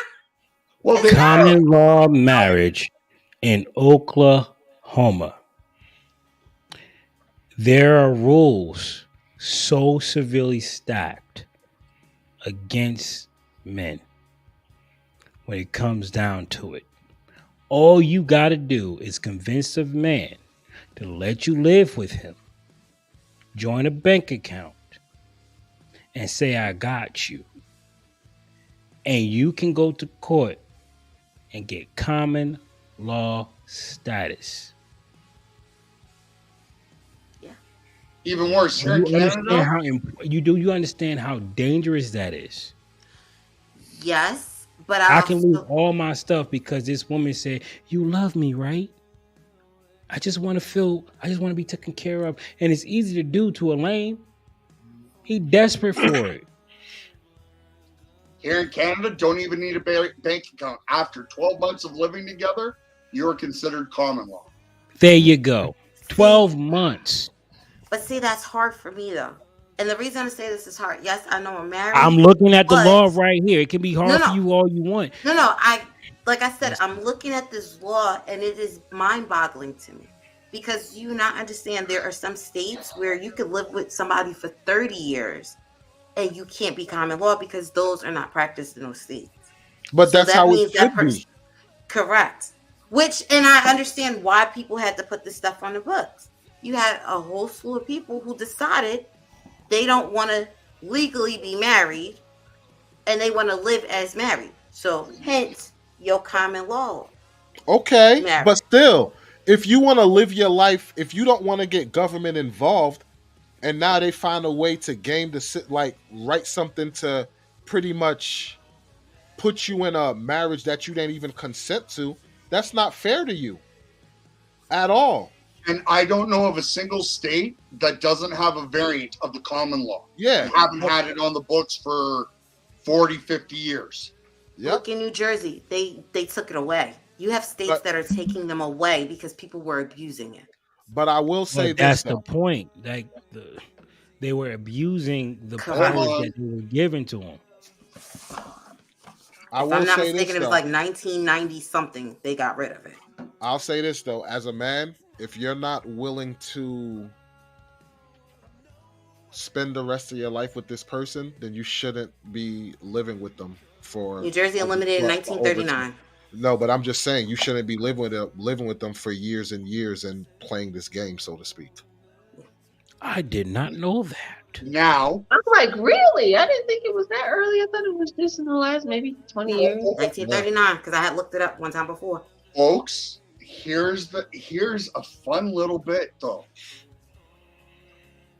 Just because there may not be a common law doesn't mean that you can't go for civil tort. Yes, Like yes. Person arguing, I've lived with this person for X amount of years. This person has benefited as a result of. So even if there's no forced common law, you're still not guaranteed that that woman can't get a lawyer and get the equivalent of a divorce against you. So pretty much, Because New Jersey has a cohabitation law, I believe that's what it's called. Right. Yeah. So they might not force the common law, but do they have, yes, a cohabitation Yes, law? so they have the cohabitation law. That's why I was lost when you said that. I was like, are you serious? Because I actually looked I had that to take up. a law class. That's the only reason I remember certain things, and I knew New I Jersey looked was that one up of and I them. was like, yeah, Well, she still has a legal route to do something to you, even though you didn't say I do. She has a legal route. So turd, it's still a Turd. And it's the thing, they're being taught this stuff. Do you know you can do this, that, and third? So that's why we train. Hold on. This is why the red pill trained men not to even let a woman leave a toothbrush at your house. Well, Because next thing you know, it's a bag. Before you know it, she got a freaking side of the damn room. Before you know it, she's in there and you can't get her out. You like, yo, dog, what the hell? That's why we say the stuff we say. Because it's hard. It's hard for men to look past because listen, I charge y'all for the same thing we are charged for, the fantasy, to believe that a woman want us simply because we exist. And that's not the case, unfortunately. So you have a lot of men that's like desperate for it. They're desperate. And yeah, that's a problem. So we give them rules. And one of the red flags is well-traveled women. Which I was just gonna say that's the whole point. One of the points of the conversation tonight is just you know, that's just life. You're gonna have to face it. yes. You have to have these difficult conversations. Yep. You know, and have some type of sense within yourself, have some type of gut feeling, whatever you want to call it, and keep it moving. You know, I was gonna reference something that Mal said, like in the beginning of this whole live ago, was that you know, you might come off harsh. I tend to come off harsh. I don't mean to, but you know, you get to a certain point in life, like, listen, let's just have this conversation. Nobody's having time to be wasting. Like, yes, let's just get to the end here. What are you looking for? What am I? Because real talk, like that, you know, representative of whoever you are. Okay, that's cute, but like, this is me, and this is you, and deal with who you are. And have those difficult conversations. And let's just not, I mean, I get why people do speed dating and whatever the heck that is. You know, like, move on. Let's just, you know, like, move on. Let's just get to what it is. Because why are you wasting time?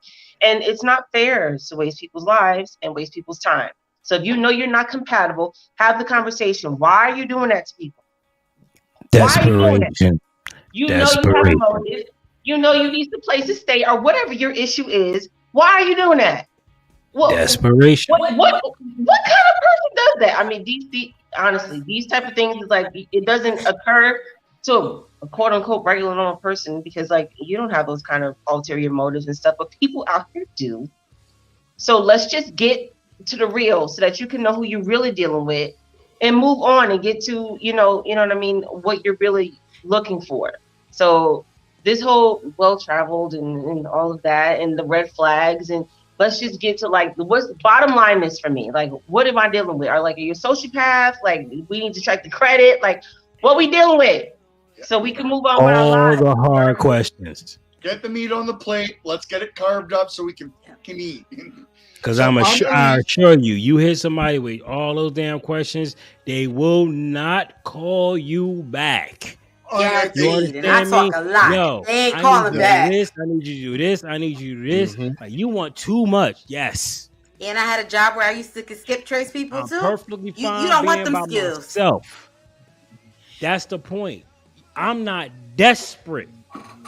And that's the thing. You got too much desperation out here. I want to throw a concept as a parting concept for everybody, both the panel and for the chat, before we take this back to the back rooms and call it a night. And it's as simple as this. People need to remember the one-upmanship that we have. And I'm coming The one-upmanship. Hold on, and I'm coming at it from a different perspective. No, she don't understand it. The one-upmanship. So, when going through a divorce, for instance, you will do things because you firmly believe if I'm willing to do this thing, my ex is willing to do it twice as bad to me. And so I'm going to match her. So it creates a cyclical issue. So people tend to believe I'm normal and I'm willing to do this thing. My ex or this person is abnormal. As such, they will one-up me. And in this case, we're talking from a negative context. And so now you're going to try to protect yourself against this perceived next level that they're going to do. And that person's going to see you. So the other person's going to say, oh, well, he went here. And if he's willing to go here, I believe they're willing to go one step higher. And so the concept you have to kind of keep in mind with this is a negative one-upmanship, whether you're talking about going through a divorce or marriage fights or so on and so forth, is that because every person believes they're normal, when they're faced against adversity or an adversary, they're going to plan for the worst. And as such, they will tend to overreact, and that overreaction causes the other person to overreact, and back and forth and back and forth. This is why shit gets out of hand. Not to mention the fact that we realize that no matter how devious we can be, women can be 3 times devious. Once we realized that, we was like, wait, I got to think 15 steps ahead of every woman that I deal with because of what they can do, because they know they can get away with it. Right. Like, when you have a woman that says they will never believe you, she could say that to you, and she's right. But because it happened behind closed doors when nobody was watching, you like, how I'm done. This is the thing. That psycho crazy crap, y'all don't know that. You got men that's married to this day because of that conversation. They will never believe you. And the reason why, and that's exactly it. And the reason why I bring it up is because of a conversation. The second half of this steak that I'm pouring on the plate for each of us to chew over is this. We keep hearing about violence, men abusing women. But here's my question to you women in the chat that I really want you to stop and think about. How often does your man hit you versus how often do you chew his ass out? And if you want me to believe words are violence, then I can tell you I see women promoting violence against their own men on a daily basis, 5 days out of 7. Okay, I'm going to interject there. I'm sorry, Mal. Yeah, I was just going to say, but we don't talk about this. What? I was just going to say we don't talk about this. So no, I agree with you. Because you present these thought-provoking questions and these probing questions, so I'm gonna stop you there so I can address the question. Because you made it personal, so that's neither here nor there whether either Erica or I choose to answer. But I do agree with you that there are women that, because if you look at it, I mean, unless it's a very masculinely built woman. I'll put it that way. Most women are not built that way to physically combat a man. So most women use their mouths. The mouth is the punching bag. The mouth is manipulative. That's the weapon. So especially black women, keep it real. So yeah, I agree with you. And that's not something that is spoken about and addressed and all of that. So yeah, I will agree with you on that. That's all.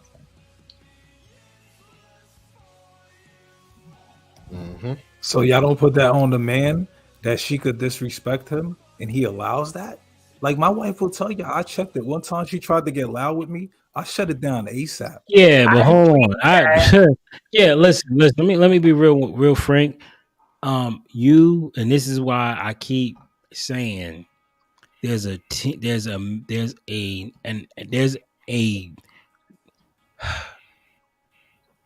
are men who do not command authority from anybody but through resources. You understand that? Oh, okay. Money, finances. They only can get a woman because they can provide. And when you got a man like that, he's desperate, tremendously. You can say to a woman, look, I ain't taking that crap. I ain't never take crap from a woman I ain't never want. Ever. I'm not taking that. I'm done. Gary, would it be her fault though if I'm just too like scared or I feel I don't have resources? Like, no. Whoa. No, I agree with you. It would not be her fault. She's taking advantage of these men. Yes. But that's my point. They're taking advantage of these men because they know it ain't their fault. So what does that do? It makes it their fault. If you know I'm going to take this man for whatever I got and I'm going to play this dude because he's a fool. You're a dirtbag. You are causing the problem. You're a horrible person. And if you know you can get away with it, because I know there's many men I could take advantage of you, dog. I will tell you, I could take advantage of you. I need you to wake the hell up. You're too sweet. I would say that to a dude. You know what a woman would say to a dude? Wow, this is a nice restaurant. Gary, I just want to pop in. I lied. I said goodnight, but then I just read a comment from Salty. Oh, no. Salty says, me too. I find women tend to be more manipulative for sure. They can't physically fight you, so they mind F you. I call BS. Women are physical. They might not fight. They might not come up and slap the man around. They throw crap. They stomp around the house. They have physical actions that they do to men. A woman comes up and, come on, what did I ask you?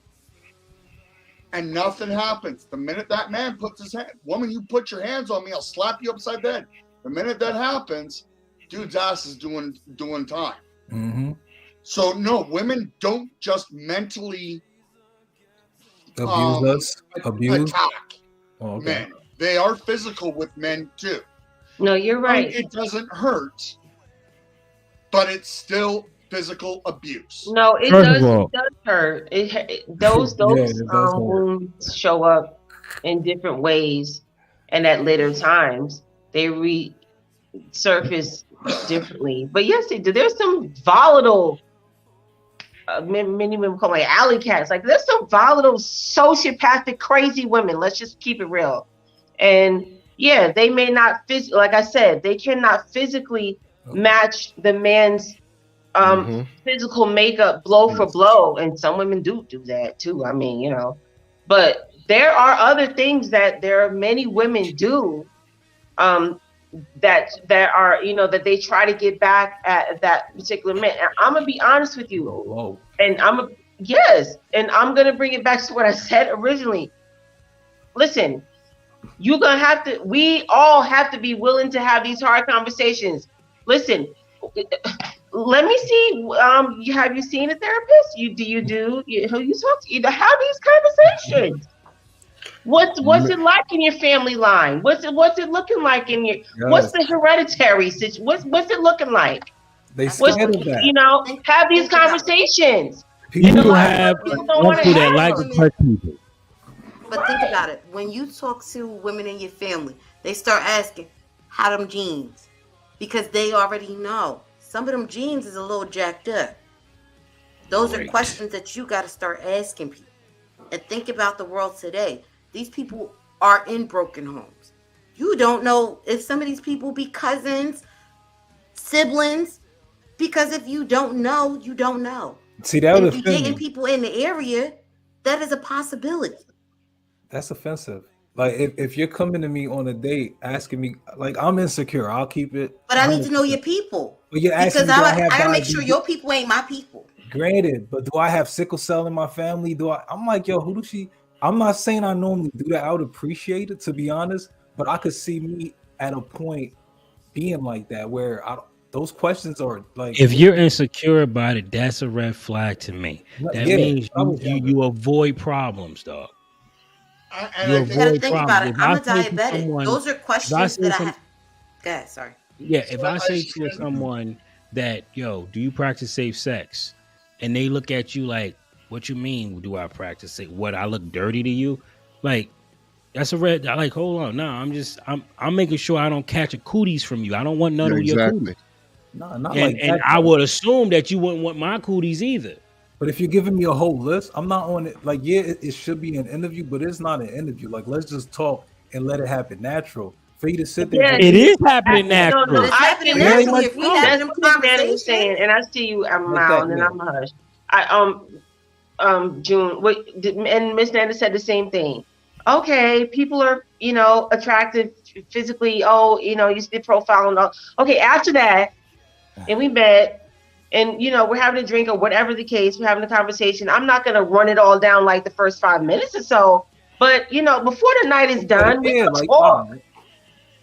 We're gonna have a conversation because what the heck are we doing? Just praise. I love am jazz. an adult, and I Yes, have no Ray. problem with progress having that adult conversation. conversations. Each I'm day sorry. after that is going I'm to sorry. guys don't I'm count. sorry. I'd rather run down a list and get it all out the way. Like, You guys Yes. don't count. I'm the only one out of us that currently has to use online dating. So I'm going to tell you. So let's say, Miss Lamb, you and I are on, what's that site? Plenty of Fish. Okay? Yeah. Okay. know I That's send hilarious. you a message. Pick another Hey, woman. Just pick another Hey, woman. I Pick think I another like woman. your profile. You want to get to know each other. You say yes. I'm going to start sending you messages. We're not going out for drinks. We ain't going out for dinner until you've answered my laundry list of questions. Right? So I'm using you, Miss Lamp, but you have to understand that. Yeah, I get it, Mal. I get it. Yeah. and if she don't As it answer should any of them, be. and if none of the questions are answered, then okay, move to the next. Yeah, Or I'm not- if I I'm trigger not you, taking you out for move to drinks. the next. But she could be lying.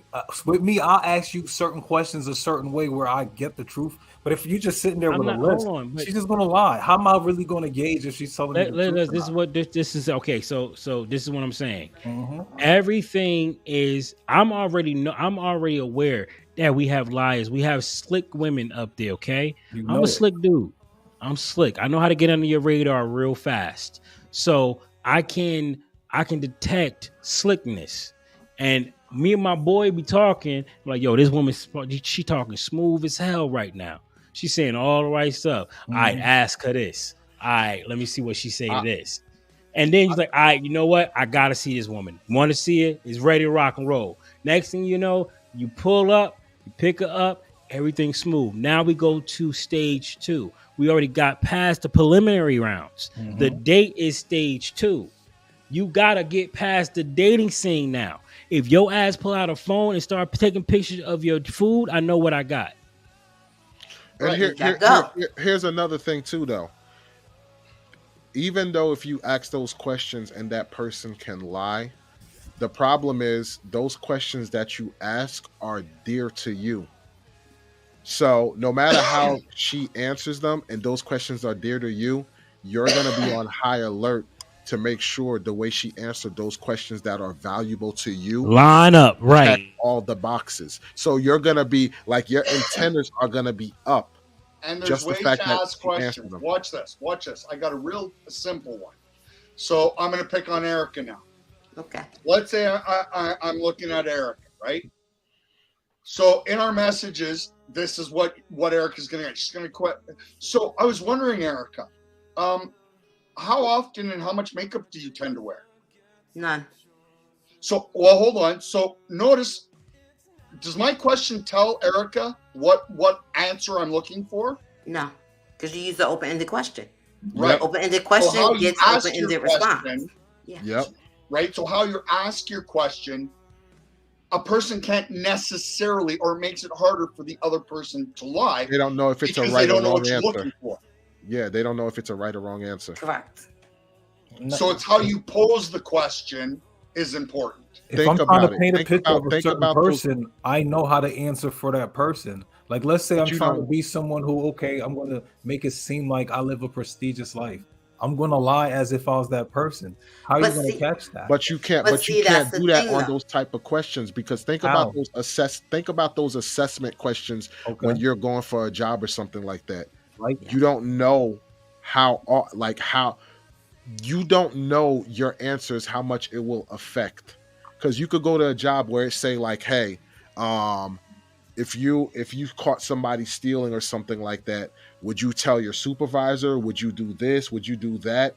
You don't know if your answer is good or bad. You're gonna think what this person, you're gonna think, hey, this is what I think they want to hear. But to them, that could be completely like wrong. But do I wear makeup? I'm going to give you something that can work. Right now, I may have a lot of makeup, but I try not to. I try to stay as natural as possible. Most guys are going to accept that. So she's going to give you something you can work with.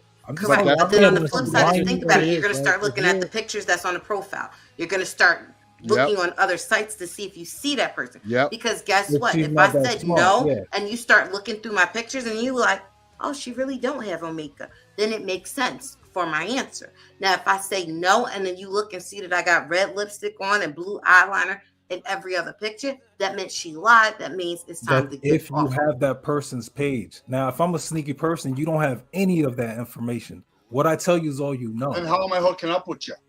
Exactly. I may have met you at ShopRite and I said, oh, what's up? I think you're cute. No, but again, the premise was where did I meet Toya and it's supposed to be online? Yeah, yes. For us online. Now we're talking about online. Pick somebody else. Well, he picked me this time. He picked me. I answered my question. He picked me. So the concept is based off of app dating. Okay, sorry. Hold on, but the same still holds true that if I met them in ShopRite, more likely than not, you're going to be texting back and forth. Okay. Are we saying my method is foolproof? No, there's always a better fool. It's not even about that. That's why you got stage 2 to take you out, because now I got to see how you operate in public. So I'll give you a fun example, June. I, as a guy, for years ago, when I would meet a girl to go out on a date, where was the first date I would take them to? McDonald's. You know this, Wally. Shush you. I'll go with McDonald's. Do you know why I would take them to McDonald's, Wally or June? To see if they order on the dollar menu? Nope. I would take them to McDonald's, and I would make sure that they brought their kids and I brought my kids, because as good of a mask as a woman wears, their kids in public in a McDonald's playland tells you all about their parenting style and skills. No, that is very true. No filter. Hold on, but this is what I'm going to say. We're going to wrap it up in like 30 seconds. We love chat. Thank you guys for coming. I really appreciate everyone. The last one of you appreciate it. I'm going to say this, man. When you come down to the kids and how they treat their mama and the mama treat the kids and all of this stuff, you learn a lot. If you're a parent, though, see, if you're a dude that don't know nothing about parenting, it will never occur to you that that's bad parenting or good. You won't know the difference. But for me, I'm like, did that woman just say that to that kid? Are you serious? Did that just the way she said it? Hold up. And you like, that ain't my kid, but I want to slap this shit out this mom because you never talk to a kid like that. like deleting their profile, but yeah. Nah, that's different. That's punishment. And we had the conversation earlier because I'm still mad at you about that. I'm mad at you about that. I'm really Gary wanted because see, I was sitting here like, yeah, but Matters, but you deleted his profile though. Like you couldn't go to another extreme, like run over his PlayStation. But don't delete the man's profile. When he get 18, he can go ahead and re-sign up. Run off his PlayStation. You deleted his files, man. When I said that, Gary reserved a butt whooping for me just for CJ. Like don't worry, CJ. You have I got idea you. how long it takes to get a character to that level, and you want to just delete his files? I got years and years of equipment in here. I still got my Frost weave. What is it? The Frostfire weave from freaking Burning Crusades. You want to delete that? No. Wait, are you talking about a video game? Yes. Oh, okay. I did it. I got a household mint. I got that. I got it. And quickly, Sheepdog, Chuck E. Cheese is about the 3rd or 4th date, right? Because Chuck E. Cheese is inexpensive. So she's got to get past the McDonald's test a couple times first. Yeah. That's a damn shame. We're talking about McDonald's. Good, I man. know. But listen, everybody, thank you for everybody for coming. We got my Justice right there in the middle. We got the lovely Erica from Matters Opinion. We got the ugly, gorilla-looking, fucking black dude with the big ass nose. Thanks, identical twin. Riley over here. And thanks, my identical twin. Shut your ass up! Don't talk to me like that. And then we got the in shape, in fit, tattooed June. Oh, no. We gonna. What? No, you don't get to talk. You should be quiet. And then we're gonna have the lovely lamb. She's looking at the video like I'm crazy, but I love you, enjoy. And then you got the sexy, every Gary Lamb saying to you, thank you for coming this evening. This Gary Lamb signing off. You guys have a good night, everybody.